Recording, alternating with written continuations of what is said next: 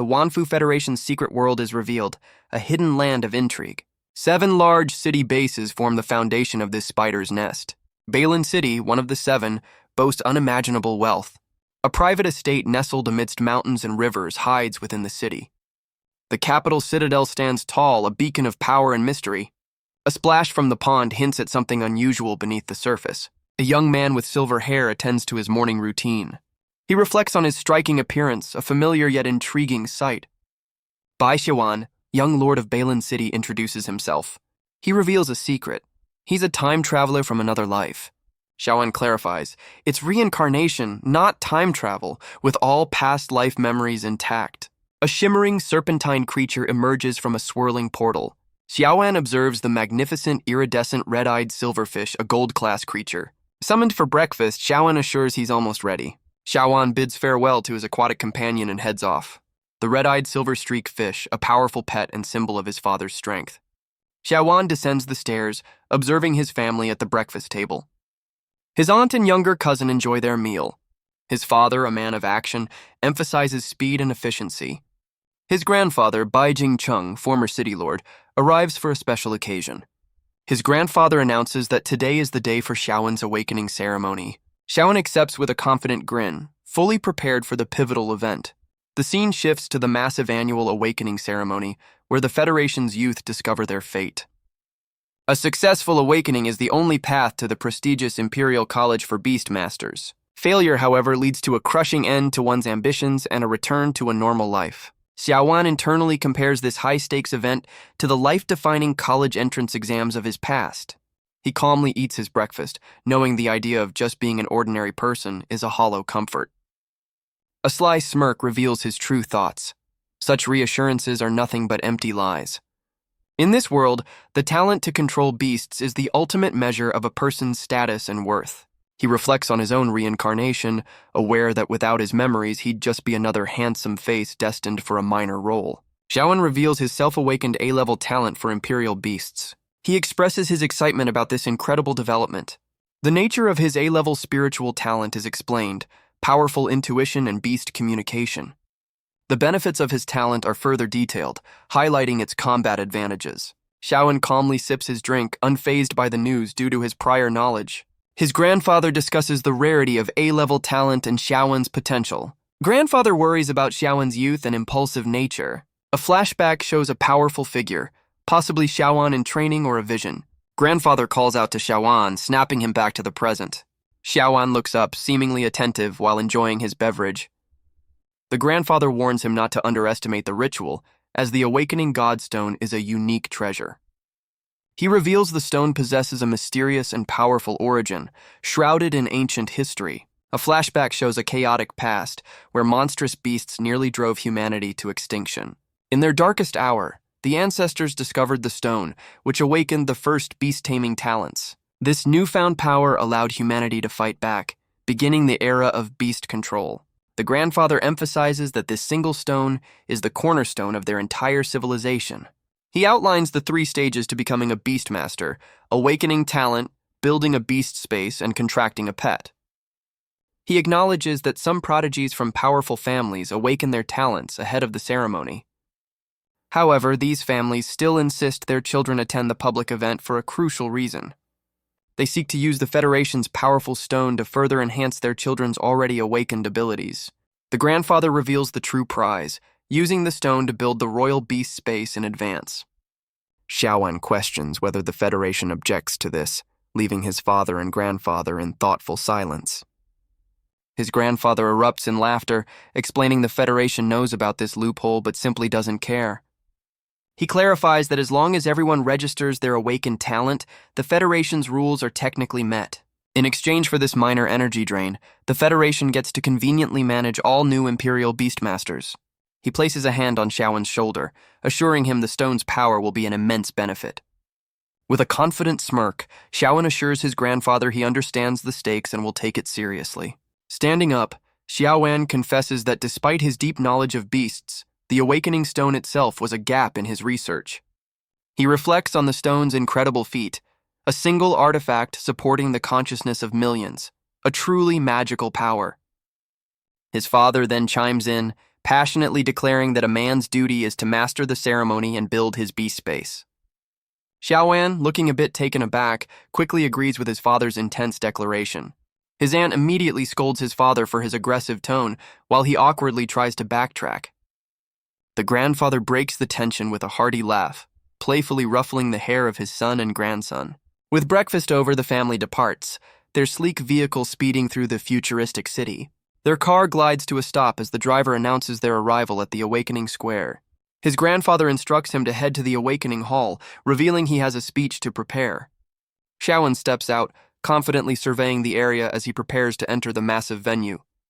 He gazes up at the colossal Awakening Hall, its banners wishing success to all the hopefuls. A student representative with a megaphone urgently calls for the affiliated students of Balin City College to assemble. The representative's call is cut short as she stares in surprise at the imposing figure of Xiaoan approaching her. The student representative and her friend are starstruck, instantly recognizing the city lord's grandson. They eagerly greet him, one getting a little too friendly while the other maintains a respectful distance. He's immediately swarmed by admirers, all curious about his month-long absence and commenting on his appearance. A teacher proudly explains that this college is exclusively for the city's elite, the children of powerful figures. And as the city lord's grandson, Xiaoan knows he stands at the very pinnacle of this social hierarchy.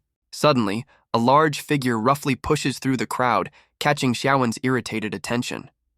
An enthusiastic, heavy-set young man barrels forward, calling out to Xiaoan with immense energy.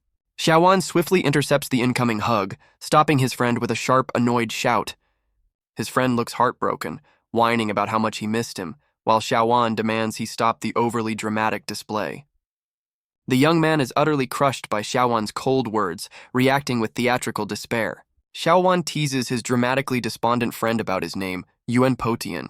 Xiaoan reflects on how his friend's physique doesn't quite match his heroic name. A fiery-haired girl confronts Xiaoan about his month-long absence from school.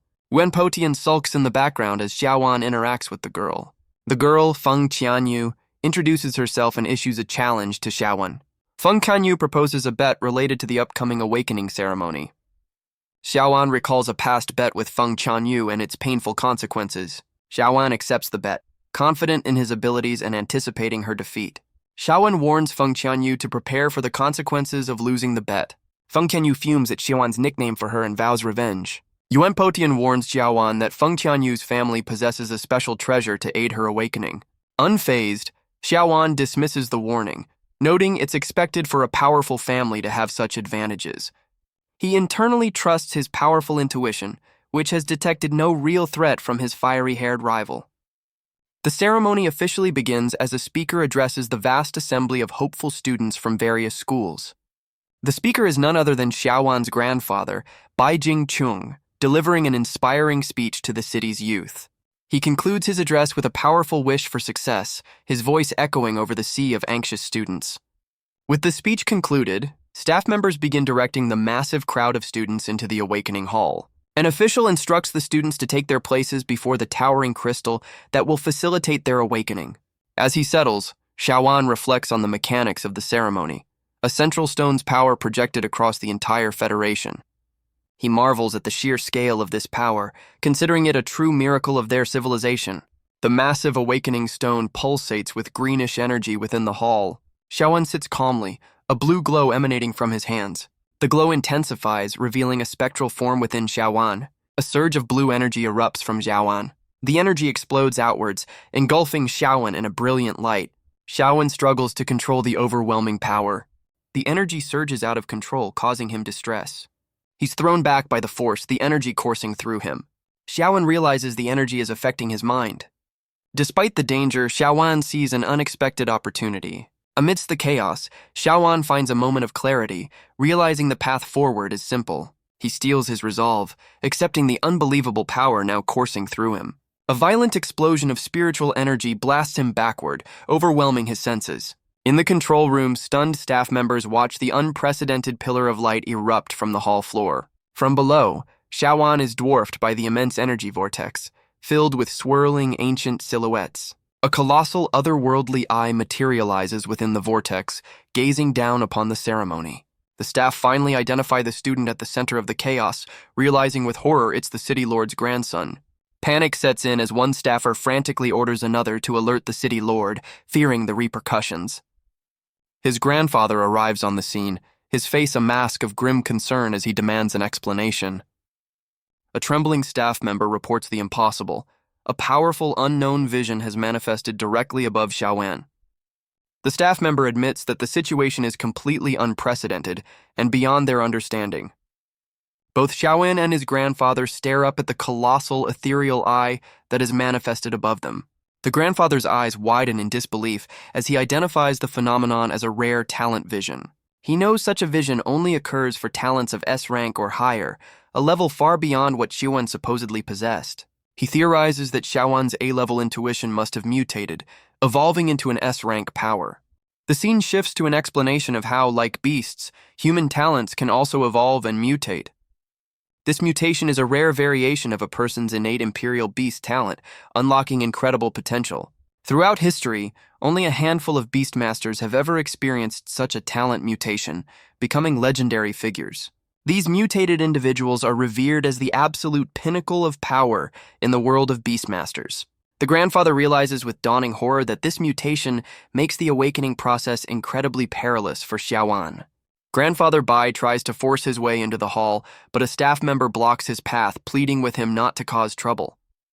The official explains that as the city lord, he's strictly forbidden from entering the Federation-controlled hall. He tries to calm the grandfather, assuring him that the Federation's high-level protection protocols will keep Shiaan safe. The official adds that such a rare talent is a great fortune for the Bai family, but the grandfather's expression remains grim.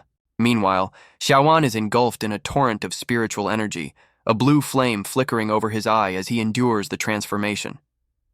Ancient characters materialize in the energy vortex above him, hinting at the nature of his newfound power. The vision reveals three concepts: the knowledge of heaven, the knowledge of earth, and the knowledge of man, a revelation that sends an agonizing jolt through Shiaan's very being. The colossal eye in the sky shatters as the raw power surges uncontrollably from Shiaan.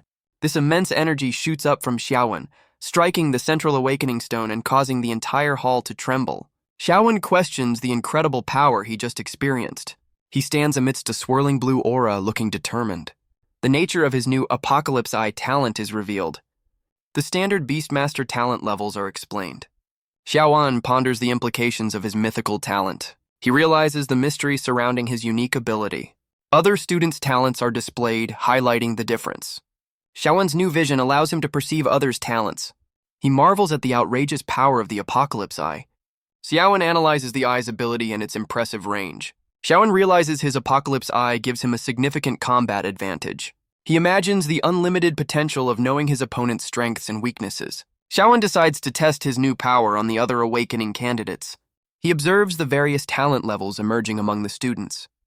He notes the prevalence of lower-tier talents in the current generation.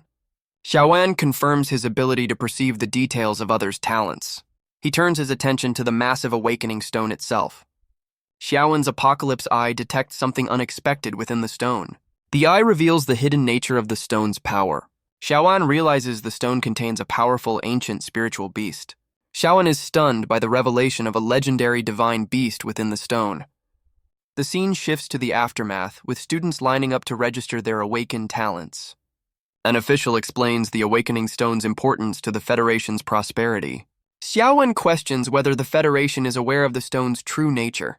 A chart details the different talent levels and their corresponding colors. Shiaan contemplates the potential impact of a double S-rank talent.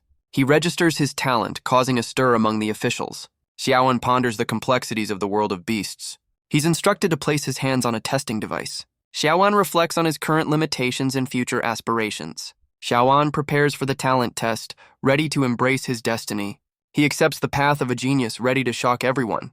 A surge of power erupts, showcasing his extraordinary talent. The system identifies him as Bai Shiaan, awakening an A-level spiritual talent. The machine malfunctions, unable to identify a talent beyond A-level. Officials are puzzled by the unexpected error. They discuss the strange anomaly, questioning the machine's failure. Mr. Wu, an official, arrives to assess the situation. He suspects the awakening process has birthed a legendary talent. He confirms it's an S-level talent, a rare and powerful gift. Officials praise Shiaan's supposed S-level talent, predicting a bright future. Shiaan inwardly notes his talent is actually mythical, amused by the misunderstanding. He considers himself lucky, a slight smile playing on his lips. Classmates urge Shiaan not to forget them as he rises in power. An official reminds students to complete the test as the next group arrives. Shiaan finds the sudden enthusiasm of his peers overwhelming. He reflects that his legendary talent wasn't detected by the machine. The official notes the machine's impeccable record, surprised by the error. His grandfather appears, concerned about Shiaan's well-being after the mutation. Shiaan apologizes for not using the opportunity to build his beast space. Shiaan looks down, his expression filled with regret for the missed opportunity. His grandfather beams with pride, dismissing the apology and highlighting the incredible leap from an A to an S-rank talent. He reassures Shiaan that with the family's resources, building a beast space will be no trouble at all. Shiaan decides his true power is unspeakable, a secret he must keep to himself for now. He resolves to first test the early warning function of his new imperial talent, the Eye of Apocalypse. As his grandfather leads him to a private lounge, Shiaan vows to be more careful and experiment with his mythical eye in secret. His vision overlays the world with data as he decides to learn more about his new power by observing his surroundings. He looks on in confusion as his talent automatically activates, analyzing a nearby beast. The Apocalypse Eye instantly identifies the creature as a red fire dog, proving it can see through any enemy's intelligence. A confident smirk appears on Shiaan's face as he realizes his eye can also provide tips for discovering treasure. He realizes that within a 10-meter radius, no treasure can escape his sight. He tests this new ability, scanning the crowd and locking onto two unsuspecting girls. His eye instantly identifies the valuable treasures they carry, from jade bracelets to rare stones. A sinister grin spreads across his face as he imagines how this power will grow with his own strength. He speculates that one day his perception might even span the entire world. Lost in a power fantasy, he envisions himself becoming an omniscient god overlooking the city. His daydream is shattered by a sudden, violent explosion that rocks the building. A nearby guard stares in disbelief as a fiery blast erupts from the lounge. The guard's red fire dog whimpers in fear as a magnificent, bird-like creature of pure flame materializes. Shiaan looks on in stunned amazement, instantly recognizing the legendary form of a phoenix. Outside, Shiaan and his grandfather ponder the fiery phoenix-shaped disturbance. Grandfather recognizes the phoenix as a sign of an S-level talent from the Feng family. Shiaan reveals he intended to show off his own S-level talent to Feng Qianyu. Shiaan decides to head home, since both he and Feng Qianyu have S-level talents. Grandfather summons two individuals, Angelica and Peony. Angelica and Peony are introduced as Golden Beast Masters assigned to protect Shiaan.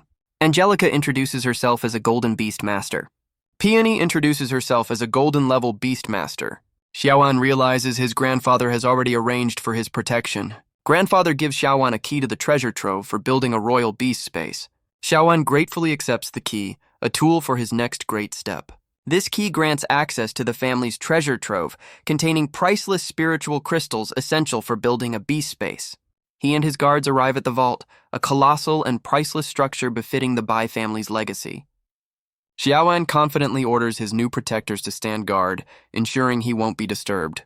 With a determined expression, he prepares to use the intricate key to unlock his family's secrets. He activates the key, unleashing a surge of blue energy that connects with the vault's locking mechanism. The vault's advanced security system confirms his key, iris, and bloodline before granting access. The massive, high-tech doors begin to part, humming with power as they reveal the path forward. As the gates slide open, a brightly lit chamber is revealed, and Shiaan prepares to step into his family's legacy. Inside, he surveys the vast collection of priceless treasures, the accumulated wealth and power of the Bai family over centuries. He examines a rare artifact, the nucleus of the Phantom, recalling it once sold for a staggering 150 million. Ignoring the other treasures, he quickly locates his true goal, the family's supply of spiritual crystals. Opening a single case reveals a fortune in shimmering crystals, estimated to be worth 300 million. His jaw drops as he realizes there are over a dozen identical cases, an unimaginable amount of wealth. Overwhelmed by his family's obscene riches, his eyes gleam with the promise of unlimited power. He knows that building a beast space requires these crystals, with the cost depending on one's talent level. Confidently, he estimates that a few hundred crystals should be more than enough for his mythical grade talent. With a determined look, he activates his Apocalypse Eye, preparing to construct his personal beast space. A menu appears detailing the cost for a mythical beast space, with a perfect version costing a shocking 999 crystals. Xiaoan's confidence falters as he realizes he has severely underestimated the price of true power. Xiaoan trusts his new eye will guide him, resolving to first build his imperial beast space. He roars with determination, choosing the perfect myth option, which demands an unbelievable 999 crystals.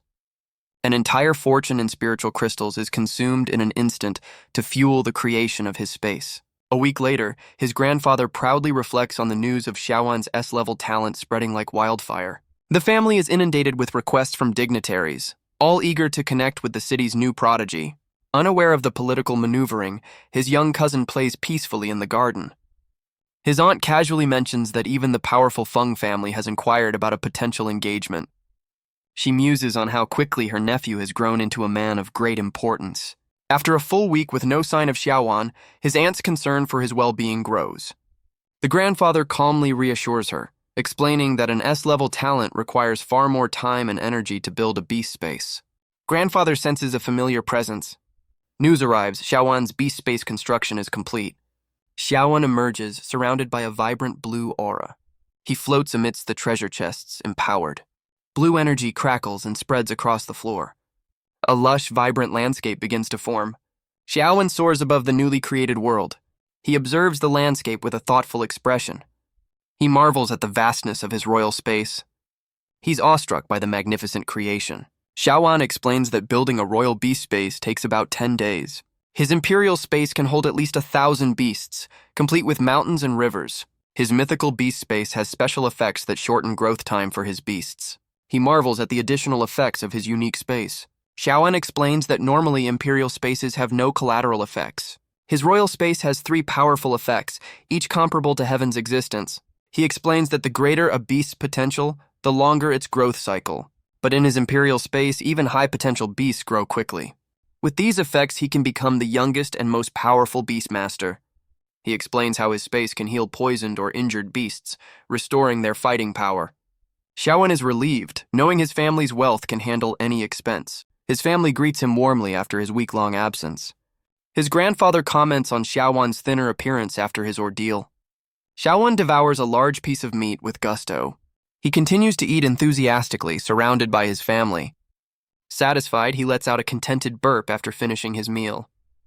His aunt offers him his favorite braised pork. Xiaoan acknowledges his grandfather while enjoying his meal. His grandfather looks at him with a curious expression. Xiaoan reveals he's already built his imperial beast space, using a staggering number of crystals. Grandfather is shocked by the exorbitant number of crystals Xiaoan used. He internally fumes at Xiaoan's extravagant spending. Grandfather worries about the family's financial stability after this expenditure. Xiaoan, oblivious to the financial strain, enjoys his post-awakening meal. Grandfather suggests Xiaoan check on his grandfather's pet's offspring. Xiaoan expresses interest in the legendary red-eyed goldfish offspring. Xiaoan experiences a sudden wave of discomfort. He feels overwhelmed after his large meal. The scene shifts to the spirit beast egg repository. Xiaoan and his grandfather arrive at the repository. Xiaoan surveys the spirit beast egg repository, a place of potential. This repository holds eggs for family and ministers, a privilege of their status. High-quality eggs are available, but Xiaoan seeks something even better. He desires the best, a pet with unmatched talent and potential. Grandfather gestures, revealing a powerful, shadowy beast in a tank. A magnificent, iridescent red-eyed goldfish is presented, a diamond-class creature. Xiaoan observes the goldfish, its stats and abilities displayed. Grandfather explains the goldfish's unique origin and damaged state. Xiaoan considers using his apocalypse eye to help the goldfish. He focuses on 2 glowing orbs, possibly linked to the goldfish's condition. Grandfather presents Xiaoan with 2 potential spirit beast eggs. The first egg's stats and precarious condition are revealed. Xiaoan recognizes the egg as a rare and powerful amethyst. He declares his desire for this specific egg, despite its challenges. Grandfather seems surprised by Xiaoan's choice. He explains the egg's weakened state and the difficulty in hatching it. Grandfather's concern for Xiaoan's future is evident. Xiaoan insists on the amethyst egg, trusting his intuition. Grandfather reluctantly agrees, acknowledging Xiaoan's determination. He reminds Xiaoan to seek the red-eyed goldfish's consent first. Xiaoan and his grandfather observe the magnificent red-eyed goldfish. The goldfish releases a shimmering blue orb of energy. Shiaan wonders if the glowing orb is meant for him. Grandfather explains the significance of the goldfish's scales. He reveals the orb as a thank you gift for choosing the amethyst egg. Shiaan accepts the orb with a look of understanding. He promises to nurture the amethyst egg. Grandfather instructs him to combine the orb, egg, and goldfish. Shiaan carefully places the orb into the goldfish's tank. The orb dissolves, creating a vibrant, swirling effect in the water. The orb interacts with the amethyst egg, releasing vibrant energy. The egg glows brightly, undergoing a transformation. Shiaan observes the newly hatched creature, a white-scaled fish with impressive stats. Confident, Shiaan prepares to form a contract with the fish. He initiates the contract ritual, summoning blue energy. A complex, glowing rune circle appears beneath him. He channels his power the egg held between his hands. He embraces the egg, further intensifying the energy. The egg pulses with light, nearing the final stage. The contract is established, binding Shiaan and the white-scaled fish. The amethyst egg cracks under pressure from Shiaan's power. A sleek white fish emerges from the shattered egg. 1 month later, a battle unfolds in a futuristic arena. The white-scaled fish unleashes a powerful water attack. The fish swiftly dodges an incoming attack. The fish's agility and power are on full display. The fish easily defeats its opponent in one blow. Observers marvel at the fish's incredible strength and newfound S-level yin power. The fish's qualifications have dramatically increased. Onlookers are astonished by the young master's powerful pet and its promising future. Shiaan explains that white-scaled fish are special, and that water spirits need strong opponents to rise from neutral to black iron. He recalls the pyramid of ranks in the spirit world, from neutral and black iron to kings, legends, and gods. Realizing that growth is limited without fighting, he decides to go to training. The water condenses in his palm and a huge white-scaled spirit fish appears. He gives an order to Chiiani, who respectfully responds. He announces to his companions that he is heading to Candlelight town. He explains that there are 7 major cities in the world, surrounded by 7 minor cities. Candlelight is shown on the map as one of the minor cities of Balin City. The local volcano has spider spirits called candles, suitable for leveling fish to the black iron rank. He arrives at the station with his companion and sets off on his journey. Just as he's leaving, Feng Qianyu appears, furiously calling out his name. She erupts with rage, demanding to know why he didn't come to see her after the ceremony. Shiaan casually dismisses her, stating that since they both awakened S-level talents, their bet is a tie and the matter is closed. Feng Qianyu argues that he left without a word, questioning if she's not even worthy of his serious consideration. She reveals she's been searching for him everywhere, even going to his mansion, only to be avoided. Shiaan looks on with irritation as she dramatically accuses him of breaking his promise and betraying her. As he tries to leave, Feng Qianyu grabs his arm, refusing to let him go until he hears her out. Before he can react, another hand swiftly intercepts hers, stopping her in her tracks. His guard, Angelica, firmly holds Feng Qianyu's wrist, coolly advising her to show some respect. Angelica gives her a chilling glare, silently asserting her role as Shiaan's protector. Feng Qianyu's eyes widen in shock as she recognizes the immense power of a golden beast master. Shiaan calmly tells his fiery rival that's enough, while Angelica stands as a silent, unmovable barrier. Undeterred, Feng Qianyu proposes another bet, a spirit beast battle when the new school term starts. He casually dismisses her challenge with a wave of his hand and walks away, leaving her fuming. Internally, Shiaan rages about her terrible personality, wanting nothing more than to teach the little phoenix a lesson. The scene shifts to a futuristic train station as an announcement heralds the arrival of the 1,000-blade centipede train.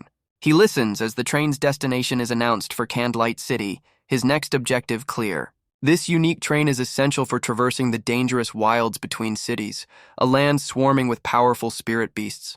The transport itself is a tamed 1,000-blade centipede, a spirit beast transformed to safely shuttle passengers through the wilderness. Its body is as hard as steel, with each of its 100-meter-long segments forming an incredibly durable carriage. A train attendant explains the different carriage safety levels and ticket prices. Shiaan confidently chooses the best and most advanced carriage, booking the entire space. He smirks, satisfied with his private and secure travel arrangements. His ticket is scanned, confirming his second-class booking. Confused, Shiaan questions the attendant about the incorrect ticket class. He grumbles about his grandfather's overly cautious rules and travel restrictions. Impressed by the city view from the train, he marvels at Balin's grandeur. Other passengers discuss Xiaowan's presence and his powerful family. Xiaowan's Apocalypse Eye analyzes a fellow passenger's beast and talent. He observes another passenger's low-level beast and talent qualifications. He smirks, knowing these ordinary people are a world away from someone like him with his unique advantages. Suddenly, his Apocalypse Eye activates, sensing a powerful presence nearby. His gaze falls upon a quiet, silver-haired girl sitting alone, looking withdrawn. His eye reveals her S-ranked mystical talent, astringent luck, an ability to gather good fortune from others. As the train jolts, another passenger stumbles and bumps into the silver-haired girl. The passenger recoils in disgust, accusing the girl of being bad luck and demanding she stay away. The girl apologizes timidly, clutching her small, horned beast as she endures the outburst. The rude passenger dramatically moves away, shouting at the girl not to speak to her. Xiaowan wonders why someone with an S-class talent wasn't reported to Balin City and was instead left in a small-town academy. He decides this strange situation warrants an investigation as the train continues its journey. The thousand-blade centipede train pulls into Candlelight City Station. A close-up reveals the intimidating face of the centipede train. The train arrives at the platform, and passengers are instructed to disembark. Angelica, Xiaowan's guard, addresses him, ready to assist. Peony, his other guard, asks how she can help. Xiaowan adjusts his backpack, seemingly deep in thought. He instructs Peony to investigate the silver-haired girl and gather information. Peony asks if Xiaowan has fallen for the girl, but he denies it. He explains his interest stems from her unique talent, which could benefit the Bai family. The scene transitions to a dramatic view of Candlelight City, dominated by a volcano. Candlelight City, nestled near a volcano, is bombarded by watery blasts. Candle flame spiders, fiery creatures, emerge from the forest. Xiaowan finds himself surrounded by the aggressive spiders. He calls upon his white-scaled fish for aid. A torrent of water erupts, pushing back the fiery spiders. The white-scaled fish unleashes a powerful attack. The spiders are swiftly overwhelmed by the fish's power. Xiaowan stands amidst the aftermath, surrounded by water. The white-scaled fish returns to Xiaowan, its stats displayed.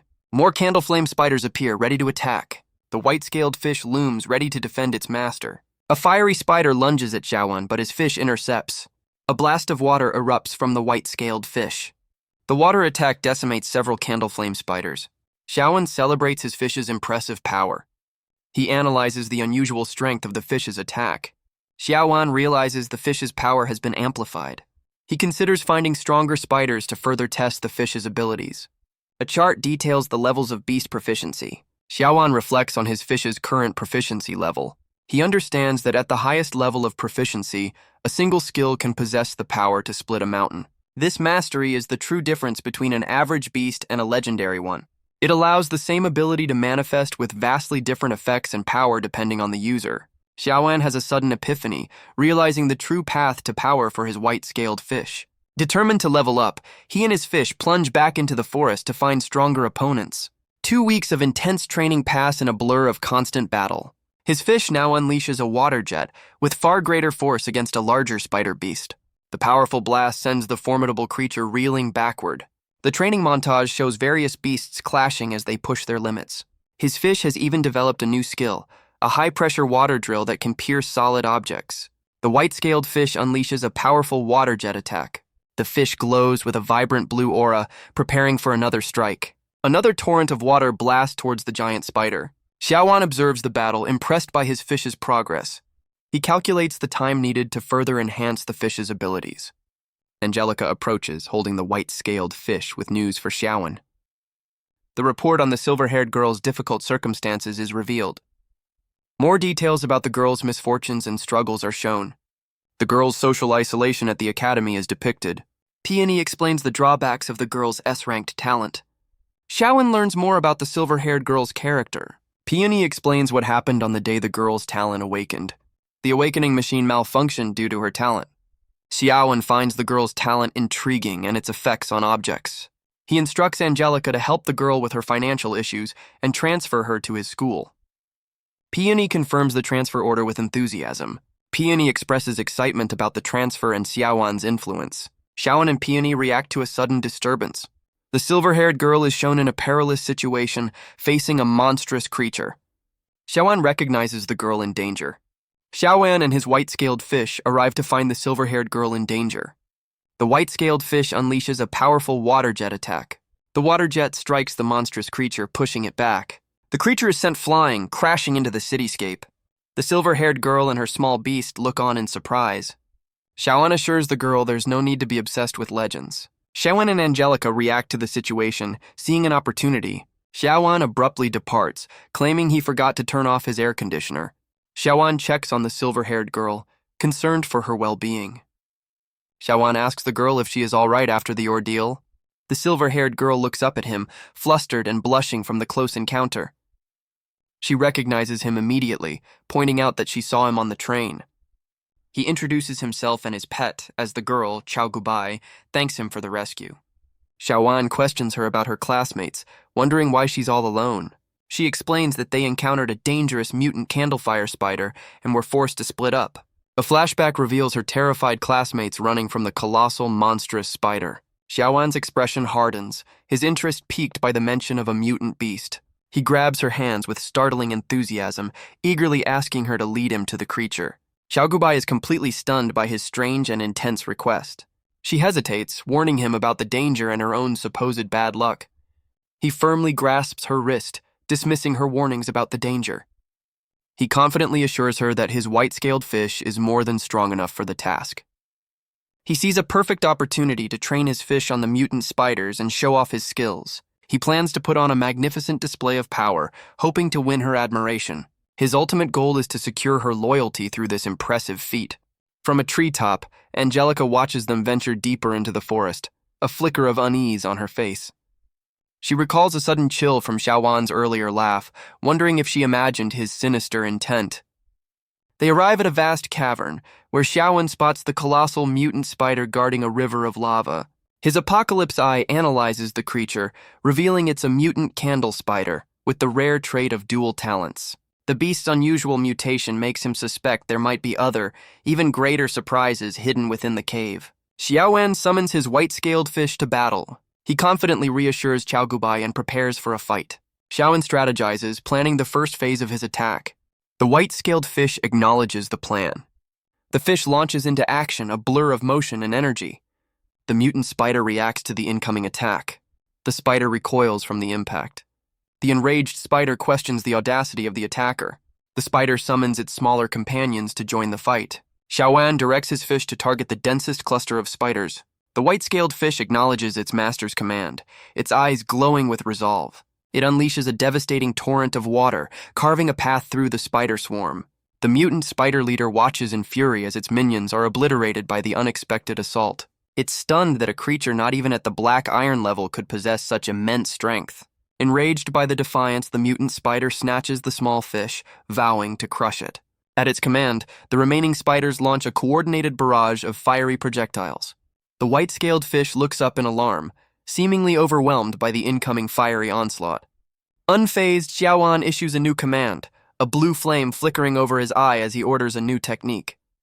The fish transforms, its body now a blur of motion as it generates sharp water blades to counter the attack. This new royal flow technique has pushed its speed to the perfect level, allowing it to strike with pinpoint accuracy. Shiaan calmly dodges the spider's fiery attacks in a scorching cave. He maneuvers around the flying fireballs, preventing the enemy from pinning him down. The white-scaled fish he summons breaks through the enemy's defenses with a stream of water. The water blade describes a wide arc and blocks the spider's escape route. The fish and the fire spider come face to face, growing in strength. Shiaan commands the spirit to ignore provocations and keep its cool. He orders the battlefield to be cleared, preparing for a real fight. The water spears sweep away the spider's webs and nearby minions. The enraged monster roars about its losses and sets the surrounding area on fire. Shiaan realizes that the enemy is cornered and prepares for his final move. The mutant spider unleashes a barrage of fiery projectiles. The white-scaled fish expertly navigates the fiery onslaught. One of the projectiles strikes a surface, revealing its intense heat. Shiaan commands his fish to attack the spider's legs. The fish unleashes a series of precise water bursts. The spider attempts to evade the incoming attacks. The water bursts strike the spider's legs, causing damage. Angelica observes the battle with a thoughtful expression. The white-scaled fish maneuvers through the spider's webbing. Shiaan realizes the spider's cunning strategy. The spider's web grows denser, a clever trap designed to completely immobilize the white-scaled fish.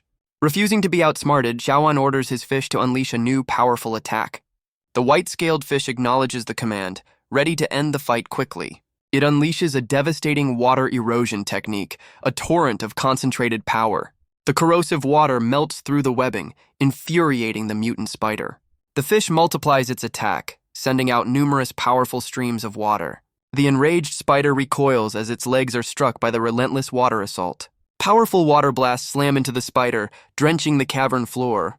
The water streams then twist into high-pressure drills, converging for a final, piercing strike. The drills pierce the mutant spider's tough exoskeleton, overwhelming its defenses completely. The mutant spider's body dissolves under the relentless water assault, with the white-scaled fish floating victoriously above the remains. Xiaoan clenches his fist in triumph, a wide grin spreading across his face as he celebrates the hard-won victory. But the battle takes its toll, and the exhausted white-scaled fish begins to plummet from the air. As the colossal spider's body starts to collapse, Xiaoan dashes forward, seeing the impending danger. His triumphant expression turns to horror as he realizes his fish is directly in the path of the falling beast. Just in time, a surge of blue energy from Xiaoan envelops the falling fish, saving it from being crushed. A brilliant light bursts forth from the fish, signaling a significant transformation is underway. A notification confirms the white-scaled fish has successfully leveled up, achieving the rank of Grade 9. Xiaoan smirks, satisfied that his grueling training exercise has yielded the exact results he wanted. He stands confidently, his newly empowered fish floating beside him, ready for the next challenge. He gently cradles his exhausted fish, commending it for a job well done. He coolly reassures a concerned Qiao Gubai that his pet is merely out of energy and needs a little rest. With the battle won, he eagerly turns his attention to the defeated spider, ready to claim his prize. Standing before the colossal remains of the mutant spider, he prepares to search for valuable materials. He pulls out a sharp knife, a smirk on his face as he speculates on the treasures hidden inside. To his surprise, Qiao Gubai swiftly takes the knife from his hand, ready to handle the task herself.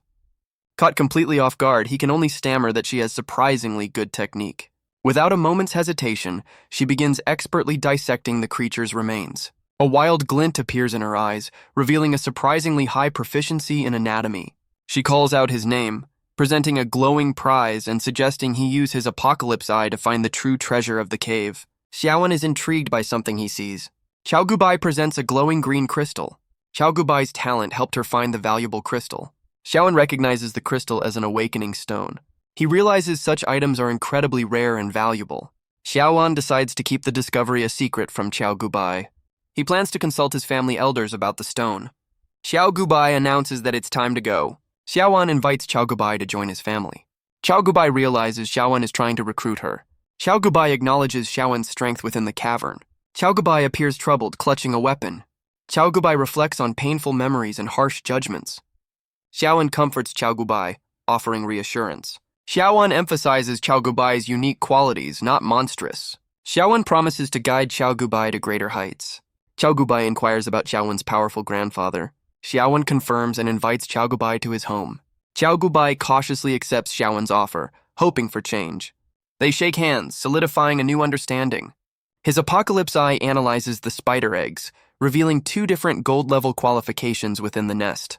He realizes the leader's eggs have also mutated, creating an entirely new and powerful species of spider. Xiaoan envisions an army of these new beasts, a massive asset that could greatly benefit the Bai family.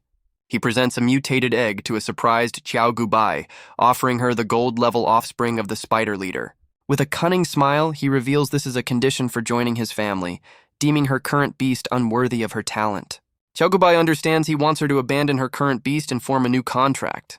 It's explained that beastmasters often replace weaker pets with stronger ones as they grow in power. The 2 grim methods for breaking a contract are shown: either release the beast or end its life. With a heavy heart, Qiao Gubai accepts the top gold spider egg, making her difficult choice. Xiaoan smirks, pleased she chose the best egg, and coldly instructs her to cancel her old contract. It's explained that while ending a beast's life causes backlash, releasing it is a cruel but safer option for the master. From the shadows, Angelica watches intently, wondering which path Qiao Gubai will choose. With a determined expression, Qiao Gubai begins to channel her energy, preparing to sever the bond. She focuses her power, her hands glowing as she performs the difficult ritual to break the contract. A surge of power erupts as she finalizes the separation, severing the spiritual link to her companion. The backlash hits her hard, and she recoils in pain from the violent severing of their connection. Shiaan feigns concern as she struggles to recover, her former pet now just a simple creature. With a heavy heart, she bids farewell to her loyal companion, thanking it for its service and setting it free. She watches her former partner fly away into the wilderness as Shiaan observes her difficult choice with satisfaction. A cunning smirk crosses Shiawan's face, confident that he has found the perfect, ruthless subordinate for his plans. Shiaan and his new subordinate venture into the bustling black market of Candlelight. A merchant scoffs at a lowball offer for a cluster of red crystals he's holding. He furiously declares the item a priceless family heirloom, refusing to be swindled. The merchant aggressively defends his asking price, claiming he bought it for 90 million. Shiaan smirks, questioning if the shopkeeper is trying to cheat him because of his age. He points out the crystal's lack of energy, but the merchant insists it might still hold a valuable skill. His apocalypse eye reveals the truth, a damaged core with a rare hidden purple-grade fire skill. He glances at Xiao Gubai, realizing her luck-stealing talent led them to this hidden treasure. With this secret knowledge, Shiaan confidently counters with an offer of 900,000. The merchant dramatically drops the price to a mere 100,000, making it his final offer. Shiaan confidently presents his card, ready to close the deal for the rock-bottom price. Just as the transaction is about to complete, a voice from behind commands them to stop. A man with purple hair and a fiery beast steps forward, declaring his own interest in the crystal core. He smugly offers 200,000, doubling the merchant's final price and outbidding Shiaan. The newcomer intercepts Shiawan's hand, accusing him of rudely trying to cut in on a deal. He taunts Shiaan, pointing out that since the deal wasn't final, he has every right to bid, mocking his rival's apparent lack of funds. The man reveals he's the mayor's nephew, condescendingly offering to find Shiaan a better-paying job.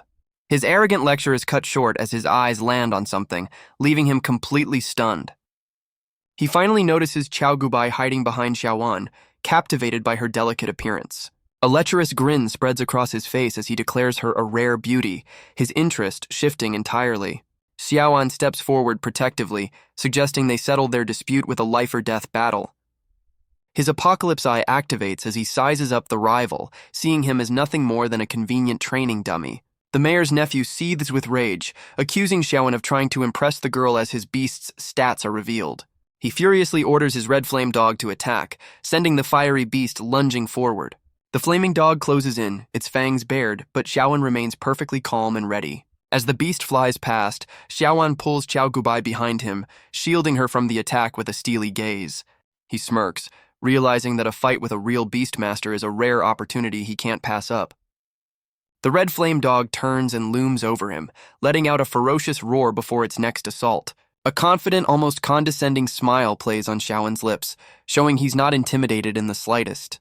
He casually sidesteps the beast's lunge, curious to test the true power of a black iron-level master.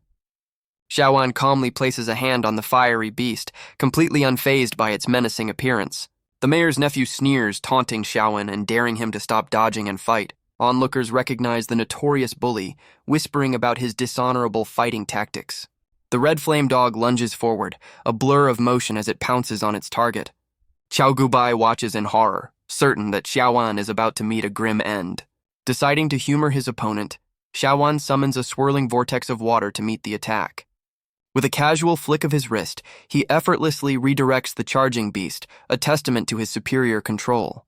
The red flame dog unleashes a disorienting afterimage technique, surrounding Xiaowen from all sides. Unimpressed, Shiaan unleashes a powerful counter, his expression hardening with determination. A concentrated jet of water erupts from his hand, blasting through the air with incredible force. The water jet slams the red flame dog into the ground, leaving it whimpering in a cloud of dust. Enraged, the mayor's nephew furiously orders his beast to get serious. The red flame dog rises, erupting in a blaze as it prepares a powerful fire technique. It unleashes a massive, swirling vortex of fire that engulfs the entire alleyway. Shiaan effortlessly dodges the fiery blast, a look of steely resolve on his face. He decides he's had enough of this warm-up and prepares to summon his own beast. With a confident cry, he calls forth his white-scaled fish in a brilliant display of blue energy. The elegant fish materializes, ready to face its fiery opponent down the narrow street. But the red flame dog reveals its true form, transforming into a colossal, fanged serpent. The massive serpent lunges, forcing Shiaan and his fish to leap aside to avoid the crushing attack. The mayor's nephew reveals his second beast, a massive fire snake, surprised that Shiaan avoided his coordinated sneak attack. Shiaan scoffs at the dishonorable tactic of using two beasts, realizing this fight just got more complicated. Deciding to end it fast, he commands his white-scaled fish to launch a full-scale assault. The rival smirks, eagerly ordering his fire dog to counter with a powerful flame technique. The fire dog unleashes a devastating rain of fireballs, blanketing the alleyway in a fiery storm. The white-scaled fish is caught in the middle of the fiery onslaught, seemingly with no way to escape. A single fireball explodes with intense heat, but the fish's eye remains sharp and focused amidst the chaos. The alley erupts in a massive chain of explosions, completely engulfing the white-scaled fish. The nephew laughs, mocking Shiaan for being a weak single-pet master who dared to challenge a black iron-level opponent. He sneers, convinced that the fish chose the wrong master and has now met its end. Shiaan's confident smirk suggests the battle isn't over. A powerful stream of water bursts from the smoke. The white-scaled fish emerges, striking the fire dog. The fish sends the dog flying with a powerful blow. The fire dog crashes into some rubble, dazed. The fish confronts the large fire snake. The fish attacks the snake with a water blade. The fish prepares another powerful attack. The fish unleashes a concentrated water blast. The snake is hit by the attack and recoils in pain. The mayor's nephew stares in disbelief, unable to comprehend the fish's overwhelming power. Shiaan condescendingly notes that his rival's beast had potential, but unfortunately chose the wrong master. With a predatory grin, Shiaan grabs his rival's shoulder, driving his point home. The nephew seethes with impotent rage, utterly humiliated by his defeat. In a last-ditch effort, the enraged nephew pulls out a knife, ready for a desperate attack. He lunges forward, shouting threats, but Shiaan remains completely unfazed by the pathetic display. Before he can strike, Angelica descends from above, effortlessly disarming him with a swift kick. Angelica calmly presents a secret letter to Shiaan, sent from his grandfather, Lord Bai. Defeated on the ground, the nephew's last defiant act is to curse Shiaan while still trying to buy the crystal. The scene shifts to a grand hotel, their next destination in the sprawling cityscape. Shiaan observes a glowing blue cube in his hotel room. Multiple cubes appear, filled with thriving plants. Angelica explains the Bai family's secret evolution method. Shiaan accepts the challenge of a new evolutionary path. The white-scaled fish begins its first evolution. The Bai family method is compared to a red-eyed goldfish evolution. The evolved fish, now larger and more powerful, swims among smaller fish. The fish transitions from sea to sky, showcasing its adaptability. The fish undergoes multiple transformations, growing in size and power. Shiaan envisions his fish becoming a legendary ruler of sea and sky. His daydream is interrupted as the white-scaled fish playfully calls out to him. The reverie shatters when the fish headbutts him with surprising force, sending him stumbling back. He collapses dramatically to the floor as a worried Qiao Gubai rushes to his side. Annoyed, Shiaan grabs the fish, which gives him a smug, toothy grin in return. He dangles the mischievous creature by its tail, his patience clearly wearing thin. Getting serious, he declares it's time for the fish to begin its evolution, pointing at it with determination. Shiaan initiates the ritual, standing with his fish in a swirling vortex of energy. He prepares several vials of potent serums, part of the Bai family's secret evolution process. The serums are injected, creating a vibrant cocktail of power that envelops the fish in a transformative orb. The evolution begins, its tail becoming more refined and its eye glowing with immense newfound power. The evolution process intensifies, releasing a burst of vibrant energy. The white-scaled fish emerges, transformed and more powerful, its stats displayed. The force of the transformation blasts open the hotel room door. Shiaan is astonished by the fish's increased size after the evolution. Shiaan struggles to contain the now giant fish within the room. Shiaan is overwhelmed by his pet's new, larger form. Shiaan assesses the damage caused by the fish's sudden growth spurt. Angelica checks on Shiaan after the noisy transformation. Shiaan explains the situation and plans to rearrange the room. Shiaan contemplates a solution to his giant fish problem. Shiaan receives another secret letter. It contains exciting news about Redwing City. He's eager to explore the city's treasures. Shiaan and Qiao Gubai set their sights on Redwing City. They arrive in the bustling city, ready for adventure. They browse the market, searching for valuable items. So far, nothing has caught Xiaoan's eye. Xiao Gubai mentions an upcoming auction. They overhear a conversation about the auction's rare items. Xiaoan considers the potential value of the auctioned goods. Xiao Gubai inquires about the price of a sparkling stone. The merchant dismisses her, claiming it's a priceless treasure beyond her reach. Xiaoan's apocalypse eye reveals the stone is a diamond-grade material. Xiaoan confidently decides to purchase the valuable item. He tells the merchant to name his price, ready to buy. The merchant sets the price at 30 million wen. Xiao Gubai expresses concern over the exorbitant price. The merchant anticipates another wealthy, naive customer. Xiaoan swiftly swipes his card, paying the 30 million. The merchant celebrates his unexpected windfall. Xiaoan marvels at a powerful, dominating presence in the sky. A phoenix-winged crane soars above, its impressive stats displayed. The crane executes a graceful, powerful maneuver in the air. Lord Bai observes the city from above, acknowledging his arrival was expected. A large, imposing figure greets Lord Bai, honored by his presence. Chilao Gui states his serious intentions in the city. Lord Bai is welcomed as a guest, despite his powerful presence. Xiaoan reflects on his grandfather's involvement in securing Qing Yuanlu. The next day arrives and a grand building comes into view.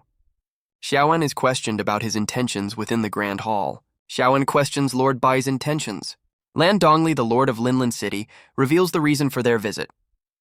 Lan Jiki, Lan Dongli's granddaughter, is introduced. Xiaoan recognizes the girl. Lord Bai reveals he knows about Lan Dongli's granddaughter's illness. Lan Dongli questions Lord Bai's motives. Lan Dongli reveals her diamond-class imperial beast. Xiaoan feels the pressure of the powerful beast. Lord Bai clarifies the situation. Lord Bai proposes a deal to Lan Dongli. Lan Dongli questions the nature of Lord Bai's proposed deal. Lord Bai offers a diamond-grade core in exchange for Qing Yuanlu. Xiaoan interrupts his grandfather, sensing something amiss.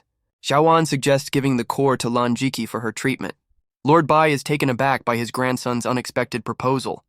Lan Dongli is surprised by Xiaoan's offer of the valuable material. Xiaoan explains his actions, revealing his concern for Lan Jiki. Xiaoan states his fondness for Lan Jiki and his generous gift. Lord Bai contemplates his grandson's unexpected change of plans. Lord Bai suspects Xiaoan's intuition led to this altered course. Lan Dongli accepts the diamond-grade core, looking pensive. Lan Dongli agrees not to compete with Lord Bai, accepting the gift. Lan Jiki shyly asks Xiaoan for his name. Xiaoan introduces himself with a charming smile, inviting her to play. Lan Jiki watches Xiaoan leave, a thoughtful expression on her face. Xiaoan reflects on his actions, hinting at a hidden motive. Xiaoan covers his eye, revealing a cunning plan. Xiaoan analyzes Lan Jiki and her beast's potential. Xiaoan reflects on his investment in Lan Jiki, expecting a return. A large crowd gathers in a grand hall, anticipating an important event. An elegant auctioneer in a striking red dress welcomes the crowd to the event. She strikes her gavel, officially kicking off the highly anticipated auction. The first item is revealed, a rare, gold-level purple thunder eagle egg with a starting bid of 1 million. The crowd murmurs, recognizing the beast's notorious difficulty and questioning its value. From a private suite, Xiaoan and his grandfather observe the egg, contemplating its potential. Xiaoan's gaze sharpens as he inspects the glowing purple egg with intense curiosity. Back in the main hall, the auctioneer's call for bids is met with complete silence.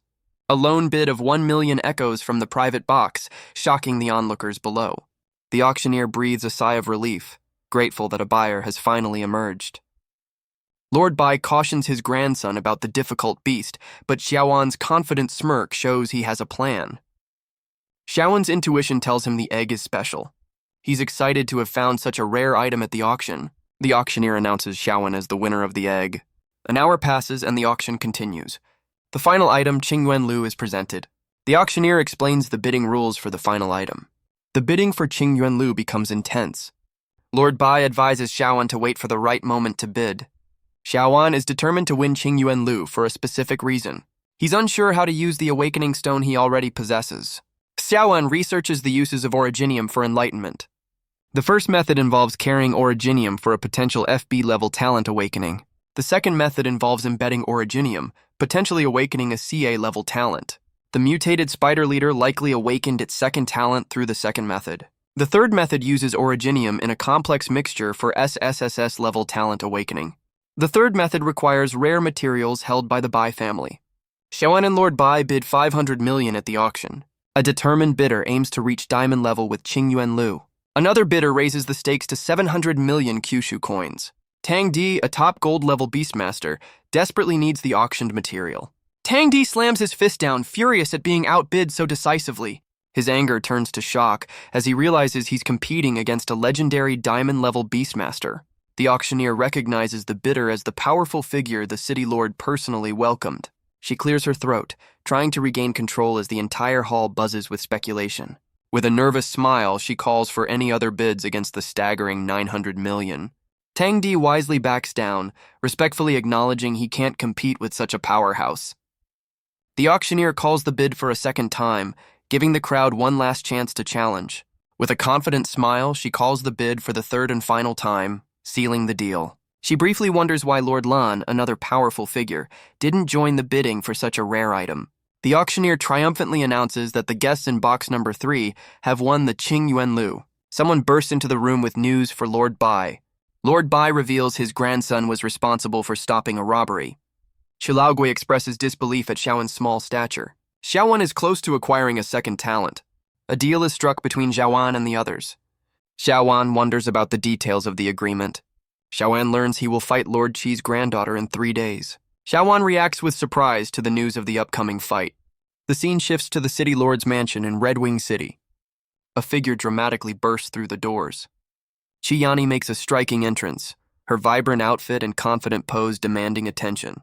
She playfully greets her grandfather, her energetic arrival suggesting a close bond. Chiiani questions her grandfather's summons, threatening playful retaliation if it's unimportant. Her grandfather offers her a chance to obtain a powerful diamond-level beast, piquing her interest. Intrigued, she asks about the opportunity, eager to learn more about this potential power-up. The condition for obtaining the diamond-level beast is revealed. She must defeat someone. Lord Bai instructs Xiaoan to seize an opportunity in Red Crow Valley, hinting at a strategic move. Lord Bai and Xiaoan encounter Qilaogui and Chiiani, setting the stage for a confrontation. Qilaogui expresses a desire for Xiaoan's defeat, revealing a competitive spirit. Chiiani introduces herself to Xiaoan, her forwardness hinting at a challenging personality. A fiery challenge is issued and the battle is about to begin. Chiiani's stats and beast are revealed, showcasing her fiery prowess. Her red-winged crow, a formidable firewind beast, takes center stage. The crow takes to the skies, ready to dominate the aerial battlefield. Xiaoan is prompted to summon his beast, the challenge officially accepted. He calls forth his giant-scaled fish, ready to answer the call to battle. The fish makes a dramatic entrance, its sheer size already intimidating. Xiaoan seems surprised by his fish's sudden, significant growth. The fish's playful nature is revealed despite its imposing presence. Chiiani finds the fish adorable, but Xiaoan is less amused by its antics. Xiaoan realizes the crystal he bought gave his fish a convenient size-shifting ability. The red-winged crow lets out a piercing cry as it dives in for an attack. Chiiani fiercely commands her beast to unleash a powerful wing slash. The crow unleashes a flurry of sharp, crescent-shaped energy blades. The attack strikes true, sending Xiaoan and his fish flying backward. His confident expression shatters, surprised by the unexpected force of the blow. He tumbles through the air, completely caught off guard by the powerful assault. Recovering quickly, he orders his fish to counterattack with a precise water gun blast. The fish unleashes a rapid-fire barrage of water bullets, striking the crow mid-flight. The water streams then twist into powerful torrents, ensnaring the fiery bird. Chiiani urgently warns her beast as it's ensnared by the powerful water attack. Despite the warning, the crow struggles but manages to escape the watery grasp. He gives his fish a confident thumbs up, impressed by its newly evolved range and power. But their celebration is cut short as a second, even larger beast emerges from the smoke. His apocalypse eye reveals the new threat, a diamond-grade golden eagle, Chiiani's second beast. Without warning, the golden eagle unleashes a powerful torrent of flames. His confidence falters as he realizes his critical mistake. He completely forgot she had a second pet. The fiery blast engulfs his fish, but he calculates the damage won't be critical. He feigns humility with a charming smile, claiming he's still new to Beastmaster battles.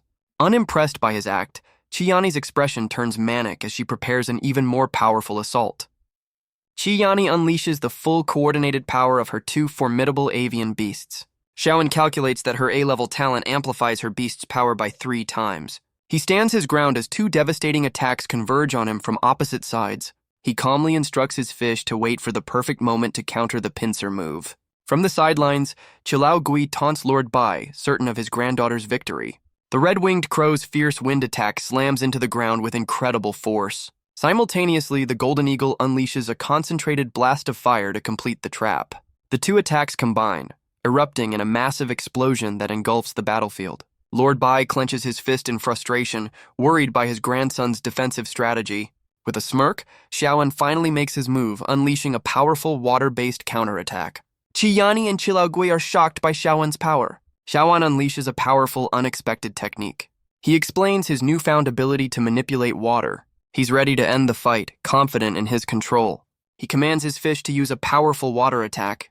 The giant fish unleashes a massive water gun blast. Chilao Gui is astonished by the fish's power. Lord Bai is equally surprised by his grandson's strength. The fish prepares for another powerful water attack. A torrent of water erupts from the fish's mouth. The red-winged crow soars through a torrent of water. The crow is caught in the powerful water blast. Chiiani looks on as her crow is knocked to the ground. She orders her crow to attack Shiaan directly with a fiery assault. Shiaan stands calmly as the golden eagle dives towards him. The golden eagle unleashes a fiery attack. The crow is engulfed in flames. Chilao Gui worries about the collateral damage of the attack. Shiaan's fish prepares a counterattack. Shiaan tells his fish not to harm the crow. The fish's massive water blast collides with the crow's fiery projectile, creating a spectacular explosion of steam. The water attack easily overpowers the flames, continuing its path directly toward a stunned Chiiani. Her confident expression shatters into pure shock as she realizes the overwhelming power of the attack. From the sidelines, Lord Bai calmly reassures Chilao Gui, certain his grandson knows his limits and won't cause real harm. Instead of crushing her, the water gently scoops up Chiiani, who frantically concedes defeat. With his fish perched on his head, Shiaan smirks and accepts her surrender, the battle clearly won. With the duel settled, the group proceeds to a towering golden monument, the entrance to Red Crow Valley. Chilao Gui declares that only Shiaan, the victor, is permitted to enter the sacred grounds. Lord Bai and Chilao Gui share a sly look, with Lord Bai admitting he trusts his grandson's intuition completely. The red man fills his fist with energy, pushing it forward. A powerful device is activated with a resounding click, unleashing a surge of red energy. The energy solidifies into a massive, shimmering portal, the gateway to Red Crow Valley. Chilao Gui sets a strict 1-hour time limit for Shiaan's exploration, assigning Chiiani as his chaperone. Shiaan accepts the terms with a confident look, while Chiiani scoffs at the arrangement. He steps into the buzzing, crystalline gateway, ready to face the challenges within. Shiaan is transported to a vast, fiery landscape, a secret realm forged from a fallen star. Chiiani boasts that this fire-rich valley is the very foundation of her family's power. As they venture through the desolate woods, Shiaan asks her to be his guide to the local fauna. She points out a native creature, the formidable red-winged crow, perched high above. A mother crow and her chicks glare down menacingly as Chiiani warns they won't be friendly. Shiaan senses the bird's animosity has intensified, recognizing it as pure hatred. A massive flock of golden crows fills the sky, preparing to swarm them from above. A single crow dives down, investigating the water energy emanating from Shiaan. Chiiani projects a powerful red aura, forcefully commanding the aggressive flock to retreat. She presents a glowing red card, a symbol of authority that resonates with powerful energy. Influenced by the card's power, the entire flock immediately halts its aggressive advance. She explains that his water energy is a major provocation in this fire-rich environment, warning him against any rash actions. Shiaan calmly accepts her advice, surveying the desolate landscape now teeming with watchful crows. His apocalypse eye activates, revealing the stats of the crows, including a powerful diamond-level mother. He peers into a nest of chicks, a thoughtful expression suggesting he's spotted a new opportunity. He startles a small chick in a nest, his eyes widening in surprise. He cautiously moves through the woods, aware of the many hostile eyes watching him from the shadows. An hour later, an impatient Chiiani yells that their time is almost up. Frustrated, Shiaan complains that the diamond-level mother crow is the only valuable beast in the entire valley. He resolves to take the diamond-grade beast for his family, even if he can't form a contract himself. But his search is interrupted when he spots something unusual in one of the nests. Among the dull brown chicks, he notices one with a uniquely vibrant feather color.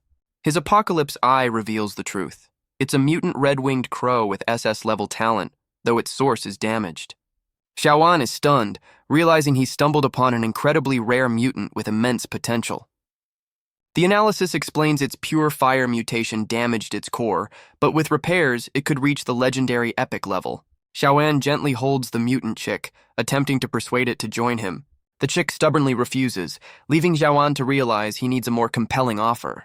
He reveals a large glowing fire crystal, hoping to bribe the proud little bird. The chick is momentarily startled by the sudden appearance of the valuable crystal. It quickly regains its composure, puffing out its chest with feigned indifference. With a cunning smile, Xiaoan sweetens the deal, promising the crystal nucleus to the chick. The chick's resolve begins to crack as it sweats, nervously eyeing the irresistible prize. It tries to stand firm, internally battling between its pride and the tempting offer of power.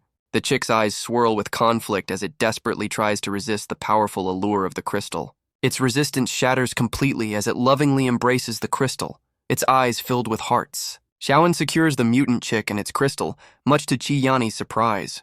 Xiaoan worries about Lord Qi's reaction to taking the mutant crow. He decides to form a contract with the chick immediately. Chiiani is shocked by his reckless decision. He initiates the contract ritual, releasing a burst of energy. The chick reacts intensely to the contract attempt. Xiaoan realizes the chick is absorbing his water energy. Chiiani observes the unusual interaction with concern.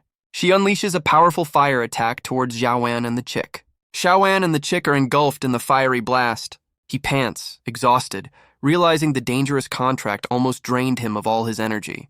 The mutant chick, however, lets out a satisfied puff of steam, having absorbed the power. He regains his composure, meditating with the newly contracted chick perched on his head. The chick then flies away from the floating valley, still clutching its precious crystal. A system notification reveals the chick will awaken a new talent, the spiritual fire body, thanks to Xiaoan's unique beast space. Suddenly, the chick is startled as Xiaoan's fish emerges from a pool of water nearby. His apocalypse eye analyzes the chick as it spreads its wings, glowing with newfound power.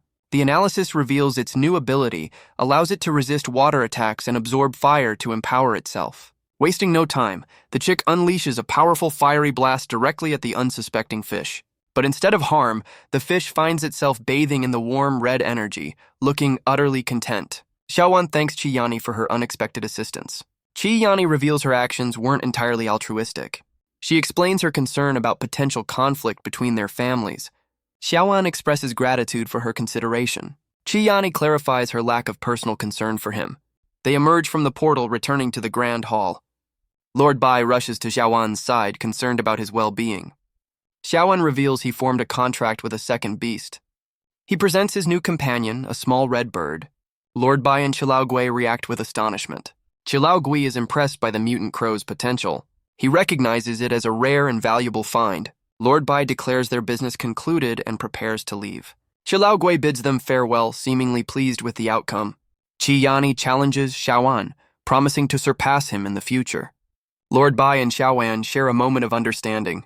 Xiaoan accepts the challenge, determined to rise to the top. They depart on Lord Bai's impressive winged beast. The scene shifts to Balin City, their next destination. Lord Bai's beast lands gracefully at a grand estate. Lord Bai advises Xiaoan to use the fire crystal to recover his energy, and Xiaoan confidently agrees. As Xiaoan heads towards the estate, Lord Bai is greeted by an ape-like man named Yuan Xiaocheng. Yuan Xiaocheng expresses his relief at Lord Bai's return, who looks on with a stern gaze. Lord Bai calmly tells his old acquaintance to relax, chiding him gently for his eagerness. Leaning on his cane, Lord Bai grumbles about the younger generation, a hint of frustration in his voice. Inside the estate, Angelica and another attendant stand guard outside a closed door. Angelica notes that the young master has been working hard and will need to rest. She then questions why Xiaoan has isolated Xiao Gubai, despite her proving her worth as a retainer. Her companion jokes about a possessive romance, only to be cut off by Xiaoan, who has overheard their conversation. Ignoring them, Xiaoan, his hair now tinged blue, begins preparing a mysterious concoction in a large basin. Xiaoan examines a strange green concoction. He confirms the awakening potion is almost ready. He recoils from the potion's pungent aroma. He carefully adds the final ingredient. The potion transforms, losing its foul odor. He discovers the awakening essence within. He prepares to immerse himself in the costly potion. He pours the vibrant liquid into a larger container.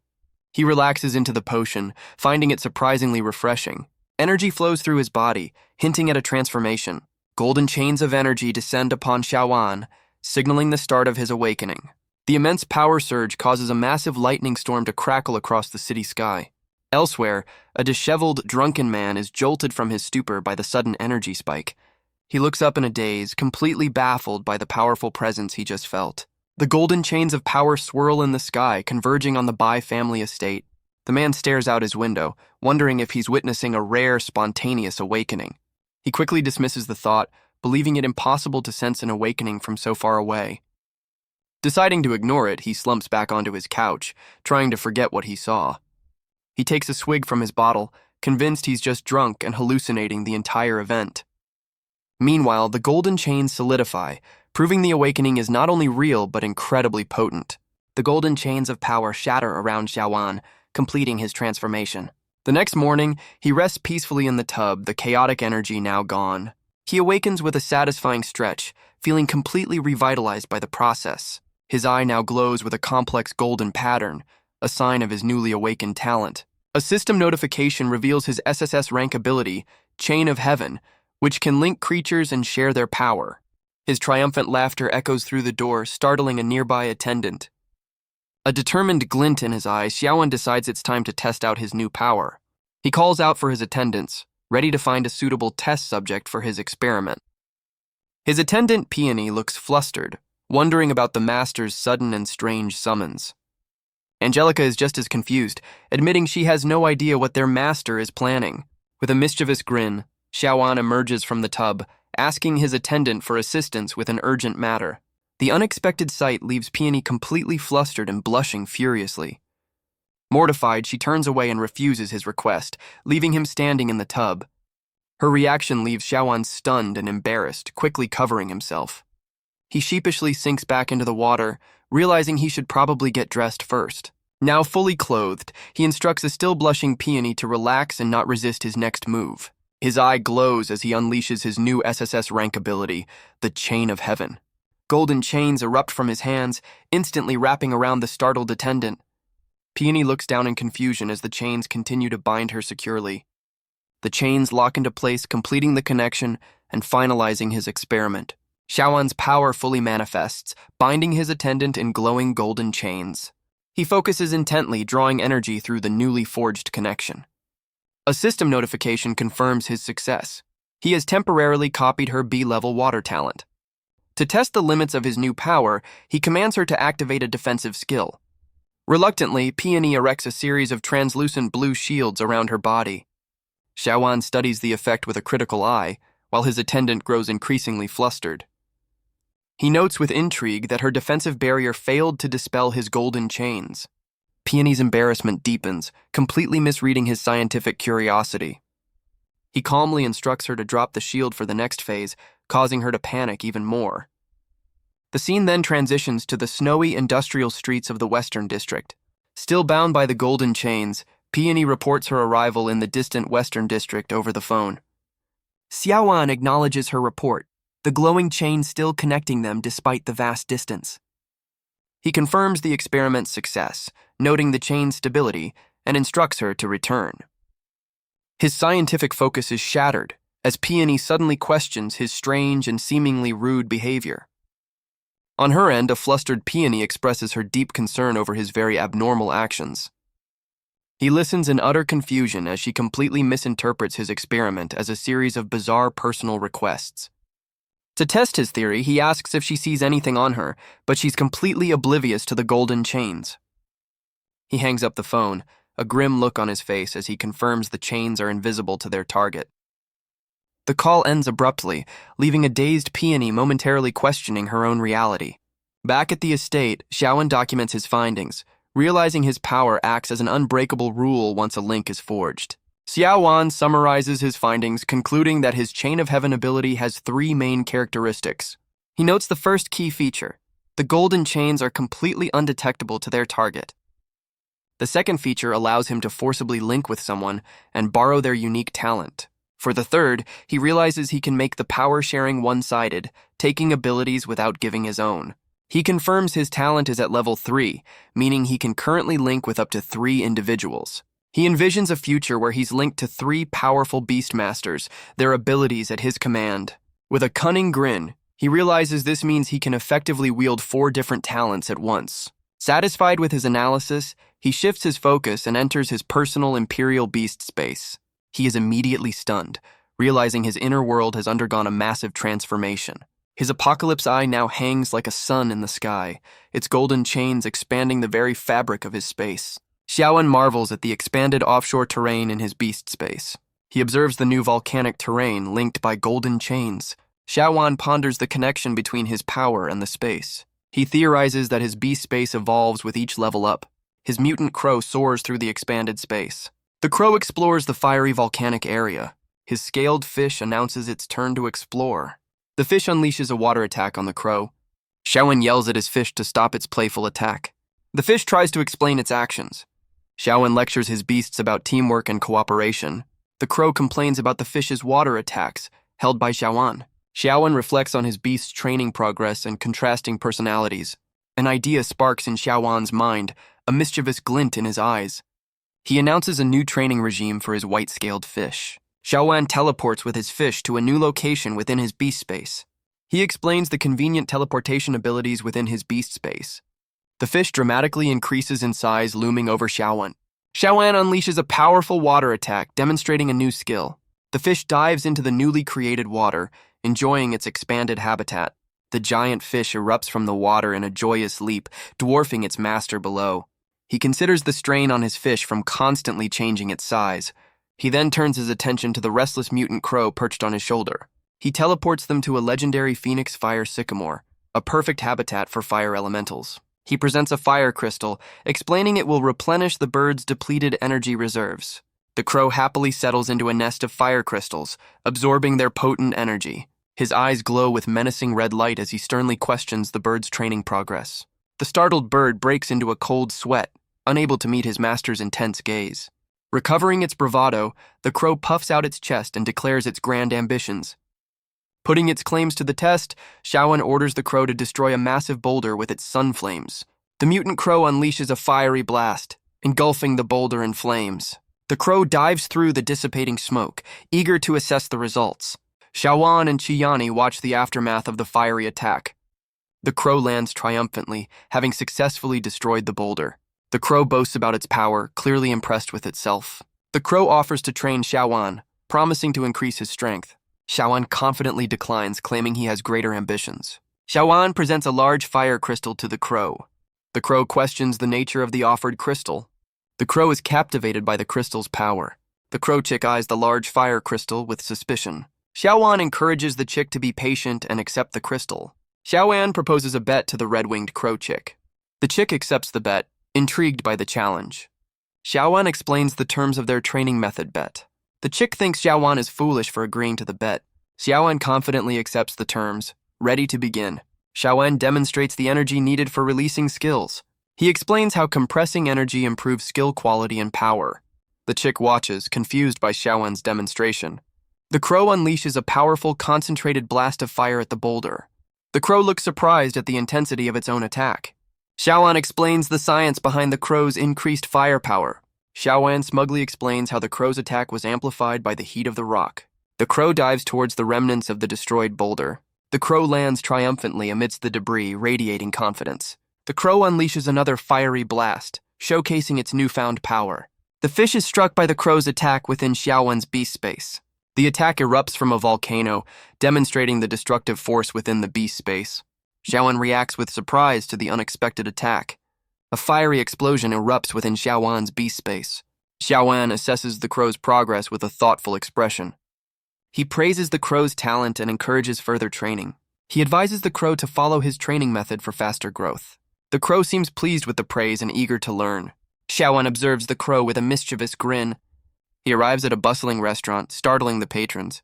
Lanjiki excitedly recognizes Shiaan. Another girl reacts with surprise at Shiawan's appearance. Lanjiki greets Shiaan and inquires about his family. Lanjiki's friend complains with a mouthful of food, upset that their family members haven't returned. She reveals her own father has also been missing for days, adding to the mystery. Shiaan connects the dots, speculating that something significant must have happened in Balin City. The friend panics, suddenly realizing Shiaan has mentioned the dangerous magic spider cult. Shiaan casually changes the subject, asking his friend why she's even there in the first place. She explains that school is starting and she wants them to attend the Imperial Beastmasters Academy together. Lost in his grand plans, Shiaan completely forgot he's still supposed to be a student. Deciding to go along with it, Shiaan instructs his butler to prepare the car for their departure. They arrive at a scenic overlook, gazing down at the sprawling, futuristic campus below. A familiar face appears as his retainer, Qiao Gubai, greets him with a knowing smile. Shiaan looks slightly flustered as pink petals float around him, caught off guard by her presence. He strikes a casual pose, asking Qiao Gubai how she's adjusting to life in Balin City. With a confident smile, she thanks him for his help, confirming she's settling in quite well. Their luxurious car glides through the city streets, heading towards their next destination. The imposing structure of the Imperial Beastmasters Academy looms before them. As they walk through the school's modern corridors, Qiao Gubai follows a few steps behind. His friend notices the unfamiliar girl, curiously asking Shiaan about her identity. He speculates that she must be a new student from one of the affiliated cities. The entire lecture hall falls silent as Shiaan and his group make their grand entrance. A trio of students glares at them with open hostility, clearly unhappy with their arrival. While some students glare, others greet Shiaan with enthusiastic cheers. The hostile leader scoffs, dismissing Shiaan as a privileged heir who will be easily crushed. Unbothered by the tension, Shiaan gives a cool wave to the packed lecture hall.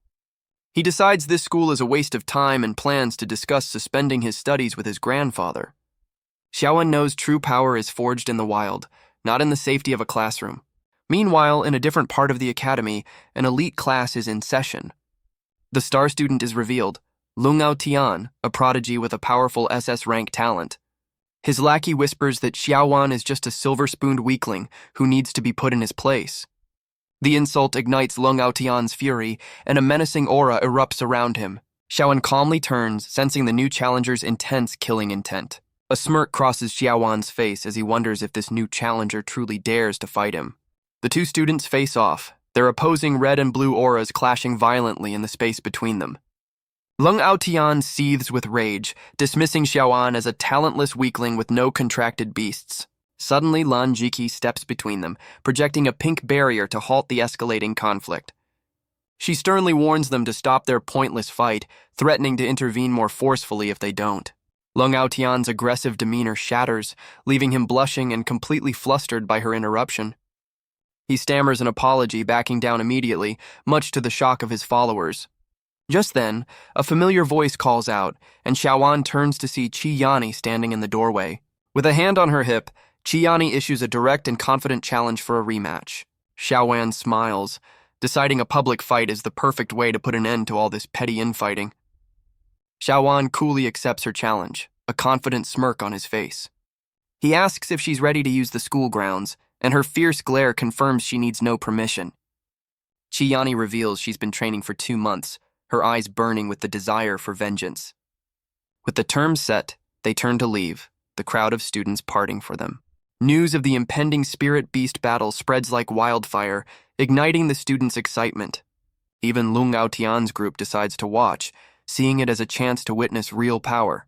They arrive at a vast, empty arena, the perfect stage for their high-stakes rematch. Shiaan gestures impatiently, ready to end this confrontation quickly and decisively. Chiiani vows to defeat him publicly, determined to showcase her newfound strength. A torrent of red energy erupts around her as she begins to summon her formidable beast. Chiiani unleashes a powerful, fiery aura, preparing to summon her beast. A magnificent purple grenadier, a fire-type spiritual beast, emerges with impressive stats. Shiaan reacts with mild annoyance, seemingly tired of facing bird-type opponents. He notes the Feng family's secretive nature and their unique ability to contract with rare beasts. Chiiani questions Shiawan's reaction to her impressive purple grenadier. She taunts him, suggesting he hasn't seen the full extent of her beast's power. She explains the Feng family's unique talent for forming contracts with rare spiritual beasts. Shiaan remains confident, certain the outcome will be in his favor. Chiiani is shocked that Shiaan recognized her beast's true identity. She urges her purple grenadier to attack, confident in its overwhelming power. The purple grenadier unleashes a fiery attack. Shiaan anticipates the attack, seemingly unimpressed. The purple grenadier dives down, engulfed in flames. A massive fireball hurtles towards Shiaan. Shiaan realizes this is a repeat tactic. The fireball explodes, engulfing the arena in flames. Spectators wonder if the battle is already over.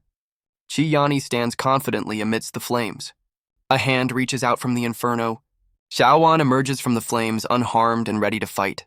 Chiiani reacts with shock to Xiaowan's survival. Onlookers marvel at Xiaowan's defensive prowess. Lanjiki admires Xiaowan's unexpected strength. Chiiani, frustrated, orders a stronger attack. The Purple Grenadier unleashes a devastating whirlwind. A powerful vortex engulfs the arena. Lanjiki and her friend react to the intense pressure. Xiaowan creates a water barrier for protection. Lung Aotian observes the battle with growing intensity. Chiiani sees an opening and commands a finishing blow. Xiaowan stands amidst the rubble, impressed that her attack managed to breach his defenses. Unfazed, the Purple Grenadier prepares to launch another powerful assault from the air. Deciding it's time to get serious, Xiaowan summons his own beast with a surge of water energy. The giant white-scaled fish emerges majestically, soaring into the sky with an imposing presence. The fish expands to a colossal size, completely dwarfing the stunned Purple Grenadier. The fiery bird freezes in midair, its confidence shattered by the sheer scale of its opponent. Without hesitation, the massive fish unleashes a powerful beam of energy from its side. The blast narrowly misses Chiiani, exploding with incredible force and shaking the arena. Her Purple Grenadier is sent crashing to the ground, defeated by the overwhelming counterattack. With his colossal beast looming behind him, Xiaowan looks down, the clear victor of the exchange. Defeated and humiliated, Chiiani reluctantly concedes the match. Xiaowan looms over her, reminding her of the terms of their unspoken agreement. Her humiliation quickly turns to pure fury as she glares back at him. Resigned to her loss, she asks him to state his demands. He leans in and whispers a mysterious request, leaving her completely stunned. The unexpected proposition leaves her blushing furiously and at a loss for words. With the battle won, Xiaowan casually dismisses the crowd, leaving a fuming Chiiani behind. But their departure is interrupted as the entire campus begins to shake violently. Xiaowan and his friends are startled by the powerful tremor, looking around in confusion. The crowd panics as they realize a massive earthquake is rocking the academy. A large, ominous pillar crashes down from above. Xiaowan watches the chaos unfold, debris raining down around him. Lanjiki and Chiiani react quickly, using their abilities. A protective barrier shields them from the falling debris. Their retainers urge Xiaowan to seek safety. Xiaowan and his companions emerge from the academy, confused. A mysterious purple energy beam shoots into the sky. High above Balin City, something strange is happening. The city below shrinks as the camera focuses on the disturbance. A drone bearing a sinister symbol hovers ominously. The camera zooms in on the menacing insignia of the Magic Spider cult. Inside a hidden command center, cult members monitor the city from a massive mechanical spider. Their leader, clad in a spider-like helmet, impatiently demands to know why the city's shield isn't fixed yet. An underling reports that the recent earthquake has conveniently delayed the repairs. The leader smirks, realizing this unforeseen chaos is the perfect cover for their operation. He issues a chilling command to prepare their explosive fire spiders for deployment. Meanwhile, the city below remains oblivious to the sinister plot unfolding above. In a car speeding away from the chaos, Xiaowan and his friends look on with concern. Sensing a deeper threat, Xiaowan activates his Apocalypse Eye to uncover the truth behind the tremors. The eye responds, initiating a search for the earthquake's source and receiving a mysterious enlightenment of heaven. His eye reveals a cosmic collision, explaining the tremors are caused by two worlds clashing. Xiaowan is stunned by the revelation that their world is on a collision course with another. He sits back in the car, pondering the immense implications of two secret realms merging. The Apocalypse Eye grants him a divine insight into the cataclysmic event unfolding. It predicts 3 months of constant earthquakes as the two worlds begin to integrate. After the initial chaos, a massive spatial rift will tear open, bridging the two dimensions. In 1 year, the fusion will be complete, creating a new, more powerful, high-level secret world. A cunning smile spreads across his face as he realizes this disaster is a golden opportunity. Just then, their car speeds past buildings that are now erupting in fiery explosions. The chaos intensifies as more blasts rock the city, confirming this is a deliberate attack, not just an earthquake. Xiaowan realizes the city's protective shield is gone, suspecting the generator was intentionally destroyed. High above, the cult's drones patrol a now defenseless city as smoke billows from the streets below. The cult leader smirks with satisfaction, giving the signal to begin their full-scale assault. He commands his grotesque insectoid beast to prepare for deployment. The monstrous creatures are launched from the command ship, beginning their descent toward the city. A swarm of the biomechanical bombs plummets from the sky, dropped by the cult's drones. Down below, Shiaan's luxury car speeds through the chaotic city streets. His senses scream with warnings, alerting him to the rapidly approaching danger from above. He urgently commands his attendants, Angelica and Peony, to erect a defensive barrier. A powerful blue energy shield materializes around their car, protecting them from the impending threat. A greenish explosion rocks the city streets, causing chaos and destruction. Inside the city lord's palace, alarms blare, signaling an emergency. An official reports a major earthquake and the city is put on high alert. Another official delivers dire news about the city's shield and a beast attack. The city lord issues orders to repair the shield and mobilize beastmasters. Officials receive their orders and prepare to address the crisis. The city lord questions if the magic spider cult is behind the earthquake. Lord Bai suspects a connection between the cult and the recent events. Another official dismisses Lord Bai's concerns as mere coincidence. A new report reveals the Awakening Hall is under attack, escalating the crisis. Lord Bai orders reinforcements to the Awakening Hall. Shiaan and his companions witness an explosion. Their car is damaged, forcing them to walk. Shiaan and his retainer assess the situation. Another explosion rocks the city. Shiaan recognizes the direction of the attack. He realizes the Awakening Hall is under attack. Shiaan notices a suspicious aircraft.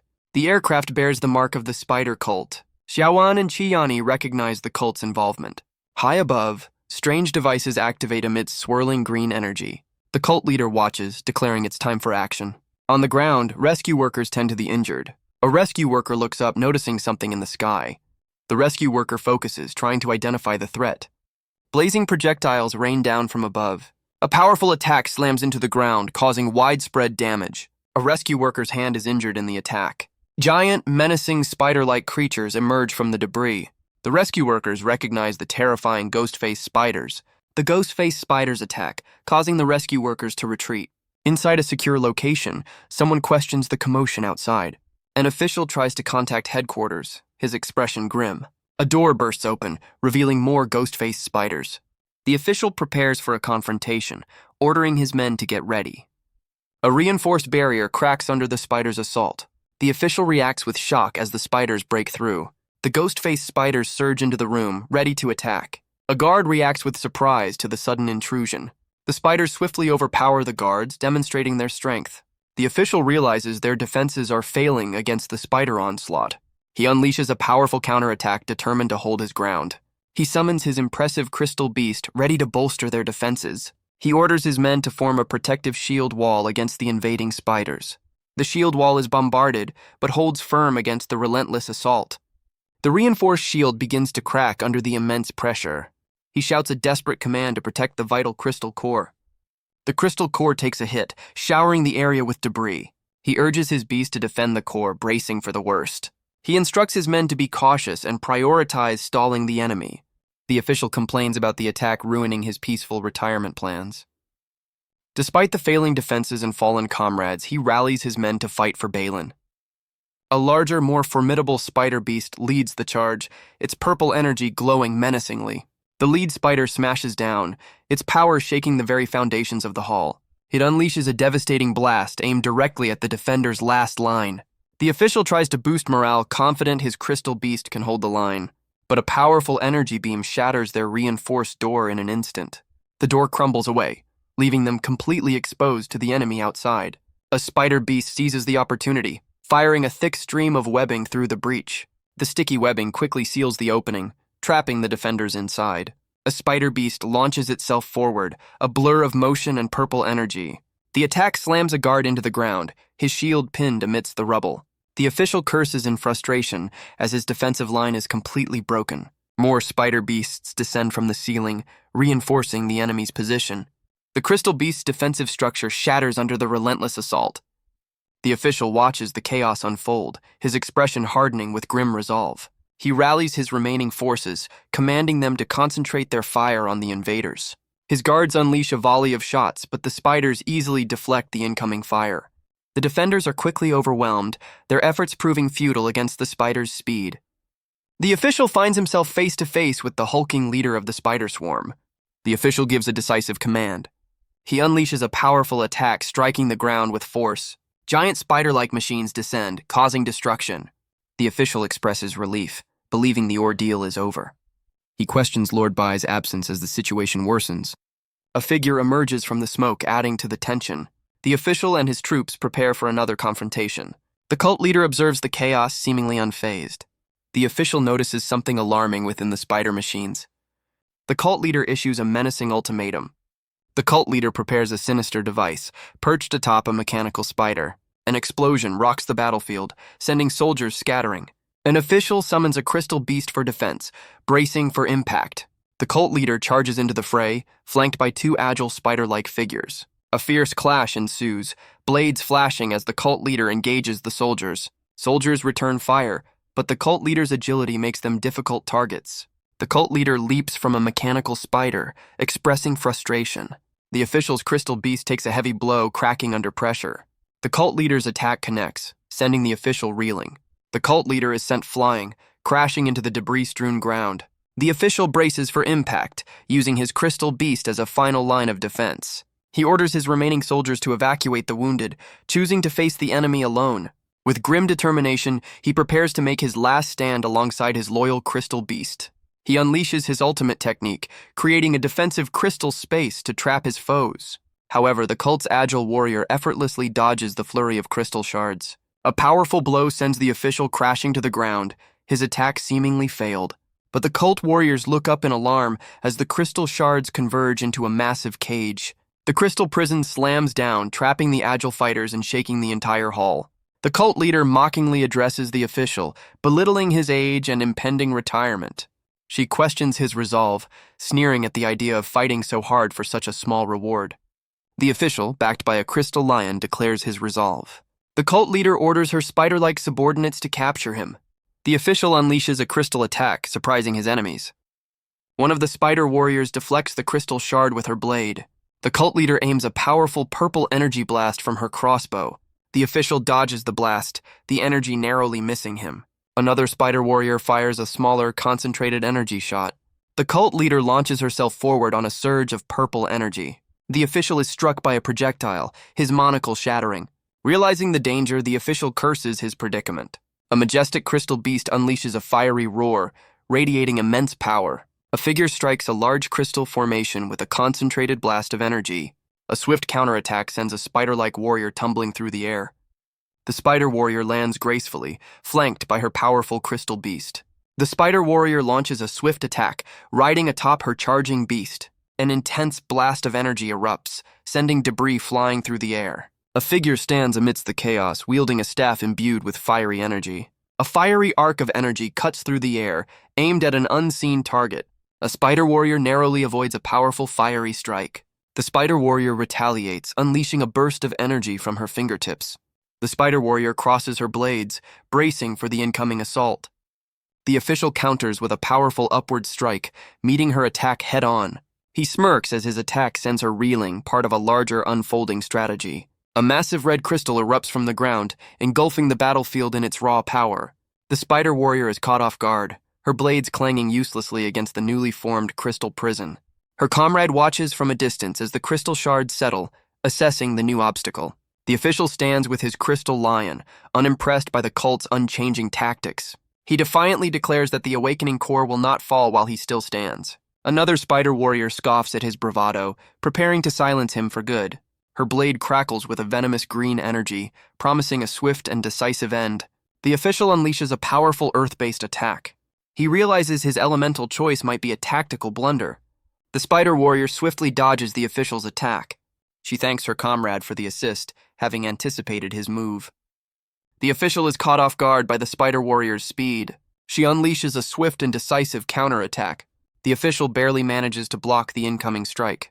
He realizes the gravity of the situation. His defense is breached. A powerful energy blast erupts, engulfing the area in light. The spider warrior stands amidst the aftermath, seemingly victorious. The official defiantly declares his crystal space will persist as long as he lives. He taunts his attackers, suggesting they fear the repercussions of harming a high-ranking deacon. The cult leader dismisses his threat, calling it a desperate bluff. Suddenly, a clawed hand grabs the official as a new voice reveals he was their target all along. The spider warrior leader holds him captive, reminding him that even his powerful defense has a breaking point. She reveals they brought special shadow hunting spiders designed to shatter his crystal space. The leader signals that their specialized assault is about to begin. A large white mechanical spider lands, its legs digging into the ground as it prepares to strike. The mechanical beast's eyes glow with purple energy as it targets a key point in the official's defense. It unleashes a powerful attack, shattering a critical crystal formation and destabilizing the entire space. The official is knocked down, his monocle askew, amidst falling debris. He apologizes to Lord Bai as the spider warrior looms over him. The spider warrior turns, seemingly leaving him to his fate. Lord Wu arrives, his armored beast roaring with electric energy. Lord Wu's beast smashes a mechanical spider, sending sparks flying. The spider warrior reacts with surprise to the sudden intervention. The mechanical spider kicks Lord Wu's beast, sending it reeling. The official checks on the injured Lord Wu. Lord Wu sarcastically questions if he looks okay. The official anxiously hopes Lord Bai and reinforcements arrive soon. A majestic bird descends, its arrival announced with excitement. Lord Bai, a distinguished figure with a powerful aura, makes his grand entrance. Lord Bai's avian beast swiftly subdues a mechanical spider. Lord Bai commands another figure named Feng to take action. Feng's beast intercepts and engages another mechanical spider. Another powerful beastmaster prepares to join the fray. The beastmaster unleashes his fire Qilin, a formidable creature. The fire Qilin charges, its fiery hooves leaving a trail of destruction. The Qillin's fiery attack slices through a mechanical spider. The spider cult's enforcer arrives, the tension escalating. Lord Bai declares the cult's operation a failure and demands their immediate surrender. The spider cult warriors look to their leader, their confidence shaken by the powerful reinforcements. The leader announces she'll initiate a contingency plan, preparing to sacrifice herself to cover their retreat. But her subordinate steps forward, volunteering to take on the dangerous rearguard mission herself. Unmasking herself, she argues that her leader has family, while she has nothing to lose. She leaps onto a giant mechanical spider, ready to face the city's defenders alone. With a determined smile, she asks her leader to entrust this final stand to her. The cult leader reluctantly agrees, giving the order for her subordinate to proceed. The subordinate draws a large, ornate revolver, her gaze hardening with resolve. The weapon crackles with a sinister pink energy as she prepares to unleash a devastating final attack. The unmasked warrior and her comrades cross their arms, pledging their unwavering loyalty to the spider cult. The cult leader deploys several smoke bombs, promising to provide cover for their escape. The devices detonate, engulfing Lord Bai and his allies in a massive, disorienting cloud of smoke. Lord Bai quickly identifies the smoke bomb tactic as his allies shield themselves from the thick haze. With their escape route secured, the cult leader gives the final order to retreat. Unwilling to let them escape, Lord Bai commands his majestic white crane to clear the air. The crane soars through the sky, its powerful wings dispersing the smoke and revealing a falling mechanical spider. Using the chaos as a distraction, the two remaining cult warriors make a break for the awakening core. However, two powerful beasts, a fiery Qilin and a giant ape, descend to block their path. A mechanical spider retaliates, firing a thick stream of webbing to ensnare the city's defenders. The giant ape roars, struggling against the thick, sticky webbing that ensnares it. The fiery Qilin and its master are also trapped, their charge halted by the unexpected web attack. Both beastmasters curse their luck, completely immobilized by the surprisingly strong webbing. Lord Bai watches in surprise as a small mechanical spider zips past, firing its own web. The trapped officials urge Lord Bai to chase the fleeing cultists, vowing to handle the remaining spider. Meanwhile, the two remaining cult warriors successfully reach the chamber, housing the glowing awakening core. The giant ape, now free, unleashes its electric fury, smashing one of the smaller mechanical spiders. The fire Qillin's master leaps into the air, targeting the large white mechanical spider below. He plunges his spear downwards, unleashing a devastating fiery explosion upon the machine. The unmasked cult warrior reacts with shock as the powerful attack strikes her mechanical spider mount. A fiery explosion erupts, engulfing the mechanical spider in a blaze of destructive energy. The unmasked cult warrior is thrown from her mechanical mount, landing amidst the smoke and debris. Lord Bai confronts the cult leader, his voice booming with authority as he demands her surrender. The cult leader stares defiantly, her expression hardened as she prepares to face the consequences. Lord Bai's majestic avian beast swoops down, ready to engage the remaining cult forces. The cult leader and her remaining warriors prepare for a final showdown against the city's defenders. Lord Bai unleashes a powerful attack, his staff crackling with energy as he confronts the cult leader. He condemns the spider cult's actions, his voice filled with righteous anger. The cult warriors engage Lord Bai and his allies, their blades clashing in a flurry of sparks. Lord Bai's avian beast unleashes a powerful wind attack, scattering the remaining smoke and debris. A swirling vortex of energy engulfs the spider warriors. One warrior unleashes a focused blast of green energy. Lord Bai explains his white crane's elemental affinity. He strategizes, considering alternative approaches. One warrior urges the other to secure the core. The two warriors advance swiftly across the rooftop. Lord Bai intercepts the advancing warriors. He commands his white crane to intervene. The white crane pursues one of the warriors. The warrior uses a grappling device to escape. A sharp, energized blade slices through a metallic surface. A spider warrior uses the blade to propel herself forward, narrowly avoiding a large hand. She uses a grappling device to swing across the vast mechanical space. Landing gracefully on another blade, she prepares for her next move. She fires the grappling device again, aiming for a higher platform. She propels herself upwards, leaving a trail of green energy. Lord Bai observes the warrior's movements with a look of concern. The warrior lands on a control panel, her hands glowing with an ominous energy. Her masked face focuses on the task at hand, a sense of anticipation building. She interacts with the control panel, her fingers hovering over the glowing buttons. The warrior declares her allegiance to the spider cult. She activates a device with a decisive touch. She clutches a necklace, perhaps a power source. She grapples away, cursing Lord Bai. Lord Bai stands ready, declaring the invasion over. A wounded warrior claims this is their home. Another warrior questions the city's right to claim ownership. The warrior accuses the city's defenders of playing the victim. She unleashes an energy blast from a strange weapon. The blast strikes, engulfing a figure in purple energy. A cultist unleashes a surprise attack, trapping two of Lord Bai's allies in a burst of purple energy. A spider warrior launches a powerful energy spear, aiming for a decisive blow. Lord Bai realizes with dread that the attack is too swift for him to evade. But his loyal white crane swoops in, shielding him with its wing at the last second. The energy spear impacts the crane's wing, erupting in a flash of corrupting purple light. The beast's form twists and shatters, its essence consumed by the sinister energy. Lord Bai cries out in anguish as he watches his faithful companion disintegrate. The white crane dissolves completely, its remains scattering as fragments of purple energy. Lord Bai's own weapon begins to crack, tainted by the same corrupting force. Seizing the opportunity, the two spider warriors make their escape across the rooftops. With their mission a success, the cult leader signals her subordinate to prepare for their escape. Lord Bai can only watch as the warrior zips away, their escape now guaranteed. The two cultists make their getaway just as a hidden timer hits 0, sealing their victory. A massive explosion erupts from their escape route, leaving Lord Bai to face the devastating fallout. Later, a news broadcast reports on the catastrophic earthquake, revealing a staggering number of casualties. The report clarifies that terrorists destroyed the city's protective shield, unleashing a deadly beast tide. It also covers the attack on the Awakening Hall, crediting Lord Bai with leading the counteroffensive. Despite the news claiming the situation is controlled, Xiaowan's expression darkens with concern for his grandfather. He strides purposefully through a chaotic hospital hallway, brushing past onlookers to reach his destination. Xiaowan kneels to reassure a wounded soldier, ignoring the deputy city lord's hollow promises on the monitor. A news report praises the city's soldiers for their earthquake relief efforts. Xiaowan looks pensive, observing the scene in the hospital. He offers words of encouragement to a wounded soldier. Medical personnel arrive to attend to the injured. A wounded soldier lies in a hospital bed, his hand held by another. A close-up shows the two clasped hands, one bloodied. A flashback reveals a moment of camaraderie between soldiers. A soldier expresses gratitude to Xiaowan for saving him. Xiaowan looks down at the soldier, his expression unreadable. The injured soldier reminisces about his past judgments of Xiaowan. The soldier recalls his surprise during the chaotic battle.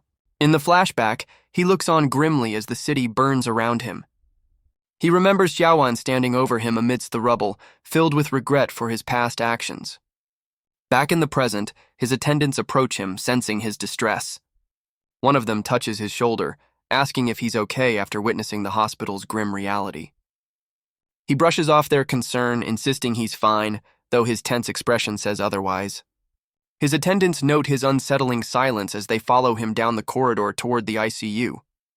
He bursts through a set of doors, urgently demanding to know his grandfather's condition. A familiar voice calls his name, stopping him in his tracks. He enters a private room to find a woman about to deliver somber news about his grandfather, who lies unconscious in a medical bed. Shiaan finds his grandfather in a hospital bed, seemingly awake. His grandfather dismisses the attendants, wanting a private word with Shiaan. The attendants leave, concerned about Shiawan's well-being. Shiaan assures his grandfather he's unharmed. Shiaan expresses concern for his grandfather's injuries. His grandfather downplays his injuries. He reveals the extent of his injuries, focusing on his right arm. He warns Shiaan that he has something serious to discuss. Shiaan is surprised by his grandfather's unusual nervousness. His grandfather asks Shiaan about his knowledge of the spider cult. His grandfather explains the spider cult's targeted attack on Balin City. Shiaan ponders if the earthquake was part of the cult's plan. His grandfather reveals the situation is far more serious. He shares his intuition about the Juqiao world merging with another realm. His grandfather questions Shiawan's certainty about the merging worlds. Shiaan confirms his premonition of two worlds colliding, causing the earthquake. His grandfather expresses relief at Shiawan's confirmation. He reveals a surprising family secret about his origins. Shiaan reacts with shock to the revelation about the origin star. His grandfather recounts his past on the origin star and his connection to the Bai family. He recounts his exile from the origin star, forced into the secret realm of Zuchao. Yet he was offered a second chance, a mission to hunt a powerful entity. His path back to the origin star required him to defeat the amethyst spirit beast, the Spider Mother. But he admits his haste led to his beast's defeat, their origins damaged, and now his white crane is lost. With his strength depleted, he sees no hope of defeating an amethyst-level beast. Shiaan tries to reassure him, insisting there must still be a way. His grandfather turns away, believing Shiaan doesn't grasp the gravity of his failure. He then passes the torch, declaring Shiaan the future of the Bai family and reminding him of his ambition. With newfound purpose in his eyes, Shiaan listens as his grandfather urges him to go to the origin star. The path is clear. Place in the top 10 of the secret selection in 1 year to reach the origin star and achieve his ultimate goal. Shiaan holds his grandfather's arm, his expression a mix of concern and determination. Grandfather assures that the Bai family will fully support Shiaan. He hands the young man the key to the treasury with resources up to the diamond level. The old man asks him not to repeat the mistakes of others and to remember the main thing. He reminds him that the most important thing in the world is human connection. These words make Shiaan remember the captain and make him think. The young man accepts the token from his grandfather's hands and agrees. At home, the maids comfort little Zuoyu, who is worried about her brother. Shiaan appears at the door and notices his little sister at the threshold. Remembering the instruction about human connection, he squeezes the token and makes a decision. A small child excitedly rushes towards someone, calling out, "Brother!" A young man with light hair reacts with surprise as a small, shadowy creature leaps onto his head. The child leaps into the young man's arms as onlookers watch with wide-eyed expressions. The young man holds the child securely, a gentle smile on his face as the child comments on his return. The child looks up at the young man with concern, inquiring about his well-being. The young man reassures the child, expressing gratitude for his family in this world. Reflecting on his past life and experiences, he reaffirms his ambition to become the strongest beastmaster. Now he realizes the true importance of family bonds above all else. An older man, a woman, and another man stand protectively around the young man and child, emphasizing the importance of family.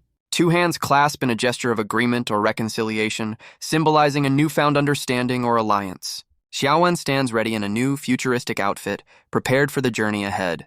He entrusts his sister with a box containing a precious crystal and a letter for their parents. The young girl happily accepts the important task from her big brother.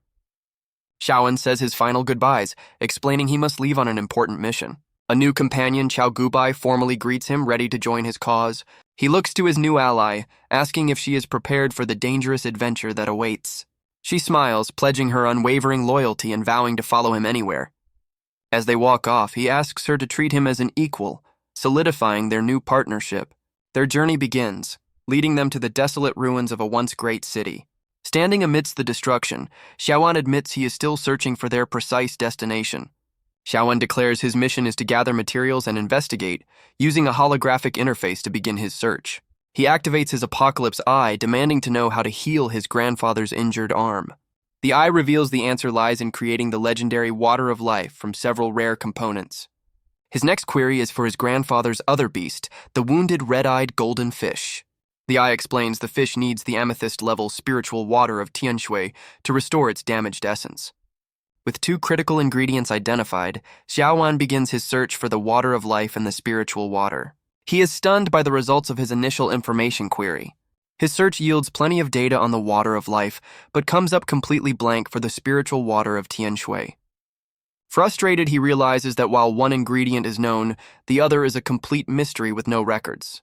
Shifting focus, he turns his apocalypse eye to another problem: how to repair the destroyed Awakening Hall core. The apocalypse eye reveals the Awakening Hall core is beyond repair. Xiaowan recalls leaving behind powerful beast eggs for his grandfather.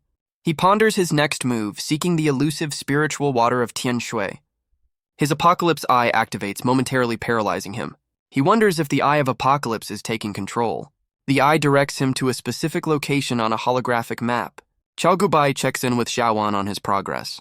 They decide to leave the city through the east gate. Qiao Gubai expresses apprehension about crossing the wasteland. Xiaowan reassures her, suggesting they join an adventure group for safety. Qiao Gubai questions his plan, so Xiaowan explains they'll join a group of mercenaries heading into the wilderness.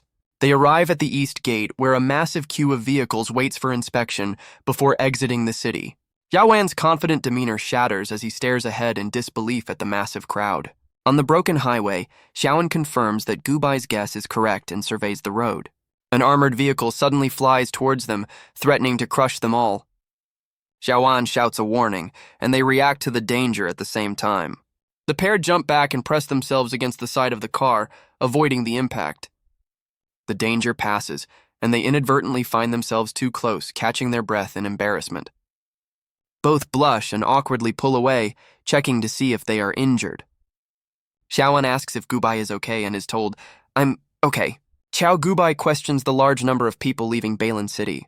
Xiaowan explains that wealthy citizens are fleeing, believing the city is doomed. He observes that the wealthy hire adventure groups for protection, creating further opportunities. City guards announce security measures against beast attacks and vehicle inspections. An announcement requests everyone leaving to unload weapons, show ID, and submit to inspection. Xiaowan notes the city hasn't been closed despite the recent attack and disaster. He wonders if the open city is a tactic to maintain a false sense of security. Their IDs are scanned and approved for passage. They enter a sterile corridor, reminded to wear protective masks. Xiaowan and Qiao Gubai equip their futuristic masks, ready to face the outside world. Fully geared up, Xiaowan and Qiao Gubai dash through the barren wasteland outside the city walls. Xiaowan's eyes narrow with focus as he scans the harsh, unforgiving landscape. They walk through a graveyard of military hardware, a testament to the countless beasts that fell defending the city. He activates his high-tech visor, initiating a search for the adventure group's lookout station. His visor locks onto a distant outpost, highlighting it on the holographic display. With their target located, Xiaowan points them toward the adventure group's station on the horizon. They arrive at a bustling makeshift settlement where rugged individuals are hard at work. Xiaowan averts his gaze, momentarily caught off guard by the outpost's more colorful inhabitants. The pair makes their way through the settlement, heading towards a large tent that serves as the central hub. Standing before the main tent, Xiaowan confirms with confidence that they have arrived at their destination. The Red Ape mercenary flag flaps in the wind. Inside, mercenaries discuss the newcomers at the entrance. 2 imposing figures approach Xiaowan and Qiao Gubai. One mercenary with a distinct mask questions if they're lost. Qiao Gubai expresses her unease about the mercenaries to Xiaowan. Xiaowan reflects on Qiao Gubai's tendency to attract attention.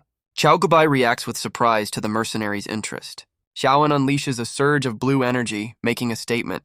The masked mercenary offers protection, highlighting the dangers outside the city. Xiaowan and Qiao Gubai react to the mercenary's sudden advance. A tattooed hand clamps down on Xiaowan's shoulder, stopping him cold. The masked mercenary gets uncomfortably close, leaving Xiaowan stunned by the sudden attention. Qiao Gubai watches the bizarre confrontation with a look of pure, unadulterated shock. The mercenary mocks Xiaowan's anger, completely unaware of the glowing blue power now radiating from him. In a flash, Xiaowan flips the larger man over his shoulder, using his own momentum against him. The mercenary's eyes widen in disbelief as he's slammed hard onto the ground. Xiaowan pins the man's head with his tattooed arm, ignoring his desperate calls for backup. Surrounded by a crackling blue aura, Xiaowan dares anyone else to challenge him. A blonde mercenary with a sniper rifle takes notice, sensing a dangerous, murderous intent from the newcomer. Just as the tension peaks, a loudspeaker crackles to life, interrupting the standoff. The blonde sniper, a man of authority, steps forward to investigate the disturbance. A woman named Sasha asks the deputy leader what's causing all the noise. A spiky-haired mercenary named Qing casually assumes it's the arrival of fierce beasts. A technician named Qing confirms his guess, reporting a thermal scan shows hundreds of incoming targets. The deputy leader calls up to the watchtower, demanding a report from his lookout. The sniper, Feng Lang, responds from his post, confirming the situation is dire. His scope reveals a massive horde of beasts stampeding towards them, due to arrive in minutes. The pinned mercenary desperately tries to form a truce, reminding Xiaoan they have a common enemy. Xiaoan's cold gaze remains fixed, weighing his options as the alarm spreads. He finally releases the man, issuing a stern warning to keep his distance. The mercenary scrambles to his feet, shouting for the deputy leader as chaos erupts. A fiery figure leaps atop a container, commanding the panicked crowd to remain calm. He declares that retreat is impossible, and their only hope is to stand and fight together. The other mercenaries recognize the speaker as Qing, a prominent member of their squad. Xiaoan watches with grudging respect, noting that at least someone is taking charge. Qing rallies the group, announcing he'll lead the charge but needs volunteers to defend the flanks. The deputy leader scans the crowd, disappointed to see only low-level fighters among the unaffiliated mercenaries. Stepping forward, Xiaoan shocks the crowd by revealing he is also a silver-level combatant. He immediately regrets his outburst, realizing the unwanted attention he's just drawn. Just then, another young man emerges, confidently offering his silver-level skills to the defense effort. The spiky-haired mercenary scoffs at the new volunteer, doubting the rich-looking man has what it takes for a real fight. Taking charge, Qing issues orders, directing his lieutenants to arm the mercenary teams and secure the perimeter. He rallies the crowd with a defiant shout, urging everyone to fight for their lives as the mercenaries roar in agreement. The other new volunteer privately dismisses Qing's leadership, telling Xiaoan to stay close for protection. The camera pans over the makeshift outpost, a fortress of shipping containers and watchtowers bracing for the imminent attack. Qing sprints towards a fortified gate, calling out for the Red Ape mercenary squad to mobilize immediately. Fighters scramble to their positions, manning heavy turrets along the walls in preparation for the beast horde. A man in white robes clutches a glowing green pendant, offering a quiet prayer for the fighters' wisdom and courage. He stands serenely amidst the pre-battle chaos, asking for a blessing to protect all his comrades. The other mercenaries, including the new volunteers, listen to his words, their expressions hardening with newfound resolve. The masked mercenary wonders if Xiaoan is also a beastmaster. He compliments Xiaoan's fighting skills, implying he must be strong. The mercenary insults the other young man, favoring Xiaoan. He comments on Xiaoan's sharp words and Qiao Gubai's apparent fear. Qiao Gubai looks intensely uncomfortable. Xiaoan checks on Qiao Gubai, concerned for her well-being. Qiao Gubai admits to being nervous, but assures him she's fine. Xiaoan tells Qiao Gubai to stay close when the beasts arrive. The masked mercenary warns everyone to prepare for the incoming beasts. A horde of monstrous creatures races towards the outpost. A lookout orders the mercenaries to hold their fire, baiting the beasts into a hidden minefield. The lead creature stumbles, its foot triggering the first of the buried explosives. The desert erupts in a chain of massive explosions, engulfing the front line of the horde. The masked mercenary praises their technician's handiwork from behind his heavy turret. But the explosions barely slow the charge as more powerful beasts emerge from the smoke. From his perch, the sniper Feng Lang notes the creature's surprising resilience through his scope. Taking aim, he unleashes a powerful shot from his high-caliber rifle to thin their numbers. The energy blast slams into a charging beast, creating a brilliant flash of destructive light. His rifle ejects a massive shell casing, a testament to the weapon's raw stopping power. The shot pierces clean through the creature, but the rest of the horde continues its relentless advance. The sniper warns his comrade on the ground that beasts have broken through the perimeter. Automated turrets unleash a barrage of energy, trying to hold back the tide. But a swift creature dodges the blasts, prompting a taunt from the sniper about the technician's defenses. The technician shouts back in frustration, annoyed by the sniper's unhelpful commentary. The masked mercenary approaches the automated turret, unimpressed by its small caliber. With a grin, he rips the heavy weapon from its mount, believing bigger is always better. He unleashes a devastating hail of fire, personally taking on the advancing horde. His overwhelming firepower tears through a monstrous beast, stopping it in its tracks. The creature is slammed against the wall, neutralized by the relentless assault. Xiaowan's expression hardens as he announces the arrival of the more formidable bronze-level beasts. The other silver-level volunteer eagerly rubs his hands, ready to show off his skills. The masked mercenary lays down covering fire, ordering his team to deploy explosive barrels. Following his command, other fighters roll heavy gasoline cans over the wall toward the horde. The barrels crash down, crushing several beasts under their immense weight. From his perch, the sniper takes aim, firing a precise shot at the fallen containers. His bullet strikes true, igniting the fuel and triggering a massive chain reaction. The entire area erupts into a sea of fire, consuming the front lines of the beast horde. The masked mercenary, impressed by the newcomer's performance, offers a rare compliment. He proudly proclaims the Red Ape mercenaries are among the best fighters in the wasteland.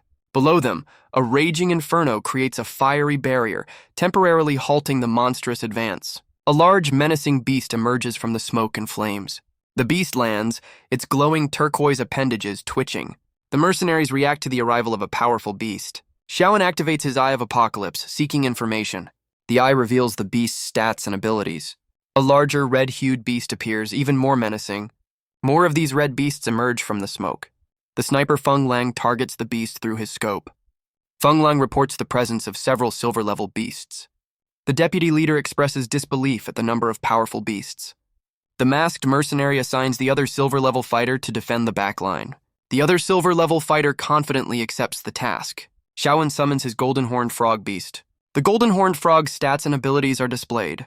The other silver-level fighter and his beast assess the situation. The silver-level fighter prepares a fiery attack with his beast. The red flame ape unleashes a powerful fiery fist. The silver-level fighter commands his beast for a special move. The red flame ape prepares a powerful attack. The red flame ape unleashes a devastating energy beam.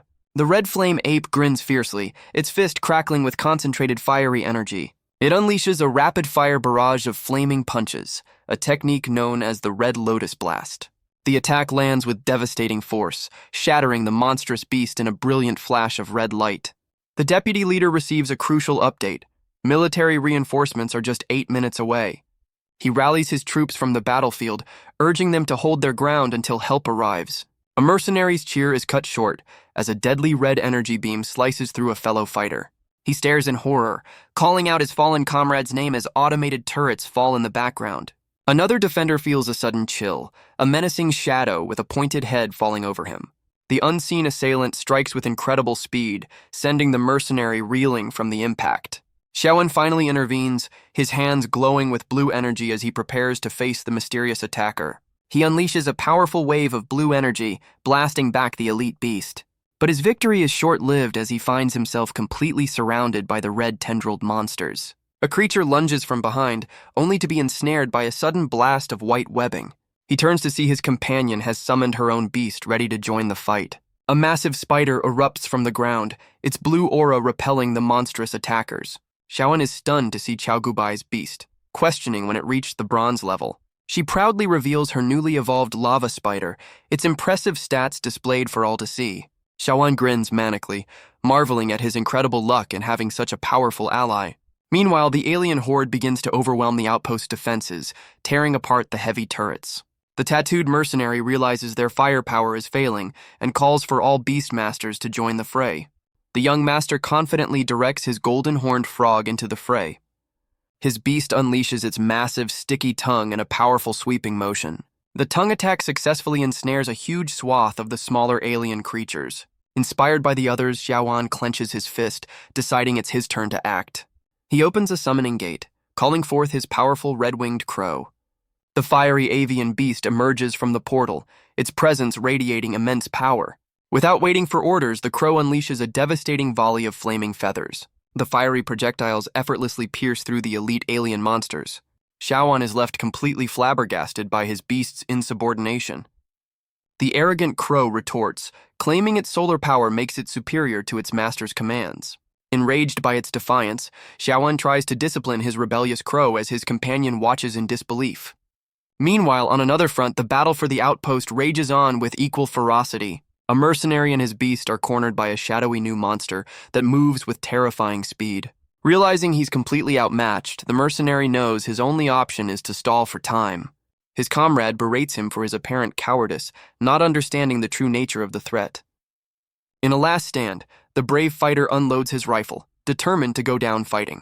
But his heroic effort is cut short as a swift, unseen attack strikes him down. A new, powerful alien leader reveals itself, its sleek form radiating deadly purple energy. The surviving mercenary stares in horror, suspecting this new foe is a gold-level beast far beyond their power. His worst fears are confirmed as a report comes in. The eastern defenses have fallen and the horde is pouring in. The deputy leader calls on his sniper for a crucial favor, and the marksman confidently agrees. Feng Lang lines up his shot, the powerful alien leader perfectly centered in his crosshairs. He pulls the trigger, sending a high-velocity round streaking towards the unsuspecting target. The bullet finds its mark, striking the creature's armored head with a resounding crack. Seizing the opening, the deputy leader roars for his beast to launch its own attack. The red flame ape responds instantly, its eyes glowing with fury as it prepares to strike. It unleashes a devastating flame blast, a torrent of fire roaring down the narrow corridor. But the agile alien leader dodges the fiery assault, its speed proving too much for the coordinated attack. Suddenly, a massive explosion rocks another section of the outpost, catching the sniper completely by surprise. The mercenary leaders stare in disbelief, wondering what new chaos has just been unleashed on their defenses. Shiaan commands his red-winged crow to provide backup for the overwhelmed defenders. The deputy leader erects a desperate energy shield to block a devastating overhead strike from the alien commander. Straining under the immense pressure, he orders his own beast to retreat to safety. With his shield shattering, the deputy leader leaps into a reckless counterattack against the powerful foe. Shiaan's fiery crow swoops in, intercepting the alien leader as it prepares to finish off another fighter. But the formidable creature effortlessly swats both the crow and the deputy leader aside with a single contemptuous blow. The tattooed mercenary dives in, catching his injured leader and crashing hard against a wall. He checks on his wounded comrade, who grits his teeth through the pain, acknowledging their grim situation. The deputy leader realizes someone must create a diversion if they hope to survive the overwhelming threat. He orders his sniper to use a special alchemical bullet, and the marksman cheekily reminds him of the debt. Shiaan summons a new, colossal spirit whale, its ethereal presence dominating the battlefield. The sniper loads a volatile, glowing blue bullet, worried it might destroy his prized rifle. He fires the weapon, its immense recoil shattering the ground as he braces for the impact. The alchemical round connects, engulfing the alien leader in a massive explosion of freezing energy. His rifle shatters from the strain, and he immediately demands compensation from his injured leader. The mercenaries hope the beast is finally defeated, but Shiaan and the deputy leader sense the fight is far from over. Emerging from the smoke completely unscathed, the alien leader's power now radiates with a menacing purple aura. Through a new scope, the creature is seen gathering a massive amount of energy, preparing a counterattack. It unleashes a devastating beam of purple energy, aimed directly at the sniper's nest. The marksman's face twists in terror as he realizes the deadly retaliation is headed straight for him. The alien leader appears in a flash, closing the distance to the sniper's nest in an instant. A massive purple explosion erupts from the watchtower, completely obliterating the structure. The devastating blast sends shockwaves across the battlefield, signaling the fall of a key defender. Shiaan's eyes widen in disbelief, finally comprehending the terrifying speed of a gold-level threat. The alien commander flexes its bladed hand, its mission to silence the sniper now complete. From the ruins of the tower, the beast scans the battlefield below, locking onto its next target. Shiaan watches the fiery aftermath, grimly accepting the loss of their long-range support. The monstrous creature materializes directly behind him, its shadow falling over the unsuspecting hero. Reacting on pure instinct, Shiaan throws up a desperate energy shield to block the lightning-fast assault. The creature's claws slam into the barrier, which immediately begins to crack under the overwhelming force. The alien leader pours on the pressure, its menacing form looming over Shiaan's failing defense. Suddenly, a strange glob of liquid flies through the air, aimed not at the beast, but at him. The projectile slams into his side, knocking him off balance just as his shield finally gives way. He's sent flying backward, a calculated move that pulls him out of the monster's deadly reach. His quick-thinking companion catches him mid-air, preventing a disastrous impact. The two share an awkward moment, both flustered by the sudden life-saving embrace. Wasting no time, she commands her lava spider to launch a powerful counteroffensive. The massive arachnid slams its legs down, channeling a volatile energy into the earth below. Jagged spikes of pure power erupt from the ground, but the agile alien leader effortlessly evades the trap. Shiaan and his companion watch in frustration, realizing the beast's incredible speed makes it nearly untouchable. Shiaan analyzes the beast's movements, realizing it dodges energy attacks, but is vulnerable to physical strikes. He deduces the creature senses spiritual power, not light, pinpointing a critical weakness in its perception. With a plan forming, he calls out to the mercenaries, hoping to rally them for a coordinated assault. But the mercenaries are already in full retreat, leaving a fuming Shiaan behind in their panicked escape. He turns to his companion, realizing they're the only ones left to face the gold-level threat.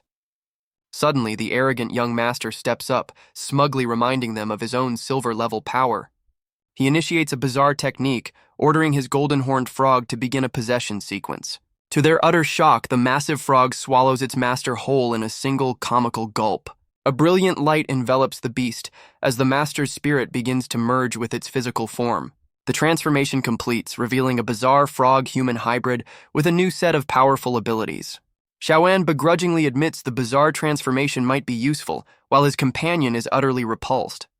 The newly formed frog hybrid proudly boasts of his power, preparing to charge the alien leader. He launches himself forward like a slimy torpedo, aiming a powerful impact at the enemy. The hybrid's attack connects, but the alien leader effortlessly blocks the blow with its bladed arm. With a single contemptuous strike, the monster sends the arrogant young master flying backward. Watching the failed attack, Shiaan confirms his theory. The beast relies solely on spiritual power to track its targets.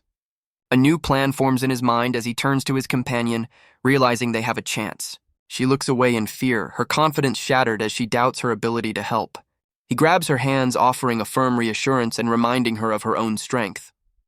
With a confident smirk, Shiaan rallies his team, absolutely certain their new strategy will succeed. Shiaan stands among the shipping containers, brazenly taunting the alien leader to draw its attention. Flaring his blue spiritual energy, he issues a direct challenge, daring the creature to attack him. The beast takes the bait, teleporting behind him for a sneak attack just as he anticipated. He notes the creature's fatal flaw, a split-second hesitation before every strike, giving him the perfect opening. Shiaan unleashes a massive, non-damaging flash of light, a tool designed purely for disorientation. The alien leader is caught off guard, its senses completely overwhelmed by the brilliant spiritual energy. Enveloped in the dazzling blue light, the creature is rendered effectively blind to its surroundings.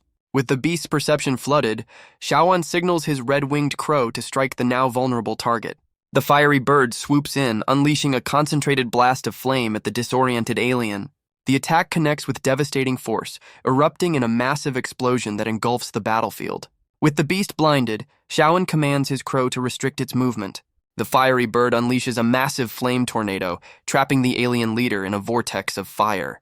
Caught in the inferno, the creature is completely immobilized, unable to escape the swirling blaze. Seizing the opportunity, his companion orders her massive spider to spring their physical trap. The spider's webs yank heavy shipping containers inward, forming a makeshift cage around the fiery prison.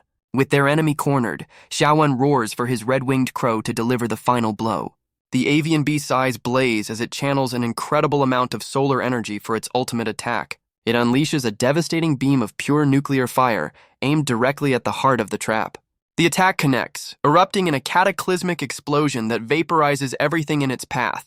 From a safe distance, the resulting mushroom cloud is the only thing left on the desolate battlefield. Back at the city checkpoint, soldiers on the wall are stunned by the distant massive explosion. The ground is a scorched, cracking crater, with a lone blue cube marking the epicenter of the blast. Standing on a cliff edge, Shiaan checks on his companion as they both look down into the smoldering crater. But their moment of relief is cut short as a monstrous clawed hand emerges from the fiery smoke. His companion frantically points out the impossible as Shiaan stares in disbelief that the beast survived. Dragging its mangled body from the rubble, the alien leader lets out a defiant roar, still very much alive. With his strongest beast's attack failing, Shiaan decides it's time to unleash his own trump card. He summons his colossal spirit whale, which opens its massive jaws to devour the weakened alien leader. The ethereal beast closes its mouth, consuming its target in a powerful implosion of blue energy. Within the whale's spiritual dimension, the alien's eye glares defiantly, surrounded by corrupting red energy. The corrupting red energy spreads from the alien, infecting Shiaan's spirit whale from the inside out. The backlash hits Shiaan hard, the alien's dark power surging through their spiritual connection. He collapses in agony, realizing his own origin power is being corroded by the beast's foul influence. Pushing his companion to safety, he orders his corrupted spirit whale to return to its dimension. Sometime later, the tattooed mercenary cautiously emerges from hiding, assuming the battle is finally over. The deputy leader appears, ordering his men to scan the devastated area for any signs of life. Holding the only remnant of the young master's beast, the mercenary declares the area a total loss until the tech specialist spots something. To their astonishment, Shiaan emerges from the dust, carrying his unconscious companion on his back. The surviving mercenaries can only stare, grimly concluding that the arrogant young master didn't make it. Just as the deputy leader calls for help, Shiaan's eyes roll back and he collapses from complete exhaustion. While unconscious, Shiaan floats through a watery abyss as a distant voice calls his name. He opens his eyes within his own mind, his expression serene despite the external chaos. His consciousness drifts before a massive eye, now tainted by the alien's corrupting red influence. He gasps, jolting awake in a cold sweat, the nightmare of the battle still fresh in his mind. Two women by his bedside are startled by his sudden awakening, quickly calling for medical attention. A medic explains his collapse was due to spiritual exhaustion, but Shiaan knows his power shouldn't have failed so easily. The tattooed mercenary enters, informing the now recovered Shiaan that their leader has summoned him. He's escorted out of the medical tent to a campfire where the deputy leader is waiting. The spiky-haired deputy leader offers a rare compliment, admitting he underestimated the newcomer's strength. Shiaan fires back, unimpressed by the praise from the man who led the retreat and left them for dead. The deputy leader justifies his retreat, explaining his priority was to save his men from certain doom. He admits he misjudged Shiaan's power and offers him a place among the mercenaries. Shiaan scoffs at the offer, pointing out that a man who abandons his allies once is likely to do it again. The deputy explains his team is now short-handed for their next escort mission to Lynland town. Realizing their destination is on his route, Shiaan considers the convenient proposal as the deputy promises compensation. The mercenary leader makes a generous offer, promising a 30% cut of the mission's profits. With a sly grin, Shiaan accepts the money but makes it clear he's a partner, not an employee. The deputy leader chuckles, amused by Shiaan's blatant love for a good deal. Their journey takes them to the Red Ape outpost in Lynland town, a fortified base guarded by armored vehicles. The tattooed mercenary complains about their rough trip as Shiaan and his companion arrive, with Shiaan noticing her special talent is already taking effect. The deputy leader announces they'll camp for the night, but Shiaan questions the delay. The reason becomes clear. The treacherous banana forest surrounding Lynland town is a death trap after dark. Their rest is interrupted by a new client's loud and impatient complaints. The mercenaries turn, annoyed by the sudden outburst from their new charge. The spoiled woman berates her escorts, clearly unhappy with the rough travel conditions. A stern woman from another group warns her to be quiet, lest she attract unwanted attention. The client arrogantly dismisses the warning, boasting that her brother is the town's gold-level mayor. Her companion tries to placate her, but she's too enraged to listen to reason. She throws a tantrum about her discomfort, earning a look of disdain from the mercenaries. Shiaan scoffs at her foolishness, noting how unwise it is to antagonize her protectors in the wilderness. The deputy leader points to a massive treehouse settlement, declaring it their resting place for the night. Around a simple campfire, his companion voices her unease about the crude setup and a growing sense of dread. Shiaan's sharp senses detect a suspicious odor from the cooking pot, instantly putting him on high alert. The mercenary crew, now masked, peeks from behind a curtain, checking to see if their trap has sprung. They confirm their success as the entire group of clients lies unconscious, felled by a potent drug. The deputy leader explains their betrayal was calculated, waiting until they had earned Shiaan's trust to strike. Shiaan's hands are shown tightly bound, rendering him helpless after the ambush. The mercenaries plan to ransom their captives, believing Shiaan's background will fetch a hefty price. The tattooed mercenary does a head count of the prisoners, but his count comes up one short.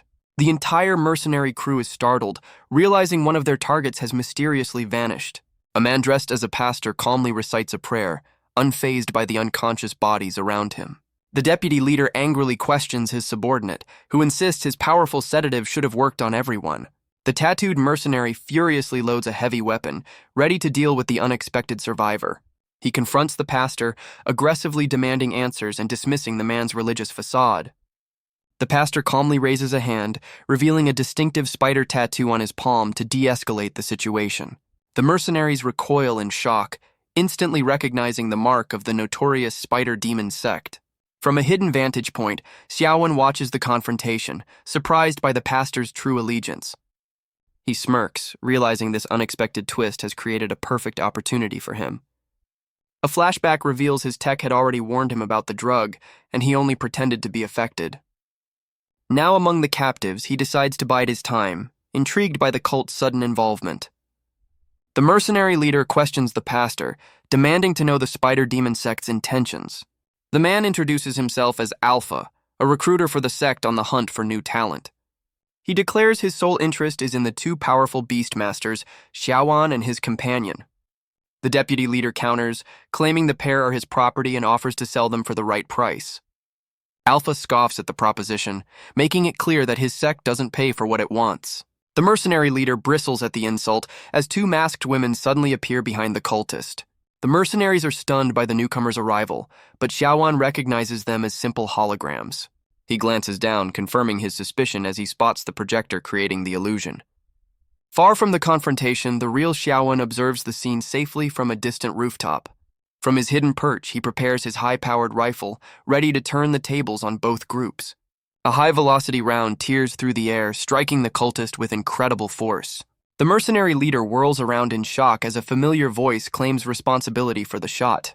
From the jungle canopy, the sniper Feng Lang reveals he survived the battle, cheekily reminding his leader of their deal. The cultist stands up unharmed, as Feng Lang complains his broken rifle was to blame for the missed shot. The tattooed mercenary confirms to his boss that the cultist's backup was a bluff, and he is completely alone. Enraged by the deception, the mercenary crew surrounds the lone cultist with menacing glares. Cornered and desperate, Alpha tries to bluff his way out by threatening them with his leader's arrival.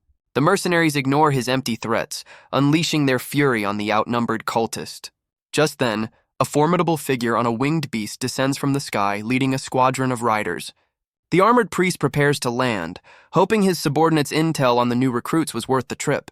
The cultists' reinforcements descend upon the outpost, a squadron of menacing winged beasts. The mercenaries hear the approaching squadron, their faces filled with alarm and confusion. The cornered cultist grins maniacally, boasting that his powerful priest has finally arrived to save him. The lead beast lands with devastating force, sending a shockwave that rips through the treehouse settlement. Amidst the chaos, Shiaan shields his unconscious companion, his eyes narrowed as he assesses the new threat. The cultist kneels before the armored priest, whose gold-level corpse beast radiates an aura of pure dread. The priest dismounts with an imposing thud, his presence immediately silencing the battlefield. The Golden Peak-level priest, Arthur, demands to see the recruit, and the cultist points to the captives. A dark purple energy swirls around the priest's masked face as he turns his attention to the prisoners. Still hidden, Shiaan feels the crushing weight of the priest's aura, realizing he's facing a truly formidable foe. The mercenary leader confronts the priest, demanding to know his intentions but is told to move aside. He's instantly paralyzed by an unseen force, his face twisting in shock as he loses control of his body. The priest's dark aura flares, effortlessly immobilizing every mercenary in the vicinity with his immense power. He calmly approaches the two captives, reciting a chilling prayer to his spider deity over their unconscious forms. But Shiaan is only pretending, his sharp eyes secretly watching the priest's every move from beneath his mask. The priest reveals a syringe filled with a potent elixir, a spiritual medicine designed to control its victims. As the needle nears his neck, Shiaan realizes the cult's true goal is not recruitment, but enslavement. In a sudden burst of power, he shatters the restraints that were meant to hold him captive. Shiaan grabs the priest's arm, stopping the injection and coolly rejecting the unsolicited service. Thrown off balance, the priest unleashes a massive shockwave of purple energy in a furious counterattack. The priest dismisses the attack with contempt, crossing his arms as the purple energy dissipates around him. Realizing the danger, Shiaan desperately tries to wake his companion, knowing they must flee immediately. He unleashes a massive wave of spiritual energy, hoping to create a diversion for their escape. But the priest effortlessly slices through the attack, his own dark power cutting a path through the blast. Landing gracefully, the priest finds his targets have vanished into the surrounding jungle. With his winged beasts at the ready, the enraged priest orders his followers to hunt them down. Hidden deep in the forest, Shiaan checks on his still unconscious companion, cursing the powerful sedative. Wary of their pursuers, he commands his apocalypse eye to scan the treacherous environment for threats. A wave of blue light radiates from his position, mapping out the dense and dangerous jungle. The scan immediately reveals a silver-level banana hunter lurking in the trees, confirming the forest is far from safe. He finds his escape route blocked by a massive glowing banana tree, his progress hindered by his unconscious companion. With winged pursuers circling the sky, he realizes he's completely cornered and running out of options. Deciding to protect his partner first, he opens a portal to his personal pocket dimension. He recalls using this same safe space to survive his crow's cataclysmic attack, confident in its security. With his companion safely stashed away, he can now focus solely on the enemies hunting him. His gaze shifts to the rustling banana tree, another obstacle standing between him and freedom. A confident smirk spreads across his face, realizing the dangerous forest at night is the perfect hunting ground for him. Meanwhile, the defeated cultist kneels before his master as the now enthralled mercenaries stand guard. The subordinate desperately pleads for aid, his face a mask of terror and pain. The priest remains silent, his masked face showing no pity for his failed underling. The priest recites a chilling final prayer over his kneeling subordinate. With a flick of his staff, he extracts the man's very essence in a cruel display of power. The mercenary leader watches in shock, realizing the priest just disposed of his own follower. Elsewhere, the sniper reports over the comms that his shattered rifle has rendered him useless. Trapped and without backup, the deputy leader begins to despair, sensing his own demise is near. A winged scout swoops down, informing its master that they have located their primary target. The beast notes that while Shiaan has been found fleeing through the jungle, his companion is nowhere in sight. Unconcerned with the missing girl, the priest commands his forces to capture the boy first. Shiaan sprints through the dense foliage, the winged pursuers hot on his trail. He glances back with a triumphant grin, knowing his pursuers have fallen right into his trap.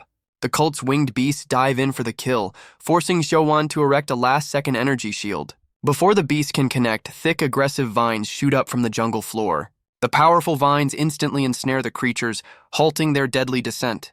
The cultist rider stares in disbelief, completely baffled by the sudden, aggressive foliage. He realizes too late that they've been captured by a powerful wooden spiritual beast. The massive tree creature reveals its full form, its powerful tendrils crushing the entire squadron. He looks on with a triumphant smirk, his brilliant trap having sprung perfectly. His plan hinged on a simple fact. The territorial banana tree only attacks those who invade its space. By standing at the very edge, he lured the massive skeleton beasts into the tree's territory, triggering its defensive instincts. Once identified as invaders, the trespassers must face the full, terrifying wrath of the forest guardian. The cult's riders are helplessly ensnared, their fate now in the hands of the forest guardian. The banana tree reveals its terrifying true form, a skeletal entity ready to punish all trespassers. It begins to drain the very life force from its captives, absorbing their spiritual power. The cultists' masks shatter, revealing their skeletal forms as they are consumed by the vengeful tree. After its grim work, the tree reveals its prize, silver-grade banana fruit pulsating with life energy. Shiaan immediately recognizes the fruit's value, seeing it as a key ingredient for powerful potions. Unable to resist, he forms a blade of pure energy and makes a move for the treasure. With a single, precise slash, he severs a bunch of the glowing bananas from the tree. He holds his prize, captivated by the powerful and alluring scent of the magical fruit. His celebration is cut short as he realizes he's just stepped into the beast's territory, making himself its next target. He theorizes the massive tree is too preoccupied absorbing energy to notice his petty theft.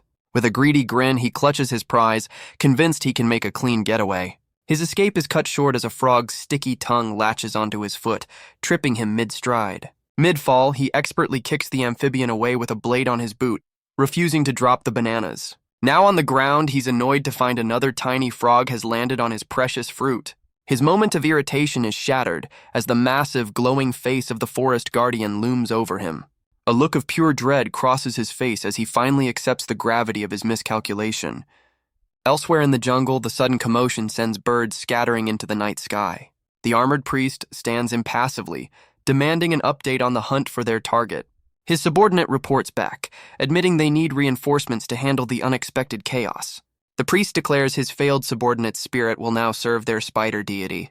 He summons a grotesque spider-like parasite from his staff, glowing with dark energy. The creature writhes in his hand, a living tool of control with multiple glowing orbs. The captive deputy leader watches in horror, powerless to stop the priest's dark ritual. With a command, the priest unleashes his parasitic minions upon the enthralled mercenaries. The creatures latch onto the necks of the captives, who recoil in shock and pain. Now kneeling, the mercenaries are forced into servitude under the priest's absolute command. The deputy leader glares defiantly, fully aware of the explosive parasite now attached to his neck. Meanwhile, Shiaan faces his own doom, screaming as the enraged forest guardian closes in. Trapped and terrified, he grits his teeth with a manic grin, refusing to accept defeat. With his prize in hand, Shiaan is unceremoniously launched into the air by one of the tree's massive roots. He sails through the night sky, a reluctant passenger silhouetted against the full moon. His flight ends with a rough landing as he crashes deep into the jungle foliage. Brushing himself off, he smirks with relief, having successfully escaped the guardian's territory. Hiding in the undergrowth, he marvels at the power of plant-type beasts, considering taming one himself. A sudden rustle in the bushes puts him on high alert, his senses screaming that he's not alone. Peeking from behind a tree, he confirms his fears. The spider demon sect is still hunting him. The enthralled mercenaries, led by the tattooed brute, complain about the difficulty of tracking him in the dark. Frustrated with the slow progress, the priest begins a dark ritual, calling on his deity for guidance. He unleashes a massive pulse of purple energy, a spiritual sonar designed to pinpoint his target's location. His internal systems flash a warning as the priest's spiritual sonar locks onto his position. The enthralled mercenary points his staff directly at the hiding spot, his master's magic guiding him. Peeking from behind a tree, Shiaan wonders how the mercenaries so quickly fell under the cult's sway. His escape is blocked by a new group of hunters, a woman with green hair leveling a pistol at him.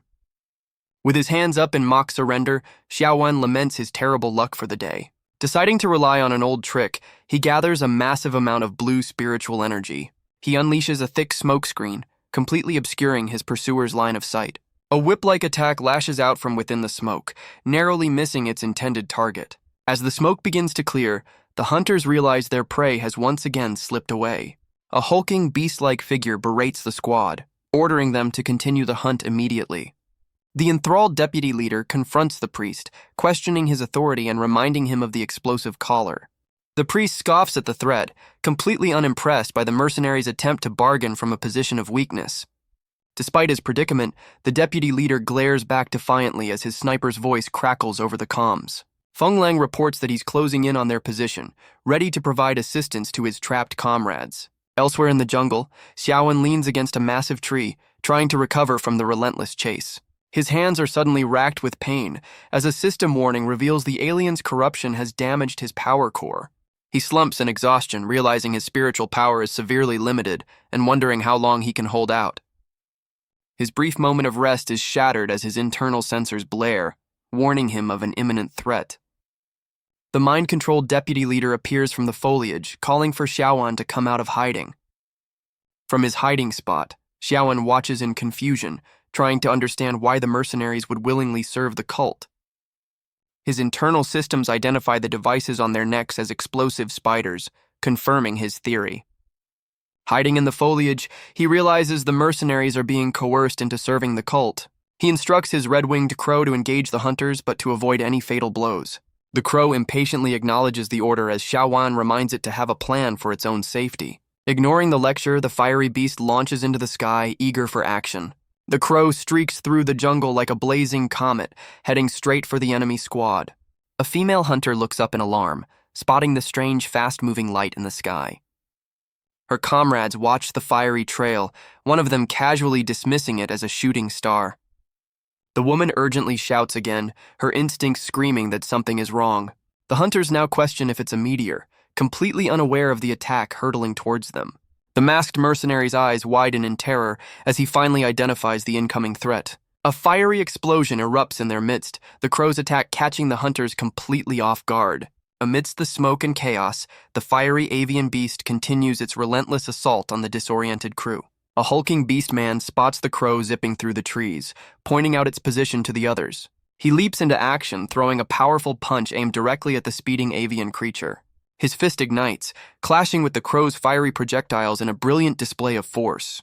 but the crow unleashes a devastating volley of solar flames, overwhelming his defenses. A female hunter watches the display, grudgingly admitting the power of Xiaowan's beast. She glances back, noting with frustration that the priest is simply observing from a distance. Pinned down by the fiery assault, the beast man realizes he needs a new plan to counter the powerful crow.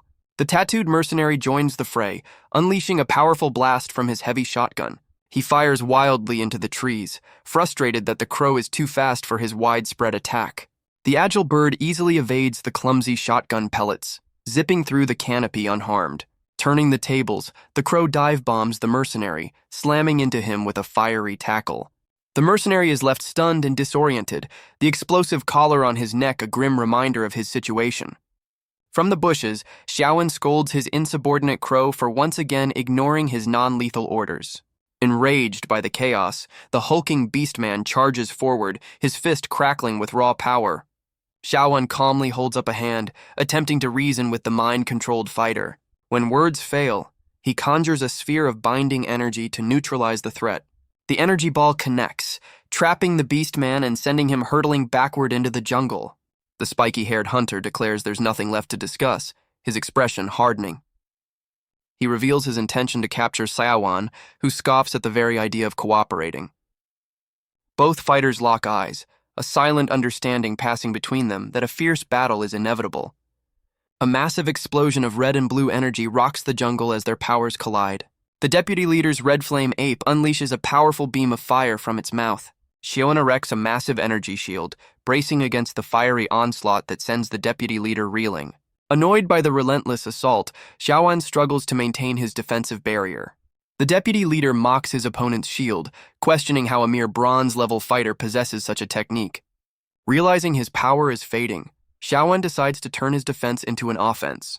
The deputy leader is stunned as Xiaowan shoves the entire energy shield forward, impressed by the unconventional tactic.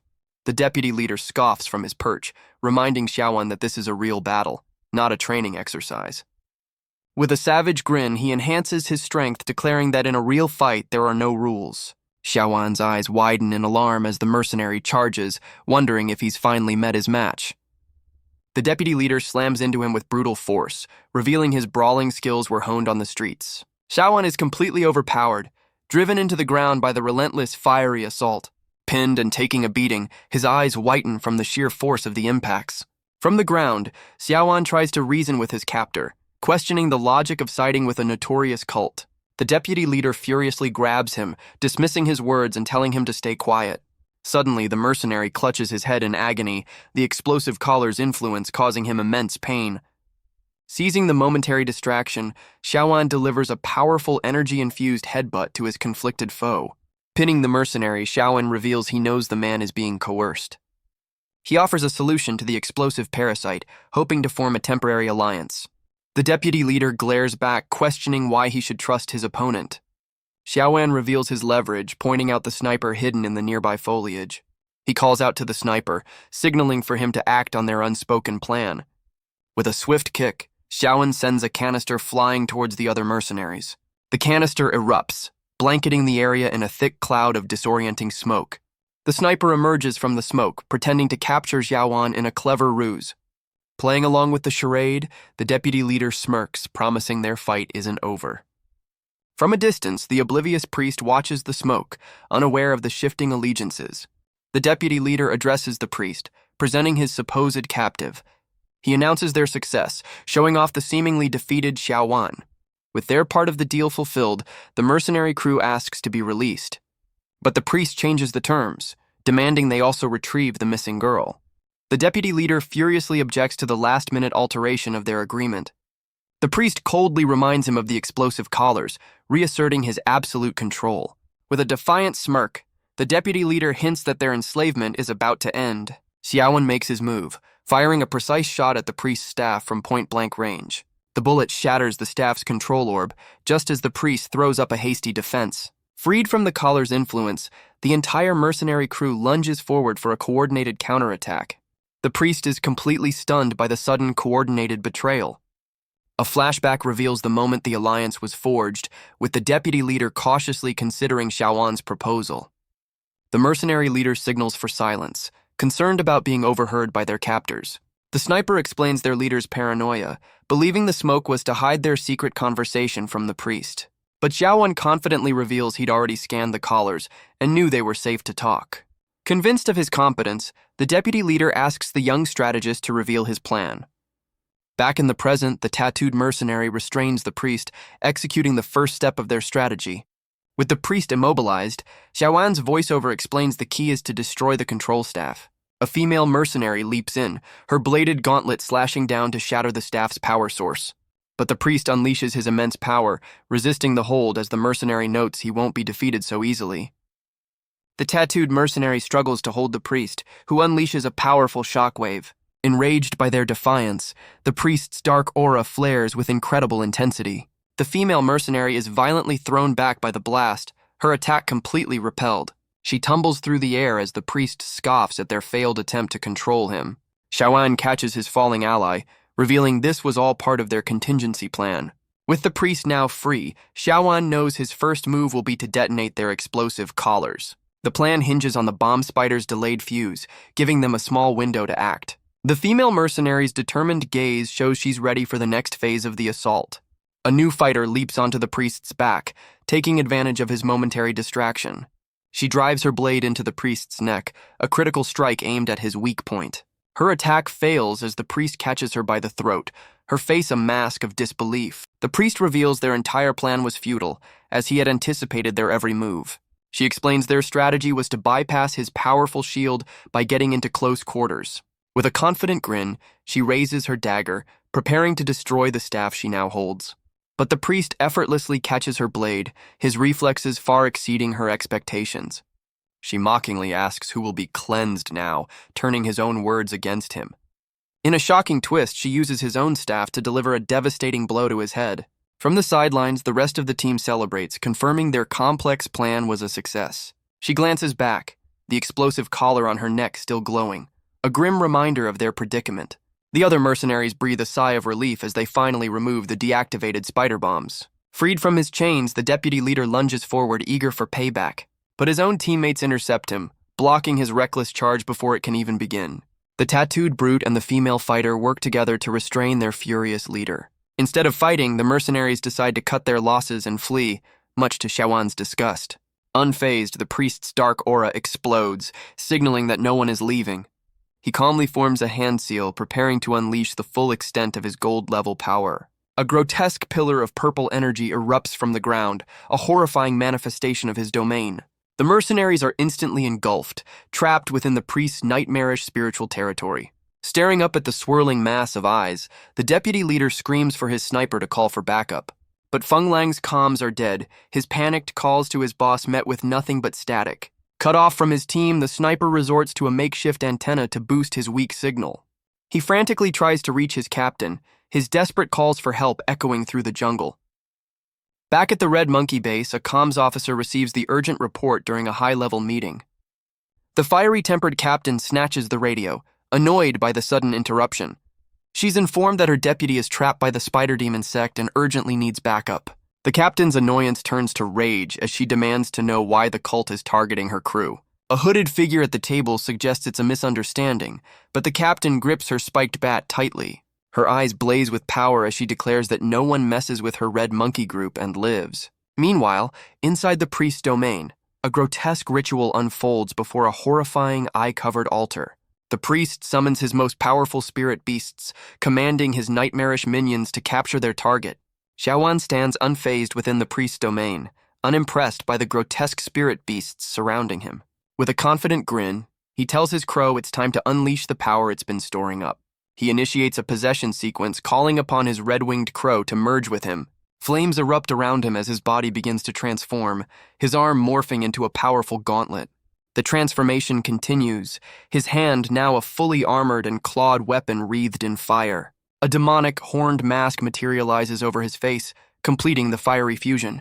Now a powerful avian hybrid, he boasts that his new fire attribute bypasses his damaged power core. He scoffs at the memory of the young master, vowing to use the possession talent to its full potential. As one of the priest's minions dives in to attack, the cult leader acknowledges the rarity of his talent. But the priest dismisses the display, declaring that Xiaoan is still far too inexperienced to challenge him. Xiaoan scoffs, his fiery new form completely unimpressed by the priest's grotesque minions. The priest commands his skeletal spider beast to unleash a paralyzing beam of pure terror, but Xiaoan's confidence shatters as he suddenly finds he's losing control of his own body. Dark spiritual energy erupts from the ground, completely immobilizing the fiery hybrid. As he struggles, a massive ethereal blue eye materializes above him in the priest's domain. The priest stares in confusion at the sudden appearance of the mysterious floating eyeball. The strange eye's pupil glows with immense power, preparing to unleash its own ability. The cult leader is visibly shaken, completely baffled by this unexpected turn of events. Xiaoan shatters the psychic restraints, remarking on the unpleasant sensation of the fear-based attack. He notices the priest's minions are recoiling, seemingly terrified of his newly summoned apocalypse eye. The priest's shadowy beast dives in, unleashing a powerful shadow-based attack. In his new form, Xiaoan counters with a fiery impact of his own, meeting the challenge head-on. The two powerful attacks collide in a spectacular explosion of fire and shadow. Xiaoan warns the priest he's just getting started, but the cult leader dismisses his confidence as arrogance. The trapped mercenaries can only watch as shockwaves from the intense battle ripple through the domain. Resigned to their fate, they decide to witness the clash of titans, knowing they are powerless to intervene.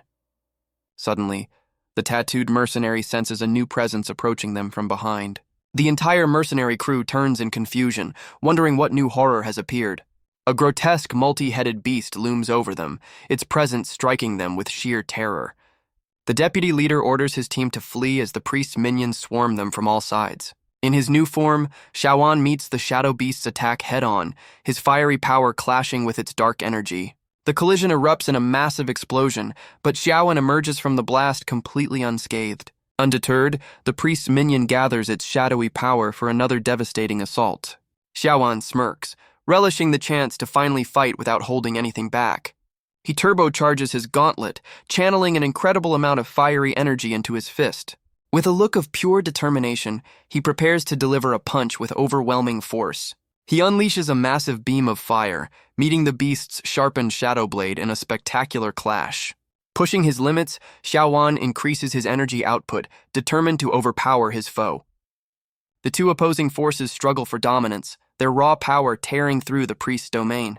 The shadowy beast refuses to yield, pouring all its strength into its desperate counterattack. Xiaoan's fiery power erupts, completely overwhelming the shadow beast in a massive explosion, but the immense power comes at a cost, as the crow's spiritual energy begins to overload his body. The priest stares in disbelief, shocked that his minion's attack was so easily repelled. He acknowledges that the bronze-level fighter is far more mysterious and powerful than he first appeared. Removing his mask, the priest admits his growing fascination with his surprisingly capable opponent. With his own mask now shattered, Xiaoan remarks that the priest is finally revealing his true self. The priest declares that Xiaoan has earned the right to witness the full extent of his terrifying power. He begins a dark ritual, chanting to his deity as he prepares to merge with his spirit beasts. His body contorts, transforming into a grotesque, multi-limbed creature covered in watching eyes. The ritual completes, revealing his final form, a monstrous skeletal spider beast of immense power. The priest's new form is a grotesque fusion of his most powerful spirit beasts. The mercenaries stare in horror as the priest's domain transforms into a nightmarish, eye-covered altar. At the heart of the chaos, a massive sphere of dark energy pulses with unimaginable power. A massive tendril of pure purple energy lashes out, a mere taste of the priest's true strength. From within the energy, a shadowy new form with glowing eyes prepares to emerge. The priest's monstrous final form towers over Xiaoan, ready to begin their final battle. Xiaoan is instantly knocked off his feet, the sheer pressure of the priest's aura proving overwhelming. Before he can recover, the monstrous priest's hand closes in, trapping him completely. The priest looms over his tiny captive, dismissing the boy's efforts as utterly insignificant.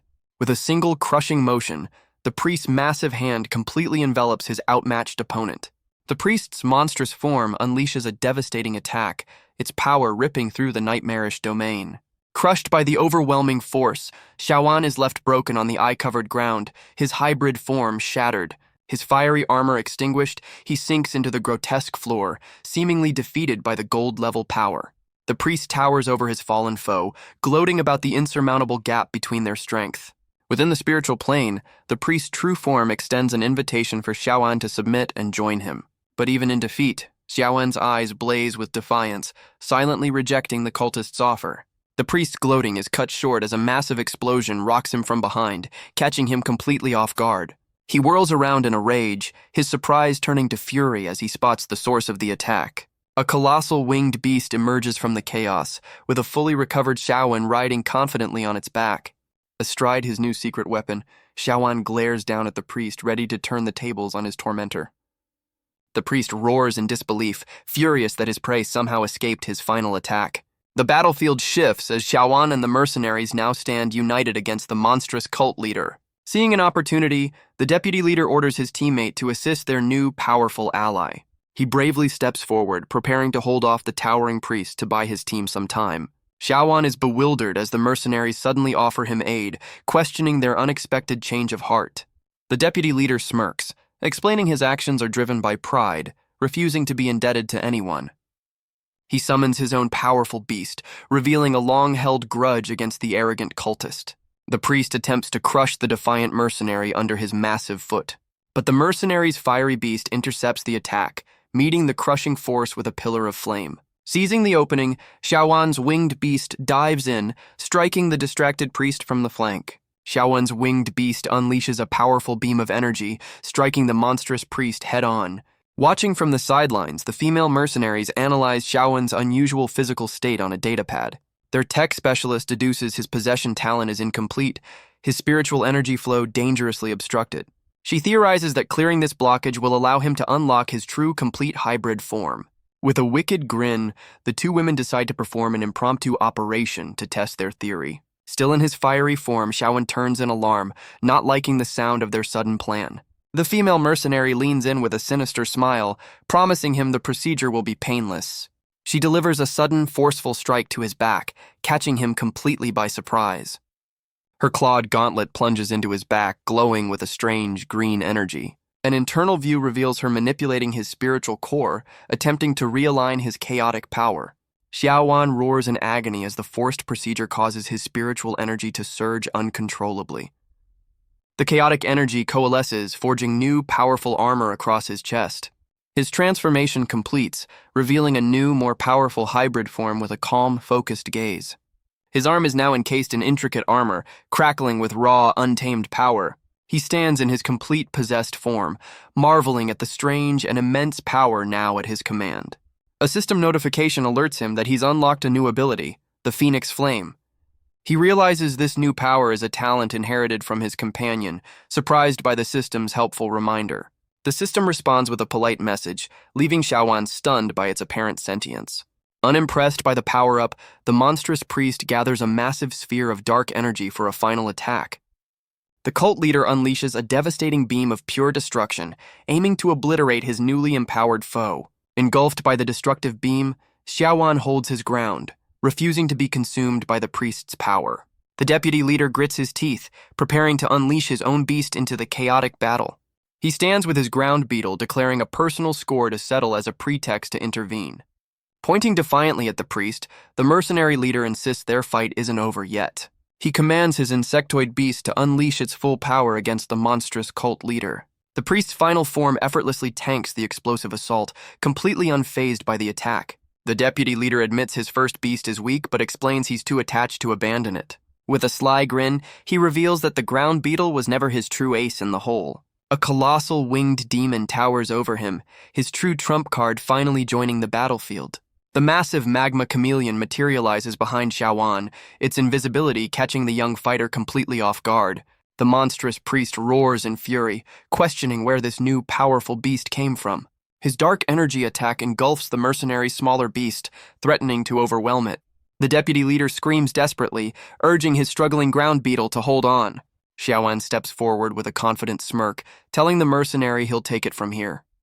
Towering in his hybrid form, he tells the deputy leader to hide, promising to make the priest pay. The mercenary leader grins, impressed by the young fighter's bold and arrogant declaration. Xiaowen's fiery aura flares as he channels the full extent of his newfound power. He unleashes his phoenix blaze, erupting in a spectacular display of fiery wings. A system notification confirms his new talent has activated, placing him in a state of fire sacrifice. The system explains this new state enhances his fire skills in stages, with the first level being Solar Blaze. The system reveals the second stage of his power, the Nirvana state, granting him a one-time shield against a fatal blow. He marvels at the S-rank talent, recognizing its incredible versatility and power. His curiosity piqued, he immediately wonders what the mysterious third stage of his ability entails. To his frustration, the system's description for the final stage is completely garbled and unreadable. The monstrous priest mocks him from across the battlefield, doubting he can withstand another assault. A skeletal minion unleashes a volley of sharp, shadowy projectiles, aiming to overwhelm him. The deadly barrage of purple and blue energy spears hurtles through the priest's domain.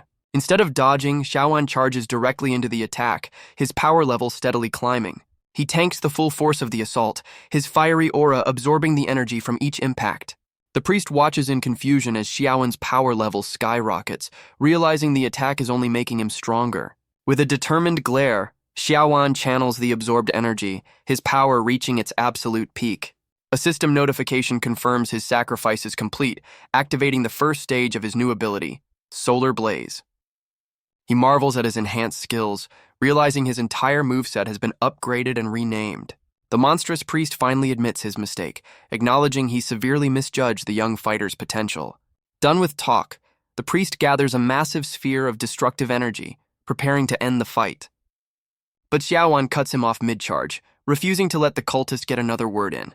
He soars towards the towering beast, his fiery wings carrying him straight into the heart of danger. Channeling his righteous fury, he prepares a final, decisive blast to end the priest's reign of terror. He unleashes his ultimate attack, a concentrated beam of pure solar radiation. The devastating blast connects, erupting against the priest's monstrous body in a cataclysmic explosion. The resulting explosion is so massive it's seen for miles, alerting a nearby helicopter. The Red Monkey captain recognizes the diamond-level power surge and wonders how her team got caught in the middle. Landing in the jungle, the captain is immediately met by the desperate sniper, Feng Lang. He quickly explains their dire situation, reporting that his deputy is trapped by the spider demon sect. The captain smirks, noting that such a massive disturbance is sure to attract the attention of the forest's true ruler. Back at the battleground, the priest's domain shatters, leaving a smoking crater in its wake. The commotion draws the attention of another powerful group, who are shocked to witness such a scene again. They look down into the crater and are stunned to see the bronze boy standing amidst the destruction. Their white-haired leader rushes forward, concerned for the well-being of his comrades. The battle's immense toll becomes clear as Shiaan suffers the severe side effects of his sacrificial power-up. Weakened and furious, Shiaan confronts the white-haired man, demanding to know why he wasn't warned about the procedure's side effects. The female mercenary offers a smug apology, claiming the chaotic battle left no time for explanations. Their argument is cut short as massive, dark tendrils erupt from the ground, ensnaring them all. The white-haired leader recognizes the legendary Lord of the Rainforest and orders his team to grab Shiaan and escape. Struggling against the vines with his own fiery power, he jokingly blames Shiaan for being a magnet for trouble. The tattooed mercenary scoops up the weakened fighter, who insists he's the reason they're even alive. A blue-haired mercenary levels her shotgun, suggesting they abandon the boy if he's too much of a liability. But their debate is pointless, as the writhing vines close in from all sides, sealing their fate. The tendrils merge and solidify, forming the base of a colossal, ancient tree pulsating with power. The Lord of the Rainforest reveals its true form, a towering entity with a glowing core, ready to pass judgment. The colossal entity reveals its full, terrifying form, identifying itself as the jungle lord of the wild bananas. The mercenaries find themselves trapped within the very body of the colossal jungle lord.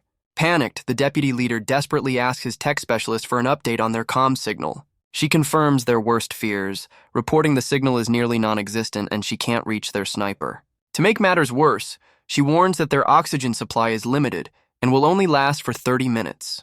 The deputy leader slams his fist against the fleshy wall in a fit of rage and frustration. He spirals into despair, blaming himself for once again leading his team into a seemingly inescapable trap. In stark contrast, Shiaan calmly advises him to conserve his energy, as agitation will only deplete their oxygen faster. The deputy leader snaps back, angrily reminding Shiaan of the weight of leadership and his responsibility for the crew. Shiaan challenges his despair, asking if he's considered the effect his attitude has on the very people who put their faith in him. He reminds the mercenary leader that in a crisis, a calm mind is the greatest weapon. Wiping away a trickle of blood, he adds that a leader must also trust those who believe in them. Meanwhile, the Red Monkey captain's helicopter finally arrives, spotting the sniper's makeshift signal. Her subordinate questions the wisdom of challenging the rainforest lord, but the captain is unfazed. She declares that with her team missing, a confrontation with the ancient entity is inevitable. Over the comms, the sniper confirms his team is trapped inside the colossal beast. With a savage grin, the captain declares their plan is simple. They'll just have to dig them out. She summons her own spirit beast, a mischievous-looking crimson demon ape, ready for battle. Initiating a possession sequence, she prepares to merge with her demonic companion. With a wild grin, the newly transformed captain leaps from the helicopter, diving headfirst into the fray. The colossal jungle lord senses an outside threat, its glowing green form tensing in surprise. Powerful beams of crimson energy suddenly pierce through the beast's massive body from the outside. Wielding a massive energy bat, the transformed captain unleashes her full fury with a savage grin. Her devastating strike connects, blasting a hole straight through the ancient forest guardian. The crimson energy tears through the jungle lord's form, leaving a massive smoking fissure in its wake. Inside, the trapped mercenaries watch in awe as a crack of red light shatters their fleshy prison wall. The deputy leader's shock turns to recognition as he identifies the unique crimson lightning. Their captain appears in the opening, her system stats confirming her as the legendary Scarlet Twilight. Overcome with relief, the deputy leader breaks down in tears, overjoyed to see his savior. The captain looks down at her subordinate's emotional outburst with utter disgust and annoyance. The deputy leader rushes towards his captain in a tearful embrace, but she remains completely unmoved. She answers his emotional display with a swift punch, sending him sprawling to the ground. Towering over him, she scolds her subordinate for his unprofessional and embarrassing display of emotion. Shiaan watches the scene unfold, learning from another mercenary that this is just their captain's usual leadership style. The captain orders everyone to climb the rope ladder, warning that the jungle lord is already regenerating. She signals for the sniper to begin winching them up to the waiting helicopter. The sniper engages the winch, beginning their hasty retreat from the dangerous area. As the crew scrambles aboard, they realize their captain has yet to begin her own ascent. Still on the ladder, she yells at the pilot to move, refusing to linger over the dangerous beast. Below them, the colossal jungle lord's wounds seal with green energy, its recovery happening at an alarming rate. The enraged jungle lord glares up, its glowing green eyes filled with ancient fury. The captain grits her teeth, realizing the beast's regeneration is far quicker than she anticipated. With a furious roar, the ancient entity lunges upward, its form a blur of green energy. It unleashes a massive beam of concentrated energy, aiming to blast the helicopter out of the sky. The captain is suddenly ensnared by the beast's massive tendrils, her escape cut short. From the helicopter, her subordinate reaches out in panic, screaming for his captured leader. Unfazed by her predicament, the captain scolds her subordinate, annoyed by his panicked outburst. Using her immense strength, she braces against the tendrils, attempting to force her way free.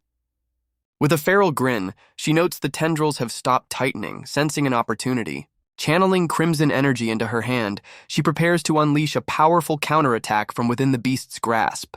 She unleashes a massive blast of crimson energy, using the force to propel herself upward. The powerful blast launches her back into the helicopter, where she lands with a dramatic thud. Her crewmates watch in awe, commenting on their leader's incredible strength and style. With a defiant gesture, she bids a final, mocking farewell to the ancient beast below. The helicopter speeds away, leaving the enraged jungle lord to its solitary reign over the forest. Safely aboard, the captain finally turns her attention to Shiaan, formally asking for his name. He introduces himself as a simple bronze-level beastmaster, a stark contrast to her gold-level power. Shiaan internally connects her surname to the powerful Qi family, wondering about her origins. The captain returns the question, asking if he's from the Bai family, which he confirms by naming his grandfather. Her tough exterior shatters as she realizes she's just rescued the grandson of the legendary Lord Bai. The captain pins Shiaan to his seat, her aggressive questioning catching him completely off guard. She explains that while his grandfather is a valued client, they've dealt with plenty of imposters trying to use the family name. With a menacing grin, she hints at the gruesome fate that befell the last person who tried to deceive them. She grabs his chin, her intense gaze searching for any sign of a lie as he sweats under the pressure. A tense standoff ensues as he refuses to back down, meeting her intimidating stare with his own defiance. Abruptly changing her tune, she confirms his identity, leaving Xiaowan baffled by her bizarre personality shift.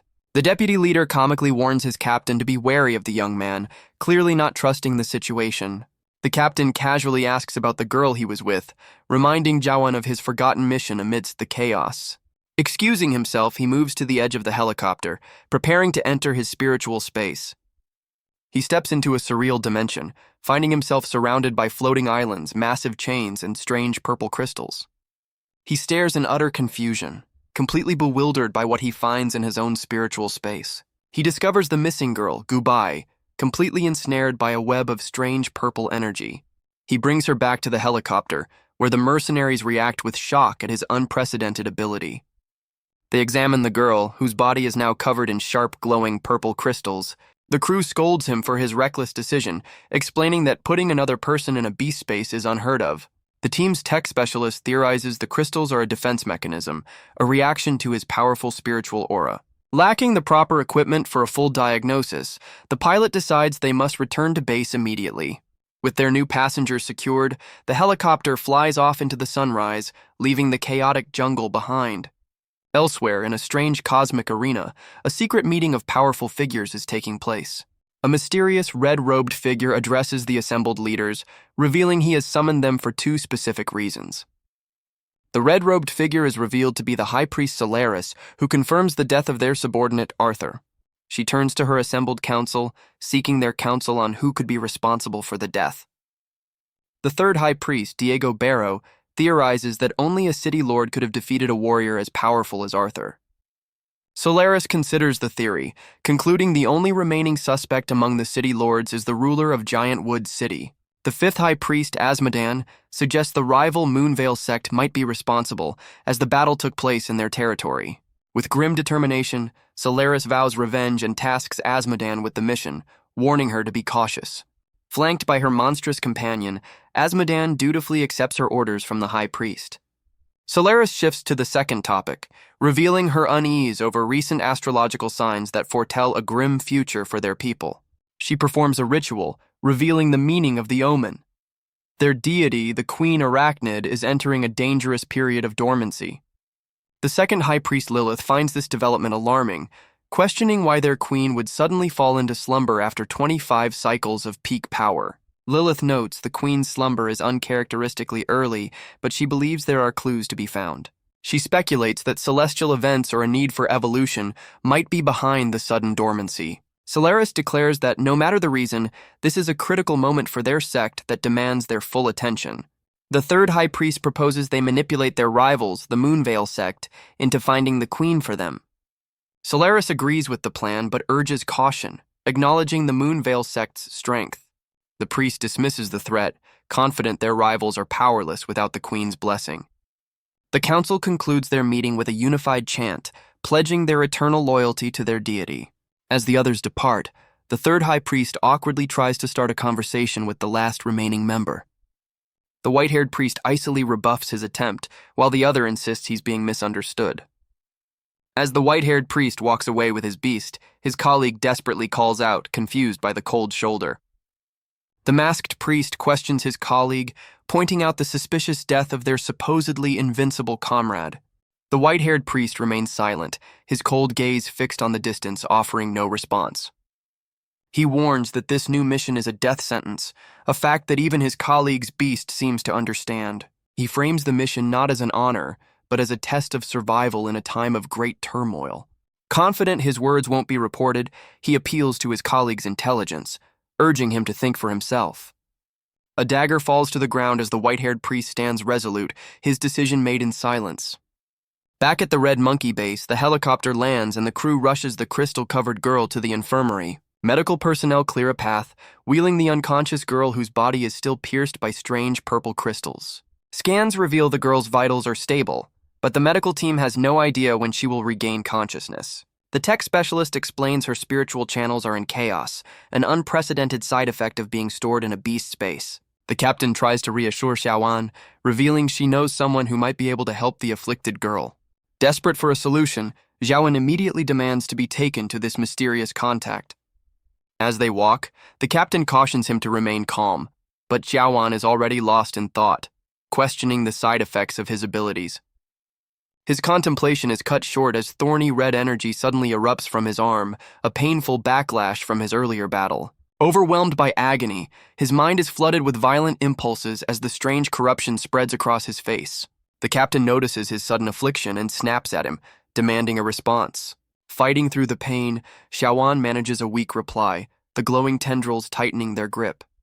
Without hesitation, the captain drags him down a corridor, shouting for assistance from an unseen ally. A figure in a white hoodie responds with irritation, clearly bothered by the interruption. But Xiaoan's pain turns to rage as he recognizes the spider cult's insignia, his mind screaming for their destruction. The captain's ally calmly eats ramen, dismissing her urgency and defending the importance of a good meal. She explains that Xiaoan needs his specialized knowledge, referring to him as a native expert on spirit beasts. Xiaoan clutches his head as his mind is torn between vengeance for his family and the overwhelming corruption.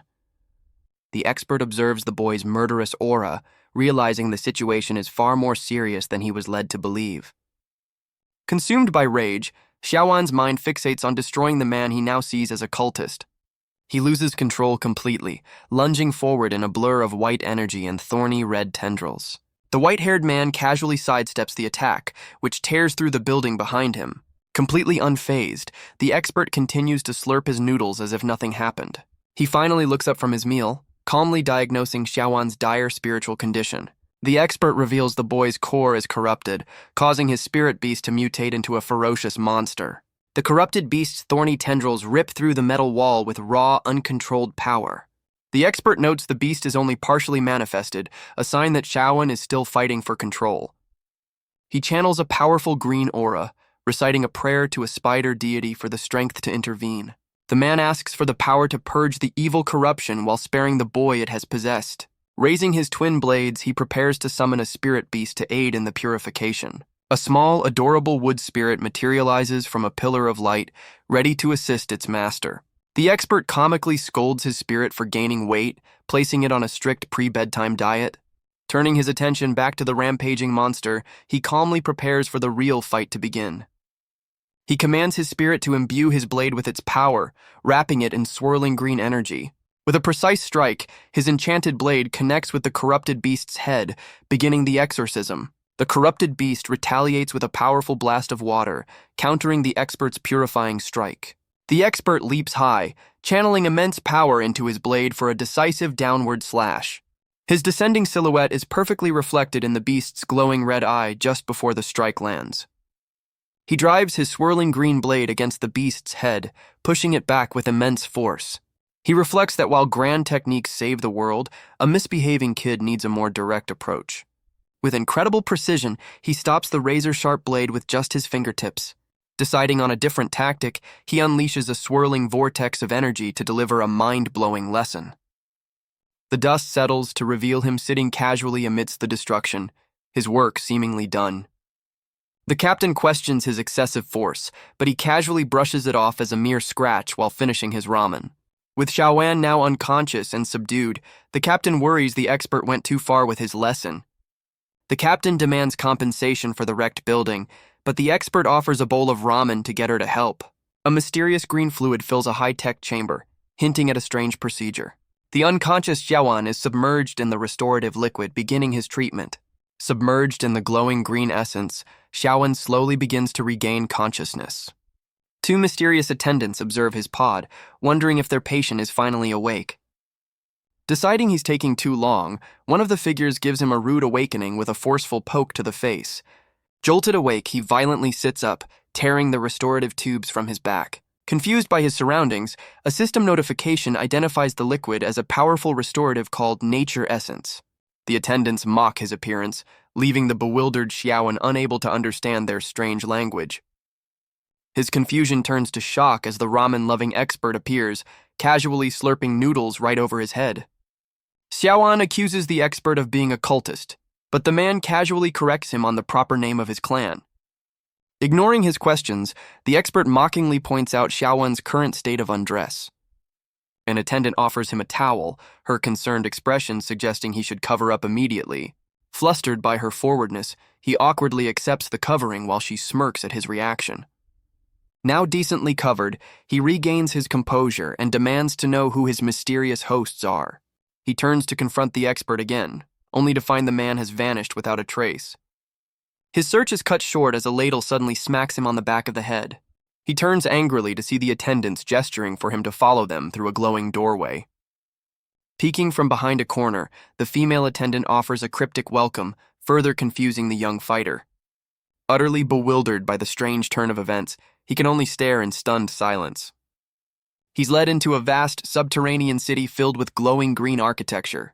The strange attendants shove him forward, ignoring his protests and confusion. His guide points towards a distant temple, revealing a priest is expecting his arrival. Shiaan stares up at the imposing structure, topped with a massive spider effigy. She offers him a strange gift, a mechanical green crystal spider.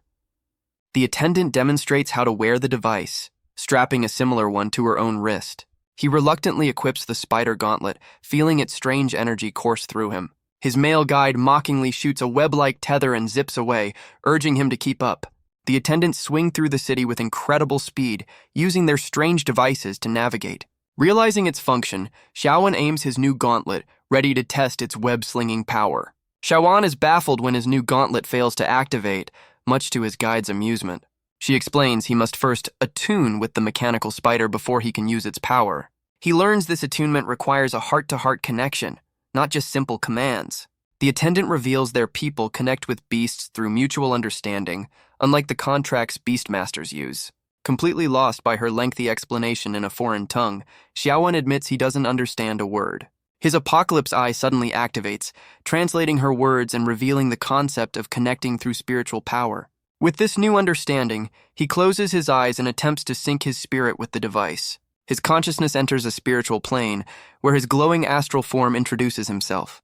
The spectral Shiaan assures the unseen entity that he comes in peace and means no harm. He reaches out to the massive, glowing green presence, offering a gesture of friendship to forge a bond. A system notification confirms his success, granting him the new skill of sympathetic resonance. With a confident grin, he finally masters the device, shooting out a tether of pure energy. He zips through the air with newfound skill, effortlessly navigating the strange subterranean city. After a less than graceful landing, they arrive at the base of an impossibly large temple staircase. Shiaan stares up in awe, completely blown away by the sheer scale of the sacred structure. His guide informs him that only the invited may enter, before turning to take her leave. Now alone, he walks a long, glowing causeway towards a mysterious building surrounded by an ethereal green lake. He enters the temple with deep suspicion, wondering why an enemy of the cult would be brought to their sacred ground. A mysterious figure greets him, remarking that he mastered the resonance technique far quicker than anticipated. The man reveals himself as Albrecht van Hussein, a high priest of the Spider Queen clan, and demands Shiaan reintroduce himself. The high priest correctly guesses Shiaan's confusion, preparing to reveal why his clan is offering aid. He clenches his cybernetic hand, signaling the start of a long and complex history. Albrecht explains this is their home planet, where his people have lived in harmony with nature for generations. That peace was shattered when extraterrestrial colonizers, Shiaan's people, suddenly arrived. At first, relations were peaceful, with the natives trading their spiritual knowledge for advanced technology. They even trusted the newcomers enough to introduce them to their sacred deity, the Spider Queen. But this trust was betrayed when the visitors tried to enslave the queen using the very techniques they had been taught. The divine beast fought back, but the conflict left her severely wounded and weakened. The fallout from the battle poisoned the planet's spiritual veins, capping the power of all life. This act of betrayal ignited a centuries-long war between the natives and the invaders, a conflict that rages on. Albrecht explains the invaders' technology devastated the native tribes, forcing the Spider Queen clan to split into two opposing factions. He reveals the first faction, the Solar Dawn, sought violent revenge and eventually became the extremist spider cult.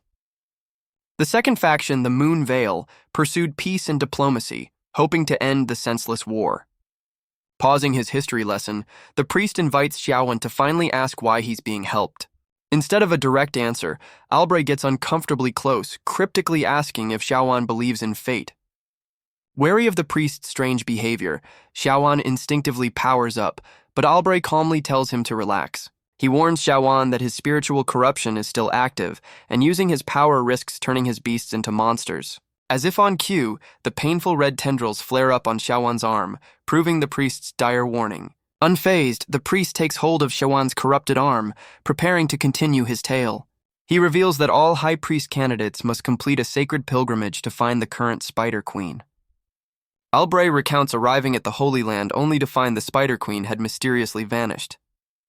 Instead of his deity, he discovered a wounded young man and his equally injured spirit beast near the nest. The young man was distraught, repeatedly apologizing to his companion for their shared plight. Albray was struck by the outsider's genuine compassion, a rare sight that moved him deeply. Compelled by this display, he rescued the pair and brought them back to his tribe for healing. Over time, the two men who should have been enemies forged an unlikely and powerful friendship. The young man eventually revealed his identity to his new friend. He was none other than Baijing Chung, Shiawan's own grandfather.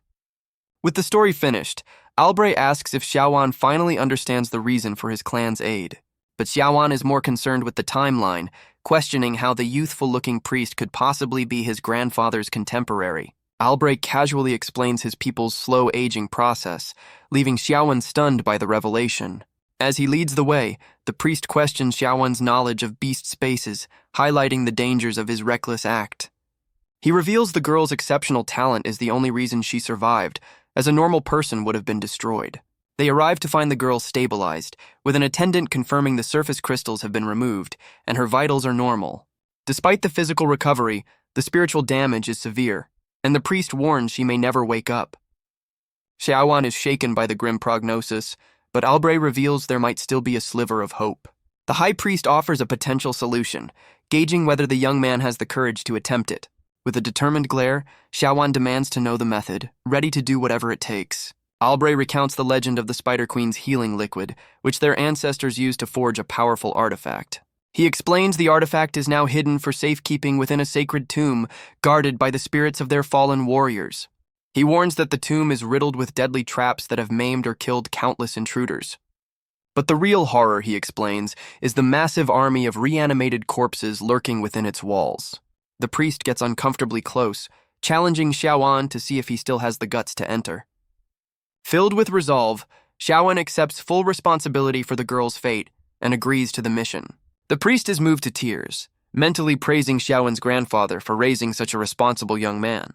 As they approach the entrance, Albray explains the tomb is over 1,000 years old, part of an ancient city. He reveals the burial ground is heavily guarded, not just to keep people out, but to keep what's inside from escaping. A stoic guard greets the high priest, who thanks him for his service and orders the door to be opened. As the massive stone door grinds open, the priest turns to Shiaan with one last piece of information. With a sly grin, Albray reveals that everything he just said about the tomb's dangers was a complete lie. Shiaan stares in disbelief as the stone door seals, realizing the priest's entire story was a setup. Before he can react, he's slammed against the door and pinned by an unseen force. Trapped and alone, he scans the vast, empty chamber for any sign of an alternate exit. He spots a glowing green object on a pedestal, suspecting it's the very artifact he was sent to retrieve. Forgetting his own advice, he grabs the item without scanning it, triggering a massive burst of white smoke. The artifact's energy violently throws him backward, completely engulfing him in the strange mist. Dazed and coughing, he clutches the device, trying to figure out what just happened. The smoke clears to reveal a sterile modern hallway, a stark contrast to the ancient tomb. A horrifying thought crosses his mind as he questions whether he's been sent back to his own time. His fears are confirmed as he spots a fallen soldier, recognizing the uniform of the enemies from his past life. The familiar scene triggers a flood of painful memories for Shiaan. He recalls running for his life up a staircase, hunted by enemy soldiers. The memory sharpens, reminding him he was the sole survivor on a mission to eliminate a commander. He stands before the final room, the very place where his past life ended. Shiaan struggles with the illusion, questioning why he's being forced to relive this trauma. Despite his confusion, an unseen force compels him to reach for the door, his present goals momentarily forgotten. He opens the door, finding the same fallen soldier from his memory waiting inside. The soldier's grotesque, undead face confirms this is a twisted recreation of his past. He finds the entire experience deeply unsettling, unable to shake the feeling that something is wrong. A mysterious voice invades his thoughts, taunting him for being unable to escape his past. The undead soldier lunges forward, wreathed in red energy, claiming to be Shiaan himself. Shiaan struggles in disbelief, unable to comprehend how his dead past is physically confronting him. The grotesque doppelganger insists they are one and the same, its mouth spewing corrupting tendrils. Pinned to the floor, Shiaan stares up at the creature as it demands he join it in death. The zombie overpowers him, his only hope a discarded pistol lying just out of reach. With a surge of defiance, Shiaan rejects the illusion, declaring it's nothing more than a memory. He stretches out his hand, his fingers closing around the grip of the nearby pistol. He cocks the weapon, but a disheartening click reveals the chamber is completely empty. Undeterred, he shoves the barrel into the creature's mouth, severing his connection to the past. He roars with newfound purpose, remembering he is now a beastmaster with friends and family to protect. He shatters the illusion with a final act of defiance, declaring he's no longer a prisoner of his past. The ghostly doppelganger dissolves into ethereal light, its hold over him finally broken. With newfound resolve, he embraces his identity as Bai Xiaowan, leaving the soldier he once was behind forever. The illusion shatters around him, the sterile hallway crumbling back into the ancient stone of the tomb. Standing alone in the vast chamber, he questions the reality of the ordeal he just endured. He clutches the glowing artifact, focusing on his mission to save the girl, the trial's purpose now secondary. The high priest suddenly appears, congratulating him on completing the test much faster than anticipated. Shiaan angrily confronts the priest for the deception, but Albray cheekily suggests a surprise is more effective. Albray explains the trial's true nature is to force a confrontation with one's own inner demons. The priest smugly asks what personal demon Shiaan had to overcome, but the young man refuses to answer. Unwilling to discuss his trauma, Shiaan shifts focus, asking about the girl's chances of survival. The priest reveals a final, cruel twist. The artifact can also cure Shiawan's corruption, but it only has a single charge. Albray presents him with an impossible choice: save his companion or save himself from a monstrous fate. Enraged by the constant manipulation, Shiaan grabs the priest, demanding to know what other secrets he's hiding. The high priest calmly insists that's the last of his secrets, his expression unreadable. With the glowing artifact in hand, the priest asks Shiaan what his final decision will be. Standing over the unconscious girl, Shiaan makes his choice without a moment's hesitation. Albray instructs him to strike her spiritual core as the artifact transforms into a sharp, needle-like instrument. The girl lies peacefully, unaware of the difficult sacrifice being made on her behalf. The high priest watches with a knowing smirk, seemingly satisfied with the outcome of his test.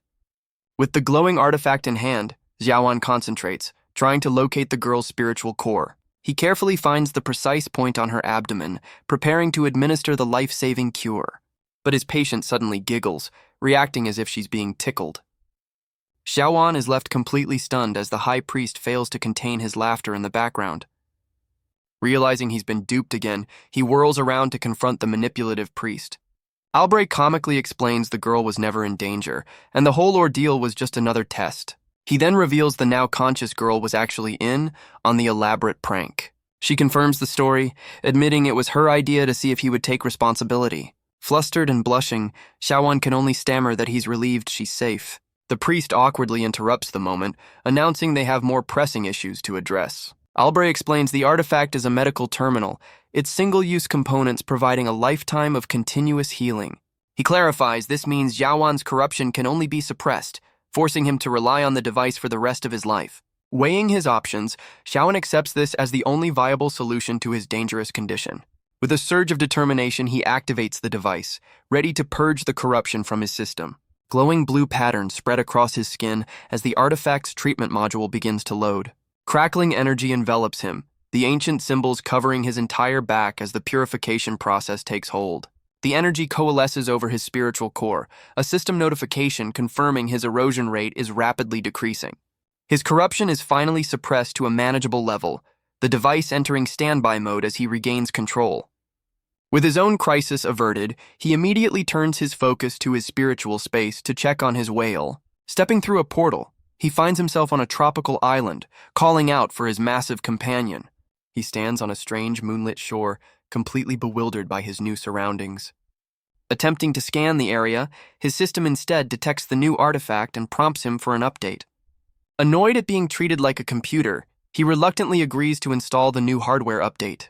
A digital grid envelops him as his system interface undergoes a complete and rapid overhaul. A notification confirms the update is complete, with a new function successfully installed.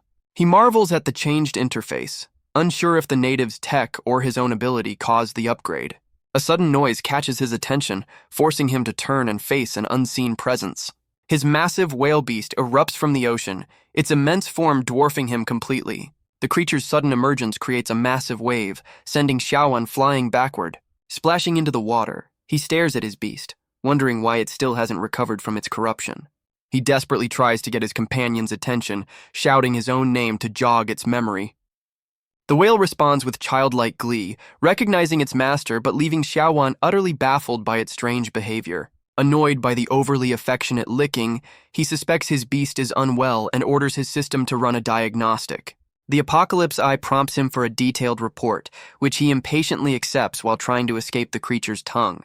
He's flooded with an overwhelming amount of data, learning his whale's mental state is the result of a flawed evolution. Shiaan realizes the artifact he received has significantly upgraded his system's analytical capabilities. Intrigued by this power boost, he immediately commands the system to display his own personal data. An incredibly detailed profile appears, revealing not just his stats but his entire life story, including his past as a time traveler. He discovers a new feature on his interface, a source erosion scale, and wonders about its purpose. The system explains this new gauge tracks his corruption, warning that if it maxes out, he'll lose control and become a monster. The system explains his corruption is a double-edged sword, boosting physical power at a spiritual cost. He realizes he can now toggle this dangerous power, using the artifact as a limited, on-demand power-up. His upgraded Apocalypse Eye now provides detailed analytics, turning his corruption from a curse into a measurable asset. Lying on his now simple-minded whale, he reflects on his chaotic journey, realizing his primary mission is still far from complete. Elsewhere, a mysterious figure performs an autopsy on the fallen priest, discovering a strange crystal at the heart of the remains. The researcher notes the crystal is unusually stable, as she prepares it for further analysis amidst a lab filled with grim specimens. Submerged in a spiritual solution, the crystal remains inert, behaving just like an ordinary spirit stone. The researcher instructs her monstrous assistant to pause its surveillance and help her with the other samples from the scene. She holds the crystal aloft, intrigued by its potential to advance her research and replace other, harder-to-find materials. As she walks off, she orders her hulking subordinate to gather all the samples from the battlefield for comprehensive testing. A sliding door reveals the white-haired researcher entering her high-tech laboratory. She analyzes the data from the crystal, baffled by a power that can compress spiritual energy so completely. The test results confirm the crystal is the pure, fragmented essence of the fallen priest's talent. Eager for more answers, she orders her monstrous assistant to bring her the remaining battlefield samples. The next sample is a sharp fragment, which she immediately identifies as a clue left by the killer. As she analyzes the new evidence, her system flashes with unexpected warnings and data streams. Her eyes widen in disbelief as the analysis reveals an incredibly rare energy signature, pure Yang spiritual power. She realizes this accidental discovery is the breakthrough she's been desperately searching for. A sinister grin spreads across her face, thrilled that Arthur's killer possesses such a unique and valuable trait. Her scientific curiosity twists into a dangerous obsession as she vows to hunt down this mysterious individual. The researcher gazes at a figure suspended in a stasis tube, promising they'll awaken soon. She turns to her monstrous assistant, ordering it to hurry up and find more clues. A wicked grin spreads across her face as she admits her intense interest in the killer. Elsewhere, a red-haired woman waits impatiently in the desert heat, leaning against her jeep. She adjusts her sunglasses, a smirk forming as she finally spots her targets approaching. On a desert road, Shiaan confronts Albray for following them, but the priest claims it's a coincidence. Shiaan angrily calls out the priest's constant lies, finding it impossible to trust the man who uses his friend as a shield. He lets out a frustrated sigh, clearly worn down by the priest's manipulative behavior. Albray tries to smooth things over, revealing he's already arranged a ride for them as a peace offering. Shiaan sees through the ruse, accusing the priest of setting this up for a free ride, which Albray shamelessly confirms. Fed up with their bickering, Gubai explodes in anger, demanding they both stop arguing. Her sudden foul-mouthed outburst leaves both Shiaan and the priest completely stunned. Realizing what she just said, Gubai's anger quickly turns to beet-red embarrassment. Mortified, she apologizes profusely, her face burning with shame. The red-haired driver scolds the two men for their childish behavior, ordering them into the vehicle. She then turns to Gubai with a grin, asking for her name while the girl stammers a reply. As they walk to the Jeep, the driver compliments Gubai's fiery outburst, comparing her to a movie heroine. Once they're driving, the driver asks their destination, but Albray's attempt to answer for Shiaan is met with a furious glare. Shiaan explains he's seeking breakthrough materials for one of his spirit beasts in Giantwood City. He then reveals his original mission was to find a rare treasure for his grandfather. The driver warns him that now is a particularly bad time to visit the gang-infested Giantwood City. She explains that while the gangs usually maintain a fragile peace, something has recently disrupted the balance. Vicious rumors circulate about mysterious killers and their brutal methods, with some blaming supernatural creatures. The gangs, however, believe a rival is making a power play, flooding the city with mercenary patrols. Gubai shivers at the grim stories, prompting Shiaan to reassure her that they're likely just rumors. Her fear unexpectedly morphs into intense excitement, making her eager to investigate the strange city. Shiaan is left completely bewildered by her sudden and enthusiastic shift in attitude. Their driver announces their arrival as the Jeep pulls into the bustling, futuristic metropolis. Stepping out of the vehicle, Shiaan is immediately struck with awe by his new surroundings. He gazes up at a colossal tree growing amidst the skyscrapers, the literal giant wood of the city's name. Shiaan is fired up for his mission, grabbing the priest and demanding they find the materials immediately. Their driver cuts the argument short, unimpressed by their bickering and demanding her payment up front. She holds out her hand expectantly, causing an awkward standoff as neither man wants to pay. The priest reluctantly pulls out a high-tech payment card, conceding defeat. Shiaan fumes as he realizes the priest has once again manipulated him into footing the bill. The driver drops them off, pointing them towards an informant bar while she pursues her own investigation. As Shiaan plans their next move, Gubai clings to him, shyly admitting she wants to join the driver's zombie hunt. Misunderstanding her intentions, Shiaan awkwardly tries to volunteer Gubai to help the driver with a series of strange hand signals. The driver smirks, easily seeing through his clumsy attempt to pawn off his companion. Playing along, she asks for help with her mission, prompting Shiaan to push the eager Gubai forward as a volunteer. Gubai enthusiastically agrees to the zombie hunt, nodding her head with comical intensity. With the girls gone, the priest declares it's boys' time, much to Shiawan's unimpressed disgust. As they approach a bar, Albray insists on chaperoning the underage Shiaan, who clearly doesn't want him there. The priest claims to be a regular, but Shiaan suspects he's just a regular who doesn't pay his tab. Albray confidently leads them to the counter, boasting that the bartender is the city's most reliable informant. He greets the nurse-themed bartender with a friendly smile, completely oblivious to the impending trouble. The bartender's friendly demeanor vanishes as she recognizes the priest, her expression turning to cold fury. She immediately calls for his massive unpaid bill, causing the priest to panic and try to stall. Desperate to change the subject, Albray tearfully introduces Shiaan as a very important guest. He presents Shiaan as a wealthy client seeking materials, while Shiaan internally curses his system's limited detection range. The bartender interrupts their conversation, informing Shiaan that someone is calling for him. She explains to the curious priest that it's just an annoying guy she met online. A quick glance at her phone reveals a series of very forward and unwanted messages from the persistent stranger. Suddenly, a new figure appears in the doorway, calling out directly to the bartender. The stranger strikes a pose, revealing a very unconventional and revealing outfit.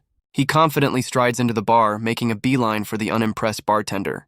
Getting uncomfortably close, he makes a series of inappropriate propositions to the woman. Shiaan sighs in exasperation, wondering if all wealthy people are this strange. Deciding he's seen enough, he powers up his arm and prepares to step in. But the priest quickly grabs his shoulder, warning him not to act rashly in this dangerous city. The bartender coldly recites the stranger's entire sordid history, proving she's done her homework. She mocks his arrogant assumption that his wealth and physique make him irresistible to everyone. With glowing eyes, she warns him that, in Giantwood City, money doesn't grant him any real power. Before he can react, she lunges forward and jabs a massive syringe into his side. A strange green liquid is injected, sealing the arrogant young master's fate. The man screams in agony as the potion ravages his body, dark cracks spreading across his skin. She casually explains she's crippled his spiritual veins, leaving him powerless on the floor. The priest reveals the bartender is the infamous Vein Killer, who despises beastmasters, but claims he gets a special pass. Their attention is suddenly drawn to a new arrival who greets the priest like an old acquaintance. The mysterious, masked figure expresses his surprise at seeing the priest return to the city. The masked man notes the priest has angered the powerful lord of Giant Wood City. A system scan identifies the man as Zhen, a renowned intelligence expert known as Sky Eye. Albrecht plays innocent, claiming he's only there for information while the staff disposes of the previous troublemaker. Zhen shifts his focus, revealing it's not the priest but Shiaan, the grandson of Lord Bai, who truly needs his help. The informant recites Xiaowen's entire history, from his prodigy status to his full name, leaving the young man stunned. He reveals the bar is merely a front for his vast intelligence network and invites the esteemed guest to talk business. Zhen correctly guesses Xiaowen is searching for a rare and precious material, not just simple breakthrough items. Xiaowen is shocked by the informant's knowledge, realizing his influence extends far beyond just this city. With the pleasantries over, Zhen asks exactly what kind of information the young master is seeking. Xiaowen specifies his need for a rare, purple-grade water element material, assuring the informant that cost is not an issue. The informant correctly deduces the material isn't for Xiaowen, but for the injured lord of Balin City. Xiaowen is stunned, demanding to know how the man could possess such highly classified information about his grandfather. Zhen calmly explains that no secret is truly safe and that he simply connected the dots. He boasts that this power of deduction is precisely why information merchants like him exist. The informant then drops another bombshell, revealing that other mysterious groups are also targeting Balin City. Unsettled, Xiaowen tries to refocus the conversation on his original mission to find the material. Albrecht impatiently slams the table, demanding to know the location of the so-called heavenly water. Zhen reveals a mercenary group carrying the item disappeared into the Windhowl Mountains 3 months prior. He warns that every subsequent search party has also vanished without a trace. As Xiaowen pulls up data on the treacherous mountains, the informant advises him not to go. Xiaowen remains resolute, thanking the informant but declaring his mission to find the heavenly water is non-negotiable. He consults his high-tech device, processing the dangerous new information about the mountains. As they turn to leave, Zhen stops them with one final ominous warning about the city's dark rumors. The informant confirms their worst fears, revealing the stories of zombies and vampires are all terrifyingly true. He offers a chilling piece of advice instead of information, urging them to be especially cautious after dark. Now deeply concerned, Xiaowen worries about the safety of Gubai and their driver out in the dangerous city. Elsewhere, the driver recounts a story from her youth about being saved by a fierce police academy student. She reveals that this old friend, now a police officer, is the one who hired her for the current mission. Gubai expresses her surprise, finding it strange that the official police would need to hire mercenaries. With a sly grin, the driver explains that some jobs require a little unofficial police-civilian cooperation. The driver arrives at a cordoned-off crime scene, greeting the officer in charge. Her police contact immediately scolds her for being precisely 3 minutes and 41 seconds late. The officer's gaze shifts to Gubai, unimpressed that the mercenary brought an unfamiliar face to the investigation. The driver's attempt at a joke falls flat as the officer demands she take the situation seriously. She reveals another victim has been found, its lifeless eyes staring blankly from the back of an ambulance. The officer admits her own department is stumped, unable to determine what attacked the victim. Just as the body is about to be moved, Gubai kneels down for a closer look, stopping the proceedings. She carefully pulls out a pair of tweezers, preparing to extract a piece of evidence. With surgical precision, she removes a human tooth embedded in the victim's neck. When questioned by the shocked officer, Gubai confirms her grim discovery without a hint of doubt. She notes the tooth is severely damaged and carries traces of spiritual energy, hinting at a connection to technology. The officer concludes the rumors are true, realizing the perpetrator isn't just a killer, but something far worse. Her grim deduction is confirmed. The attacker is a reanimated living corpse. She compares the creature to a modern Frankenstein, artificially powered by spiritual devices. Elsewhere, Albrecht's terrible sense of direction leads him and Xiaowen down a dark alley and into a trap. Shiaan calmly alerts the clueless priest to the menacing figure lurking just behind him. A skeletal warrior, powered by glowing tubes and wielding a massive sword, prepares to strike. The duo is suddenly surrounded as another undead creature appears, cutting off their escape. Albray clashes with one of the monsters, identifying them as twisted creations of the Dayan faction. A second creature, wrapped like a mummy, lunges directly at Shiaan with murderous intent. Shiaan narrowly dodges the mummy's lunge, angered by the priest's lecture during the fight. Albray explains these abominations are powered by spirit stones, artificially reanimating the deceased. The priest orders a retreat, but Shiaan bristles at being underestimated, recalling his past triumphs. Albray reveals the horrifying truth. You can't kill what's already dead, as the creatures can regenerate from any wound. The young Beastmaster is visibly shaken, realizing the true strength of their undead foes' regenerative powers. Albray cautions that fighting here would endanger the city, urging a strategic retreat to call for backup. Deciding his friends are the priority, Shiaan leaves the priest to handle the monsters and runs to find Gubai. The reanimated corpses mock their creators, questioning the spider cult's twisted methods of honoring the dead. With a grim expression, Albray unleashes his own spiritual power, preparing to get serious with the undead. Meanwhile, Shiaan sprints through the city's dark alleyways, desperate to locate his companions. His search is cut short as another reanimated figure blocks his path down the dark alley. The monstrous creature's single eye stares blankly as it prepares to unleash a strange power from its glowing maw. Shiaan is stunned by the appearance of this new, bizarre enemy. His system automatically locks onto the target, initiating a capture protocol to deal with the threat. The creature's body contorts as it activates a powerful sonic emitter, ready to attack. It unleashes a devastating sonic wave, flooding the narrow alley with overwhelming energy. Shiaan braces himself against the assault, recognizing the attack is far more powerful than any he's faced before. The relentless sonic pulses force him to his knees, his defenses crumbling under the pressure. He fights desperately to stay awake, his consciousness fading from the intense sonic bombardment.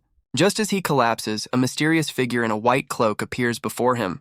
A strange, white-haired figure with a stitched mouth appears in Shiawan's fading vision. Meanwhile, the officer and driver question Gubai's surprising forensic skills as they drive. Their conversation is cut short when the driver spots a mysterious object plummeting towards them from the sky. A figure slams onto their windshield with enough force to shatter the glass and stop the car. More cloaked figures descend from above, landing on the roofs of the other police vehicles in the convoy. The car screeches to a halt, pinned in place by the mysterious assailant on its hood. The driver and officer are shocked to see the attacker is none other than the priest, Albray. With tears in his eyes, Albray explains he's holding down their only lead and can't let it escape. Pinned beneath him is the very same reanimated monster that attacked Shiaan in the alley. Albray then asks the officer to borrow their old police router, claiming he can extract clues from the creature. Albray notes the creature's creators cleverly used an old hackable interface to power it. The officer asks what he's searching for, and he explains he's trying to pinpoint the enemy's hideout from its memory. The driver arrives, demanding answers about Shiawan's whereabouts while Gubai stares in shock at the monster. The officer is stunned to discover the hideout's location is in the deserted and dangerous Howl Mountains. With a grave expression, Albray delivers the grim news. Shiaan has been captured by the enemy. Both the driver and Gubai are left speechless, their faces a mask of horror and disbelief. Meanwhile, in a dark room, Shiaan hangs unconscious, shackled to a cold stone wall. A faint buzzing sound comes from his bag, his phone vibrating with an incoming call. The sound jolts him awake, his eyes snapping open with a furious and disoriented glare. Confused by his surroundings, he realizes the buzzing is his phone and suspects Gubai is trying to reach him. A system notification confirms his anti-spiritual handcuffs are unbreakable by normal means. With a confident smirk, he decides that if spiritual power fails, brute force will have to do. He orders his system to unleash his corruption, ignoring the dire warnings about the risks involved. His erosion rate skyrockets as red tendrils of power erupt across his skin. Unleashing his frenzied power, he shatters his restraints and the wall behind him in a single explosive burst. He grins, finding this dangerous power-up to be surprisingly effective for the price. Now free, he reaches for his phone to reassure his worried friends. But his enhanced strength proves too much as he accidentally crushes the device in his hand. Miles away, Gubai panics when her call fails, screaming his name in desperation. He realizes his mistake too late, as a system warning gives him 5 seconds before he loses all control. With seconds to spare, He commands his system to activate the suppression function, forcing the corruption back. Now in control, he surveys the vast chamber, deducing it was once a quarry or a mine. His mind races with the possibility that this could be a valuable spirit stone mine. He feels the faint energy of spirit veins in the wall, planning to detonate them to create an escape route. Before he can act, the wall in front of him begins to crack and tremble on its own. A sudden, violent explosion sends him flying backward across the chamber. Dazed amidst the rubble, he wonders what happened, as he hadn't even used his power yet. A mysterious pink-haired girl peers through the dust, finding his appearance strangely familiar.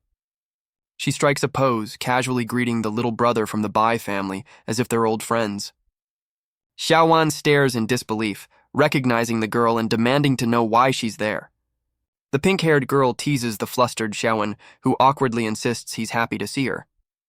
She cuts their reunion short, pointing out the hulking, stitched-up guests that have arrived. A trio of grotesque, reanimated figures in overalls emerges from the shadows, ready for a fight.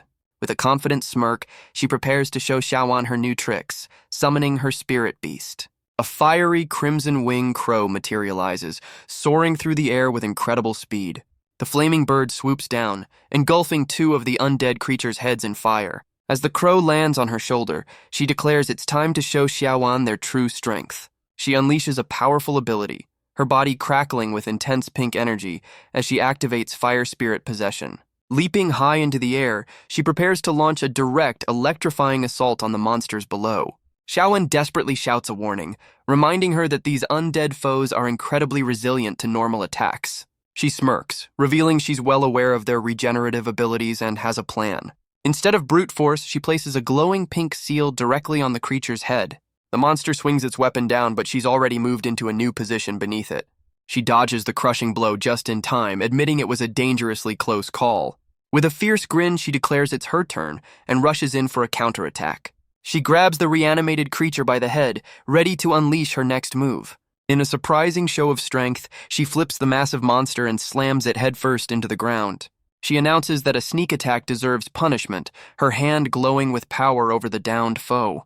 The seal on the creature's head glows intensely, counting down to an unknown effect. With two opponents neutralized, she turns her steely gaze towards the final remaining monster. The final monster brings its crude weapon down in a desperate overhead strike. Unimpressed, she scoffs at its predictable attack, her body crackling with pink energy. She effortlessly intercepts the blow, her power clashing with the undead creature's brute force. With a sly grin, she grabs its leg and sends the hulking beast flying over her shoulder. Another glowing seal appears on its chest, this one designed to disable its functions. She gracefully backflips away, leaving all three monsters temporarily incapacitated on the ground. Turning to Xiaoan, she cryptically advises him to pay close attention to the grand finale. With a snap of her fingers, she commands her crimson winged crow to finish the job. The fiery beast unleashes a volley of blazing projectiles, striking all three downed enemies with perfect accuracy. The flaming attacks embed themselves in the monsters, engulfing them in an inferno of spiritual fire. Xiaoan watches in disbelief, completely baffled by her unique and powerful technique. His system reveals her attack ignites the enemies from within, a single devastating burst that bypasses their regeneration. He quickly deduces her strategy, much to her surprise, as she reveals she's been trapped here for 3 long months. She recounts her unfortunate capture, explaining she was ambushed and woke up in this strange underground maze. When asked about her survival, she proudly reveals a massive stash of energy bars, leaving Xiaoan to ponder her hygiene. He asks for an escape route, but she admits the place is a confusing maze she hasn't been able to solve. She explains her plan was to simply smash through walls until she found an exit, which is how she stumbled upon him. Ready to move on, she points the way, but Xiaoan questions why she's ignoring the other potential exits. She warns him that the other door leads to more monsters, forcing him to reluctantly follow her lead. As they walk, she asks for his story, and he confirms he was also captured after a surprise attack by one of the undead. The entire cavern suddenly trembles, catching both Xiaoan and his companion completely off guard. Their path is suddenly sealed by a massive stone wall, leaving the pink-haired girl fuming at the ever-changing maze. Unfazed, Xiaoan activates his Apocalypse Eye, commanding it to scan the area for a structural layout. The system reveals they're inside an old quarry, its complex mine tunnels forming a natural labyrinth. It further explains the quarry was modified into a modular facility, with sections that periodically shift and rearrange. Xiaoan deduces the earthquake was the maze reconfiguring, realizing they must find the pattern to escape. His companion, however, opts for a more direct approach, deciding to simply drill through the new obstacle. She summons a massive drill of pure crimson energy, ignoring Xiaoan's plea for caution. With a defiant roar, she declares that no lousy maze is going to stand in her way. After blasting a new path, she calls for him to follow, leaving Xiaoan to sigh at her effective, if reckless, strategy. A powerful blast of white energy shatters a reinforced door, carving a new path forward. The pink-haired girl celebrates her destructive handiwork while Xiaoan looks on, less than thrilled. They find themselves in a sterile corridor, realizing they've stumbled into a laboratory section of the facility. Peering through a window, Xiaoan's eyes widen in horror at an unexpected discovery. His system identifies a massive army of Type 8 undead soldiers, all suspended in hibernation. He grimly contemplates the enemy's terrifying plan, realizing the true scale of their operation. His companion spots a unique door, suggesting they investigate what lies behind it. The door slides open on its own, leaving the girl to deny any involvement as Xiaoan grows more suspicious. Inside, they discover a mysterious horned figure floating within a massive glowing stasis tube. Xiaoan stares in complete shock, his mind reeling from the unbelievable sight before him. His system identifies the creature as a horrifying fusion of multiple beasts, possessing an array of powerful talents. Xiaoan is stunned by its potential, realizing this monster is the result of twisted and cruel experimentation. He clenches his fist, a mix of shock and anger brewing within him. A sudden noise alerts the pair, forcing them to turn and face a new, unseen threat. The white-haired researcher appears above them, welcoming her two new materials with a chilling smile. She congratulates them on passing her maze test, revealing her true goal is to find one with a pure yang body. While his companion is creeped out by her telepathic speech, Xiaoan is more concerned with her mysterious objective. The researcher declares the winner will be absorbed by her creation, which she then unleashes from its tube. The stasis chamber explodes in a blinding flash of energy, freeing the monstrous beast. Without a moment's hesitation, the newly released creature lunges forward to attack. Xiaoan is stunned by the creature's blinding speed as it closes in. He reacts instantly, intercepting the monster's strike with a burst of his own spiritual energy. Realizing he needs backup, he summons his powerful whale beast to join the fight. The massive whale slams into the creature, hoping to crush it with sheer force. But the monster dodges with surprising agility, forcing Xiaoan and his beast to regroup. He narrows his eyes, sensing something is off about the creature's erratic movements.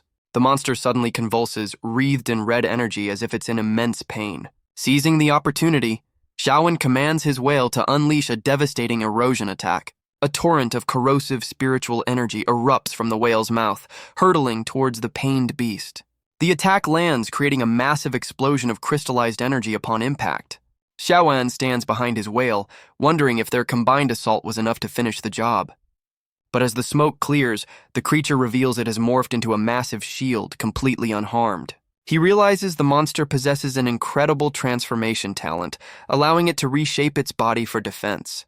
The creature lets out a guttural cry, its shield retracting as it prepares for a swift counterattack. Its arm contorts and extends, morphing into a grotesque tendril-like weapon. With its new appendage, the monster lunges forward, aiming to skewer its opponents. Unimpressed, the pink-haired girl declares she's done holding back, her fist glowing with immense power. She rushes in to meet the attack head-on, ready to clash with the monstrous beast. Xiaoan desperately tries to warn her, shouting that the creature can change its form at will. His warning comes too late as the monster's arm liquefies, its tendrils ensnaring her fist mid-punch. The pink-haired girl stares in shock, completely baffled by the creature's bizarre liquid form. She struggles in disgust as the grotesque, shadowy tendrils completely envelop her. Xiaoan orders his whale to use a spatial attack, desperate to free his trapped companion. The whale unleashes a powerful crescent wave, cleanly severing the liquid appendage and freeing the girl. He pulls her to safety, chiding her reckless tactics as she complains about the monster's unknown talents. Xiaoan is stunned to find the severed tendril is still alive and writhing in his hand. They watch the twitching remains on the floor, realizing this foe's abilities are far too difficult to handle head-on. A sudden thought strikes Xiaoan as he pieces together the monster's strange behavior. He realizes the creature is in immense pain, prompting him to devise a radical new strategy. Concluding that brute force is useless, he decides their only option is to try and communicate with the pained beast. He warns his companion to stay back, preparing to face the monster alone. Shiaan even commands his massive whale beast not to make a move. The creature lunges forward, but Shiaan meets its charge head-on. He activates his rampage mode, boosting his reaction speed as a countdown timer appears. Instead of a full defense, he uses a precise energy block to parry the monster's blow with minimal effort. Watching from above, the researcher scoffs at his sudden shift to a defensive strategy. She realizes Shiaan isn't the pure yang body she's seeking, questioning why her undead minions identified him as such. The researcher then dismisses the pink-haired girl as well, wondering if her initial data was flawed. The monster roars in frustration, winding up for another powerful assault. Shiaan calmly erects a complex shield, confirming his suspicion that the beast's attacks are brutally simple. He reveals his enhanced reaction speed isn't for defense, but for finding the perfect opening. With a confident smirk, he prepares to strike the moment the beast reveals its flaws during an attack. Seeing his chance, he lunges forward, reaching for the monster's head. He places his hand on the creature, activating a strange ability that connects their minds. Shiaan is suddenly transported into a swirling red vortex, the monster's tormented spiritual space. His spiritual form gazes around the chaotic landscape, trying to comprehend the bizarre scene. He discovers the source of the pain, a different beast's consciousness, crucified and forcibly implanted into the monster's core. Reaching out, he attempts to calm the tortured spirit, assuring it he's not an enemy. He offers the suffering creature a pact, promising to help shoulder its unbearable agony. After a moment of hesitation, the tormented spirit accepts his offer, willing to do anything to end its pain. Back in reality, Shiaan deactivates his rampage mode, his hand still glowing on the now docile monster. The researcher watches in fury, demanding to know why her creation has suddenly stopped fighting. He enters a meditative state, channeling his spiritual energy to forge a deep and unbreakable connection. Within a glowing ritual circle, he formally proposes a pact to share the creature's fate and suffering. The tortured spirit's thorny bonds begin to shatter, its long imprisonment finally coming to an end. Now completely free, the spirit kneels amidst the wreckage of its spiritual prison. Shiawan's spiritual form reaches out, offering comfort to the newly liberated consciousness. He extends a hand in friendship, formally introducing himself to his powerful new ally. In the physical world, the monster's body cracks with a new, vibrant energy, signaling a profound change. Shiaan smirks triumphantly as both his companion and the enemy researcher stare in utter disbelief. The monster erupts with teal energy, its body shifting into a sleek humanoid form. A system scan reveals its new identity: Moon Monkey, a synthetic beast born from twisted experiments. The data stream continues, listing a formidable array of powerful blue-grade skills. Shiaan is stunned to discover his new ally possesses the skills of 7 different elemental attributes. The enraged researcher laments losing her greatest creation, which she intended to bond with herself. Deciding to cut her losses, she prepares to destroy her failed experiment with the help of her monstrous assistant. Shiaan smirks defiantly, making it clear he won't let her lay a hand on his new companion. At its master's command, the hulking assistant charges forward to eliminate the Moon Monkey. The Moon Monkey's eyes glow with power as it unleashes its own transformation ability. With incredible ease, the newly empowered beast catches the assistant's massive fist, stopping its attack cold. Just as Shiaan prepares to order his whale to attack, he's abruptly told to stand down. The Moon Monkey insists on handling this alone, declaring this fight is a personal matter. It reveals its tragic past, explaining its clan of peaceful monkeys was captured by the researcher. A grim flashback shows the researcher is responsible for the suffering of its entire clan for her experiments. Fueled by rage, the Moon Monkey vows to use its new power to avenge its fallen kin. It shatters the assistant's arm with a single blow, promising to destroy any obstacle in its path. With a powerful kick, the Moon Monkey sends the hulking assistant flying across the room. The assistant slams into a wall with devastating force, defeated in an instant. Standing over its fallen foe, the Moon Monkey crackles with power, ready to face its true enemy. The researcher smirks, revealing her true identity as the 5th priest of the Spider Queen sect. His companion spots a new threat, forcing Shiaan to look up at the ceiling in grim recognition. The undead soldiers from the warehouse begin dropping down, their numbers far greater than before. They're quickly surrounded by a massive horde, their escape routes completely cut off. The Moon Monkey leaps into the fray, unleashing a powerful wave of energy to clear a path. Its attack blasts through the crowd, but Shiaan warns that brute force won't keep these enemies down. He asks his companion to use her sealing technique, but she's too low on spiritual power to handle the entire army. Realizing their options are limited, Shiaan decides to unleash a dangerous power of his own. He activates his rampage mode, red energy surging through him as a countdown timer appears. With glowing red eyes, he commands his whale to combine its speed with a powerful incantation. Wreathed in crimson energy, the massive beast rockets through the horde at blinding speed. The supercharged whale carves a destructive path through the undead horde, sending bodies flying. A strange incantation overwhelms the reanimated soldiers, their bodies convulsing with corrupting red energy. With a single command, Shiaan unleashes the full force of his attack, determined to wipe them all out. Corrosive tendrils of energy erupt from the ground, completely consuming the entire undead army. The researcher stares in disbelief, utterly stunned that her powerful creations were defeated in a single instant. Shiaan smirks, revealing his plan was to use his beast's corrupting power to neutralize their spiritual energy source. With the grunts defeated, the moon monkey leaps in to finish the job, aiming a decisive blow at the researcher's assistant. The attack lands true, piercing the hulking assistant's chest as its master watches in shock. But the moon monkey's victory is cut short as it stares in confusion at its opponent's chest. The assistant reveals its own transformation, a massive cannon emerging from its shoulder to counterattack at point-blank range. A powerful energy blast erupts from the cannon, sending the moon monkey flying backward. Seeing his new ally in danger, Shiaan commands his whale to intercept the airborne beast. The massive whale swoops in, successfully catching the moon monkey and saving it from the impact. The researcher sits calmly on her assistant's shoulder, stating that failed experiments must be destroyed. With a chilling smile, she announces that her real destruction program is about to begin. The entire cavern begins to tremble as the researcher starts to alter the very terrain around them. Elsewhere, the rescue party's jeep finally arrives at the entrance to the treacherous mountain base. The driver, Gubai, and Albray stare in shock as the landscape ahead begins to violently shift. Massive high-tech pillars burst from the ground, trapping their vehicle in the transforming environment. Back inside, the floor beneath Shiaan gives way, sending him plummeting down a dark shaft. The pink-haired girl lands gracefully, realizing the researcher has moved their entire section of the maze outside. Shiaan looks around in confusion at the massive pillars, spotting his friend's jeep trapped in the distance. The red jeep is pinned between the shifting structures, cutting off any chance of escape.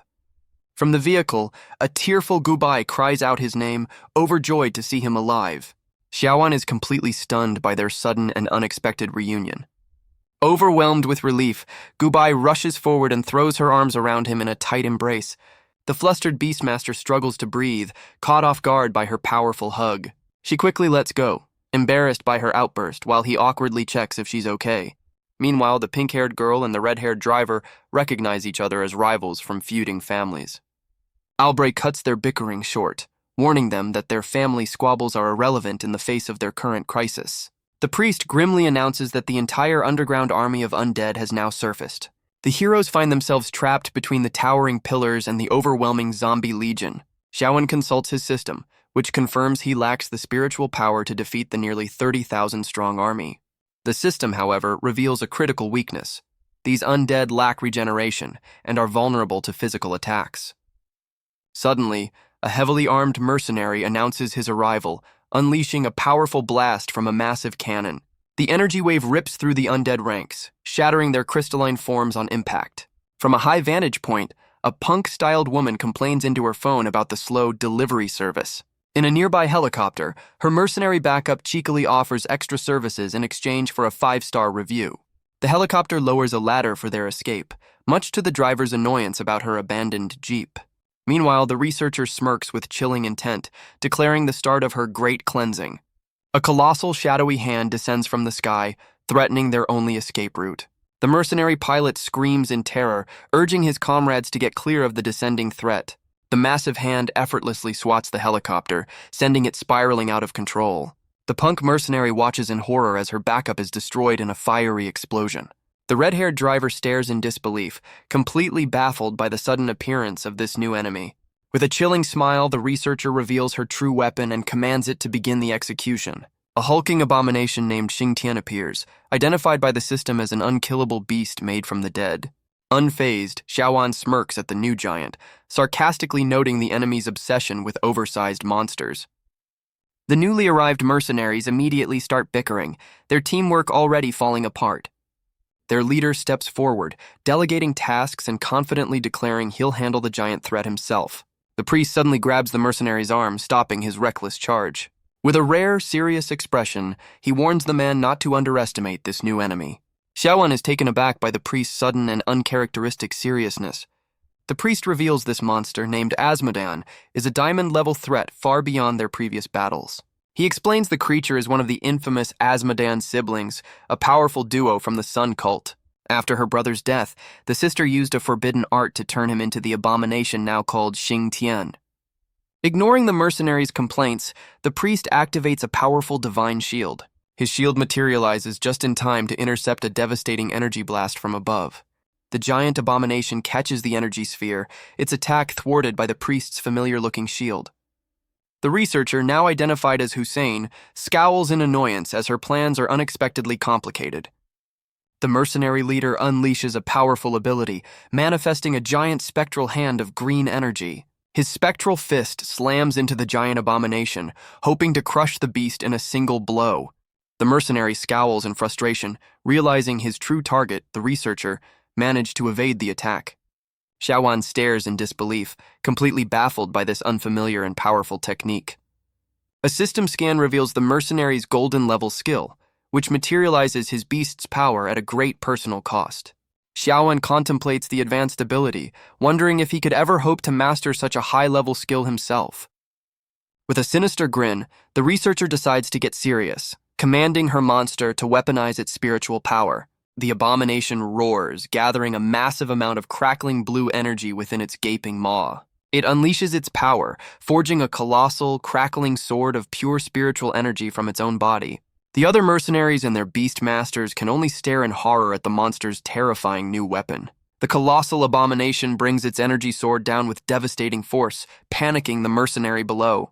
Unwilling to back down, the mercenary summons another massive spectral hand to meet the attack head-on. He struggles under the immense pressure, grimly acknowledging the twisted power of a beast made from humans. With a confident sneer, he reveals his true identity as the Grand Priest of the Spider Queen sect. He unleashes his full power, manifesting a barrage of spectral hands to overwhelm the giant's blade. The enemy researcher stares in disbelief, completely stunned by his unexpected display of power. The combined force of his attack shatters the energy sword, sending the giant stumbling backward. With the giant temporarily handled, the mercenary priest turns his menacing gaze towards Shiaan. He lunges at the young beast master, but Xiaowen's whale beast dives in to intercept the surprise attack. The two powers collide in a brilliant flash of energy, the mercenary priest clashing directly with the protective whale beast. Xiaowen's whale beast unleashes a devastating pincer attack with two massive energy blades. The mercenary's own beast is caught in the assault, roaring as it's overwhelmed by the power. Undeterred, the mercenary priest channels a new power, his body crackling with green spiritual energy. He unleashes a binding beam of light from above, striking the colossal abomination. With the giant restrained, he dives in for a final decisive blow, his hand glowing with immense force. The powerful strike connects, sending a shockwave through the giant's massive form. The girls watch in stunned silence, realizing they're witnessing a battle between true diamond-level experts. The giant abomination crumbles under the assault, its body dissolving into dust and smoke. The mercenary priest stands solemnly amidst the fading remains, offering a final, quiet farewell. With the immediate threat gone, Shiaan cautiously wonders if their long fight has finally come to an end. But the battle isn't over, as the researcher emerges from the dust, lamenting this fated reunion. The mercenary priest nervously grips his weapon, his stitched face betraying his anxiety. He raises his blade to block her path, ordering his former comrade Celine to stand down. With a grim expression, the priest insists he doesn't want to harm his own people. Celine sneers at his words, mocking his sudden claim of kinship after his betrayal. Her eyes burn with hatred as she calls him a traitor, reminding him of his role in her brother's fate. Resigned to the conflict, the priest unleashes his own spiritual power, preparing to fight. Celine's fury intensifies, accusing him of abandoning their people when he joined the Moonshadow tribe. She vows to avenge her brother, summoning a colossal spectral beast to destroy her foe. Meanwhile, Xiaowen is still reeling from the giant's defeat, demanding his system explain the impossible sight. The system reveals Celine's terrifying talent, an undead space that can reanimate anyone she kills. Shiaan quickly connects the dots, realizing her power is the source of the entire undead legion. He grimly accepts they're in a war of attrition, knowing they must find a way to counter her endless army. Just as he feared, the shattered remains of the undead army begin to reform all around them. The mercenaries grow desperate as the sniper warns their leader of their grim, inevitable fate. Their leader's gaze shifts to the colossal spectral beast, suspecting it's the key to this nightmare. A plan forms in her mind as she orders her partner to take out the woman controlling the chaos. The sniper locks onto Celine, who smirks defiantly, completely aware she's the target. With the order given, the sniper unleashes a powerful, high-velocity energy round straight at the researcher. But Celine effortlessly conjures a spiritual shield, stopping the deadly projectile with a single hand. Celine scoffs at their survival, ordering her beast to eliminate the mercenary priest first. The colossal spectral beast gathers a massive sphere of energy, preparing to unleash a devastating attack. The punk mercenary shouts in frustration as her partner's second attempt to snipe the researcher fails. A powerful beam of teal energy erupts from the monster, hurtling towards the priest. But the blast is stopped cold by a massive, glowing energy shield that materializes out of nowhere. Celine's confident smirk falters, a flicker of surprise crossing her face as she recognizes the technique. The mercenary priest stands unharmed behind the barrier, saved by an unseen ally. A mysterious armored figure stands before him, having taken the full force of the attack. The other mercenaries stare in confusion, wondering who this new powerful figure could be. They suddenly recognize the voice and silhouette, realizing the armored hero is none other than Shiaan. Enraged, Celine commands her monstrous creation to destroy the heroes once and for all. The colossal beast raises its foot, intending to stomp the armored hero into the ground. Unfazed, Shiaan stands his ground, crackling with energy and ready to meet the challenge. The mercenaries watch in awe, questioning how Shiaan moved so fast to intercept the giant. His new form is revealed to be a temporary fusion with his whale beast, granting him immense power. The mercenary priest correctly deduces that this combination is the source of his incredible super speed. Realizing the giant is immortal, Shiaan changes tactics and blitzes towards Celine instead. He prepares to land a decisive blow, aiming to end the fight by taking out the master. But Celine just smirks, unleashing her own powerful manifestation ability to counter him. Shiaan is stunned as she summons a spectral warrior, revealing she also possesses a rare gold-level skill. Shiaan finds himself completely immobilized by Celine's spectral energy. The researcher is surprised, incorrectly identifying his fusion as a simple possession talent. She analyzes his power further, dismissing the basic ability as useless and suspecting something more. With a chilling grin, she decides he's a worthy specimen for her twisted research. Celine declares her intent to end him and dissect his corpse to uncover his secrets. Her spectral warrior brings its massive energy blade down on the helpless hero. Simultaneously, the colossal undead giant attempts to crush him underfoot. Shiaan survives the blow, noting his fused form's durability while struggling to master his new powers. A mysterious voice suddenly offers him help, leaving the armored hero looking around in confusion. The voice is revealed to be his own whale beast, now able to communicate with him telepathically. The whale beast explains their fusion has granted it temporary clarity, but reminds Shiaan they face a diamond-level foe. It points out their silver-level status is a problem, but hints that their combined power is far greater than it seems. The beast reveals their fusion has merged their very origins, creating a massive surge of power. Shiaan quickly understands this means their combined power level has skyrocketed, which his beast confirms. The whale explains he can now access gold and diamond level skills, prompting Shiaan to test a legendary technique. He focuses his energy, attempting a diamond level skill his grandfather once described to him. A brilliant blade of pure spiritual energy materializes in his hand, proving their power-up is real. The mercenary priest stares in disbelief, shocked to see a silver-level user wielding such an advanced ability. Crackling with untamed energy, Shiaan's new form makes the priest question if he's secretly a diamond-level master. Feeling rusty with this new power, Shiaan commands his system to analyze his current state and provide a full report. The system confirms his fusion has temporarily boosted him to a diamond peak level, granting him access to his whale's full arsenal.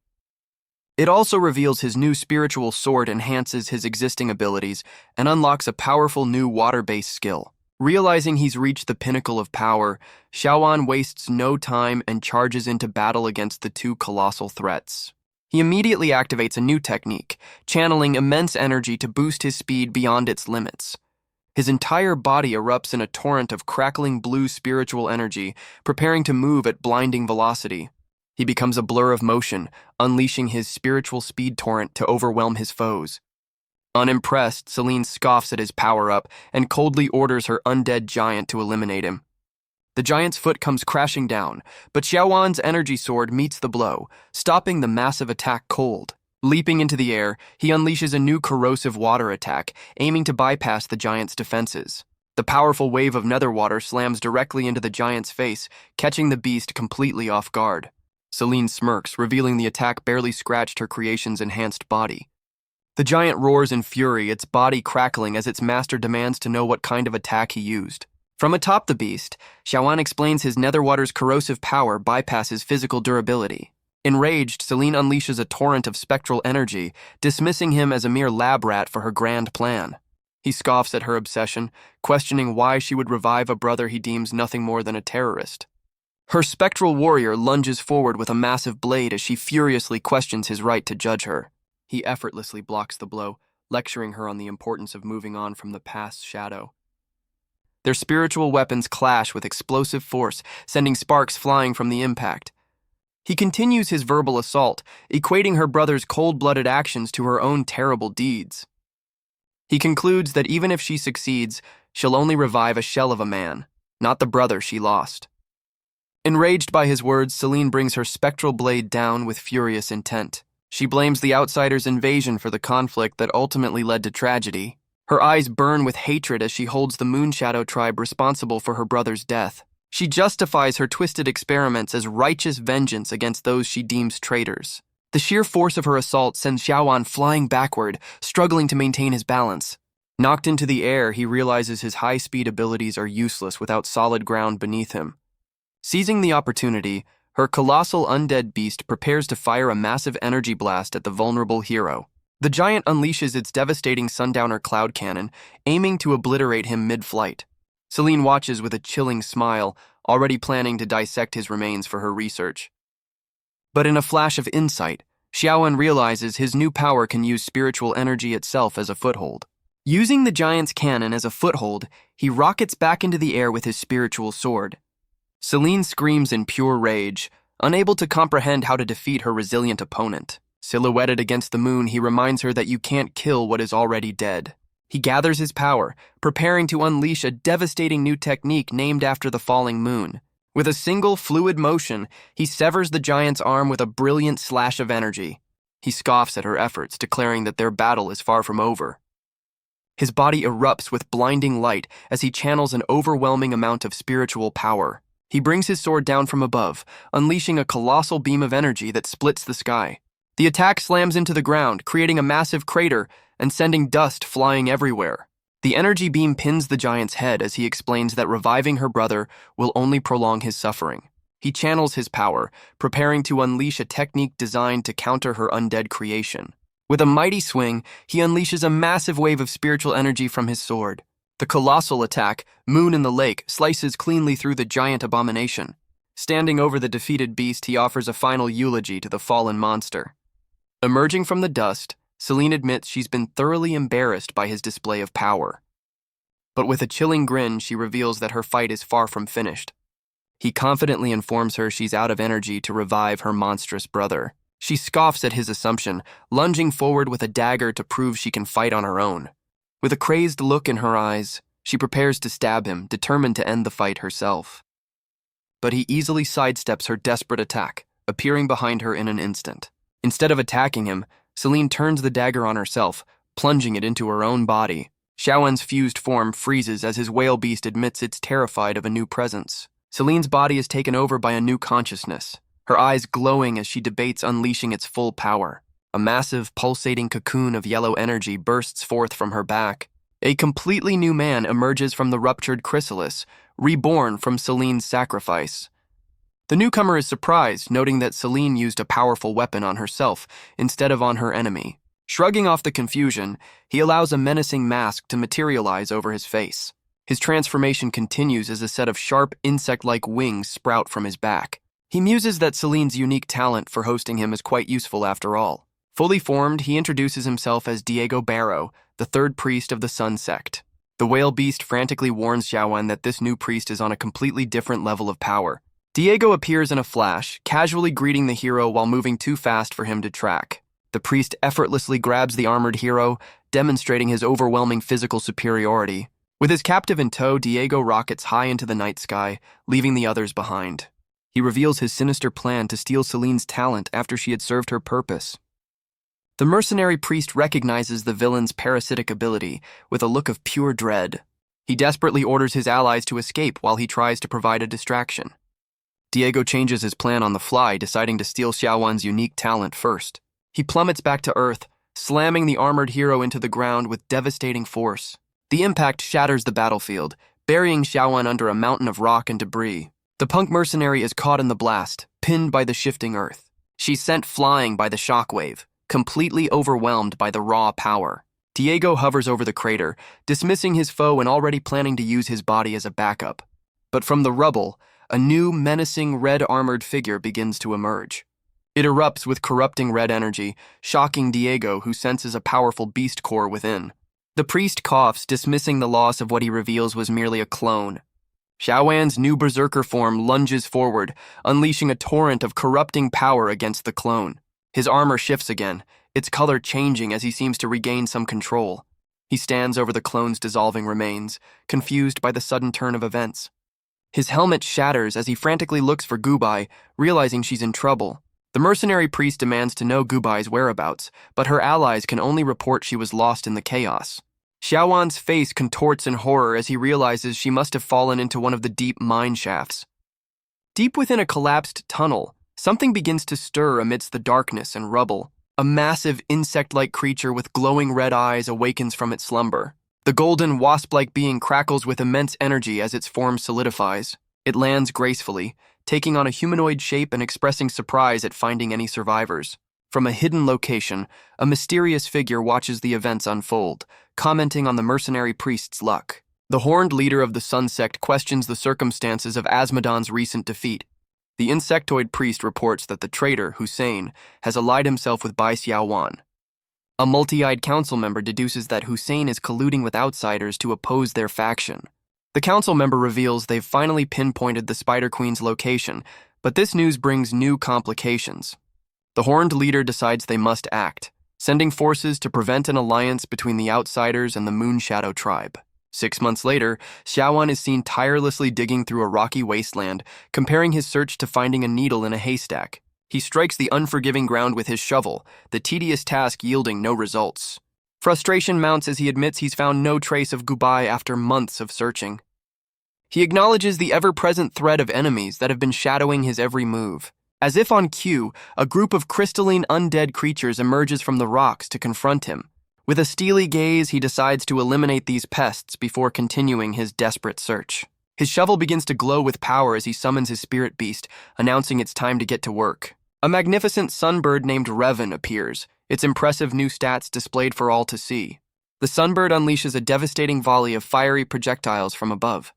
Its attack effortlessly pierces the crystalline undead, wiping them out in an instant. A humanoid spirit form of the sunbird appears, questioning its master's very human emotions. The spirit notes that Shiawan's half-year obsession with finding someone is completely out of character. Shiaan admits his search was once emotional, but now claims his motives are purely rational. He explains that Gubai's rare talent is an invaluable support, crucial to his past successes. Without her, he reveals his own progress has slowed, only reaching Silver Peak in the last 6 months. The Sunbird spirit sarcastically urges him to find this tool quickly, so it can get more spirit stones. Xiaowan's expression hardens as he firmly corrects his beast, insisting Gubai is not a tool. Deciding to end the search for the day, he turns towards a glowing cavern entrance. He stands amidst the ruins of the Howling Mountains mine, his lonely camp a small speck in the vast wasteland. A familiar voice calls his name, but the face he sees is not the one he expects. A man in a pristine suit steps out of a luxury car, casually greeting him in the middle of nowhere. Shiaan stares in disbelief, demanding to know the identity of this mysterious stranger. The man reveals a shocking truth, showing he is a rejuvenated version of Shiawan's own grandfather. Still reeling, Shiaan questions the impossible transformation and points out his grandfather's newly restored hand. His grandfather credits the spiritual heavenly water and a rare fruit for his miraculous recovery. He theorizes the water awakened his family's latent power, reversing the effects of aging. He admits his recovery is only skin deep, as his spiritual power is still sealed away. With a grim expression, he delivers urgent news. Their home city has fallen under enemy control. He explains that the city's major families have been captured and the entire area is on lockdown, but reassures Shiaan his parents are safe. Shiaan clenches his fist in frustration, his grandfather lamenting their escape while others remain trapped. He slams his shovel into the dirt, channeling his anger into a silent vow. His grandfather tries to reason with him, acknowledging Gubai's importance while hinting at the bigger picture. Shiaan firmly declares he will return to the city to investigate, insisting he's no longer a child. The old man stares with a mix of surprise and pride, recognizing his grandson's newfound resolve. His serious expression softens into a wry smile, accepting that Shiaan has truly grown up. He admits his own influence has waned, lacking the connections or funds to offer much help. With a final, stern look, he gives Shiaan a simple but heartfelt warning to be careful. As he drives away, he leaves Shiaan with the heavy burden of their families and the city's future. Shiaan makes a dramatic entrance, dropping into the city's underbelly with a surge of energy. He walks through the grimy tunnels, reflecting on how much has changed in the year he's been away. He finds the city's sewer system surprisingly dilapidated, a sign that things are not as they should be. His senses alert him to a disheveled man, a rare sight in what was once a prosperous city. The man's terrified reaction strikes him as odd, raising his suspicions about the city's current state. He recalls the city's past prosperity, knowing the government would never have allowed such poverty. Climbing towards the surface, he deduces the new occupying force is behind the city's decline. He emerges from a manhole into a familiar yet strange downtown alley, spotting his own wanted poster.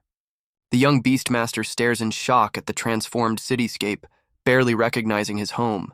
He notes the eerily empty streets, realizing Whitescale City is becoming a completely different and more dangerous place.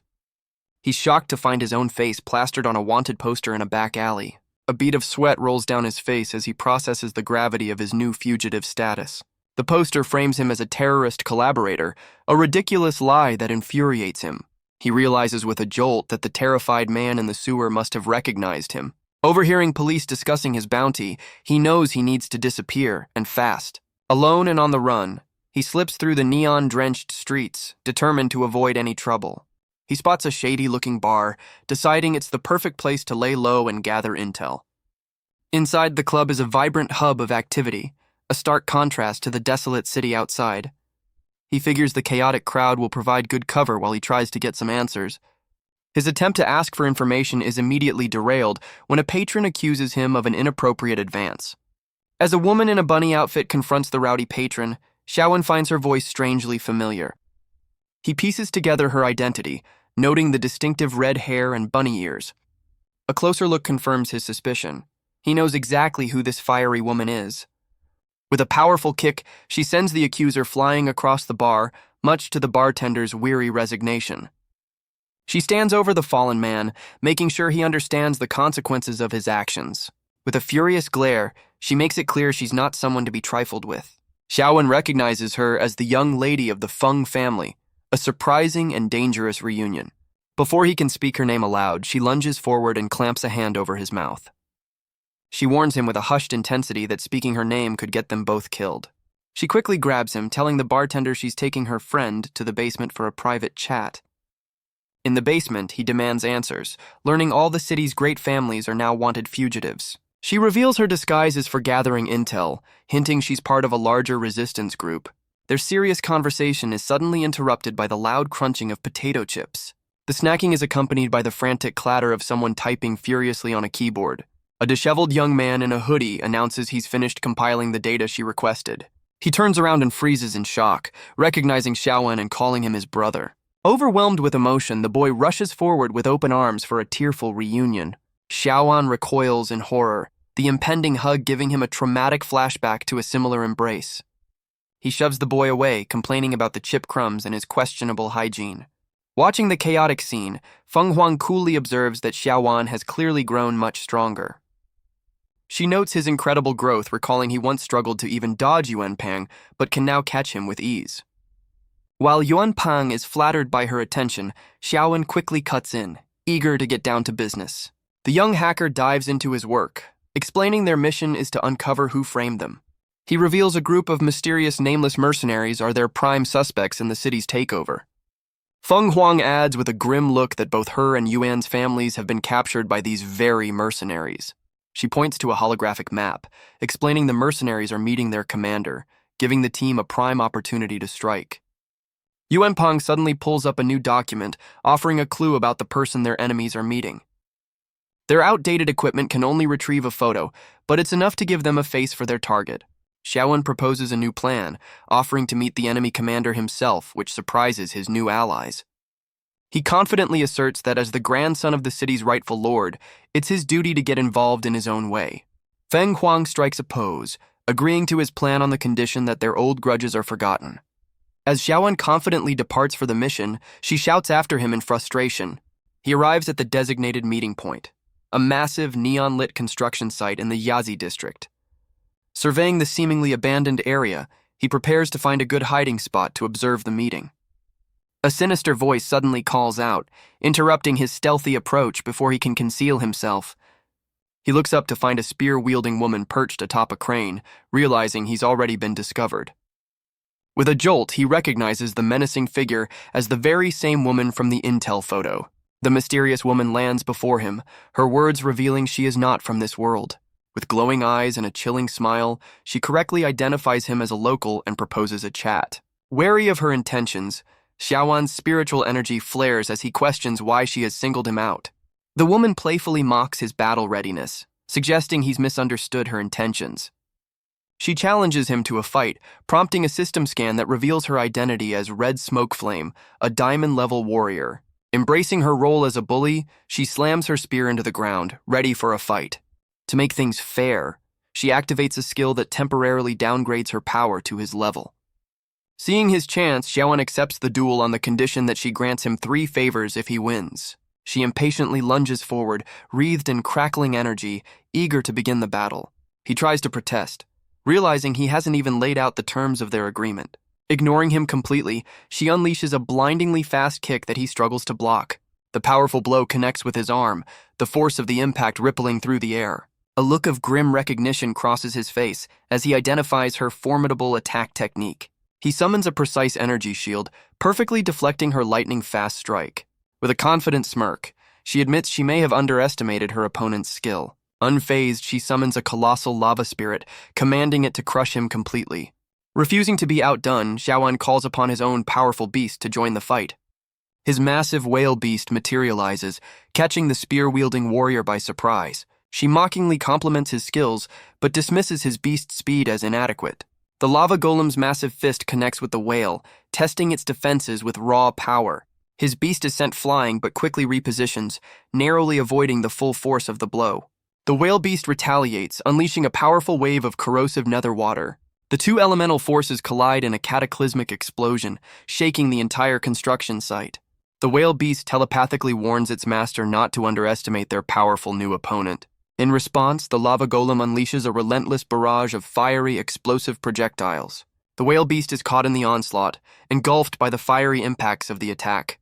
The spear-wielding warrior smirks, finding Shiawan's protective actions a rare and curious sight. Shiaan rushes to his companion's side to check on its condition, but the beast seems unfazed. She notes that masters from her realm rarely shield their beasts, realizing Shiawan's bond is unusually strong. The warrior reflects that few dare to accept her challenges, and even fewer are worthy opponents. Standing amidst the smoke, she admits that fighters of his caliber are a rarity even in her world. Shiawan's expression hardens, knowing he must unleash his full strength to stand a chance against this martial arts fanatic. With a battle-crazed grin, she commands her golem to attack again, demanding he fight with everything he has. At his master's command, the whale beast surges with teal energy, preparing to unleash a secret technique. It becomes a blur of motion, overwhelming the lava golem with its devastating spiritual speed torrent. The warrior stares in disbelief, demanding to know what kind of advanced skill he just used against her. Looking to the sky, she recognizes the maneuver as a legendary high-level move known as Moonlight Return. His whale beast confirms her suspicion, executing the powerful Moonlight Return with blinding speed.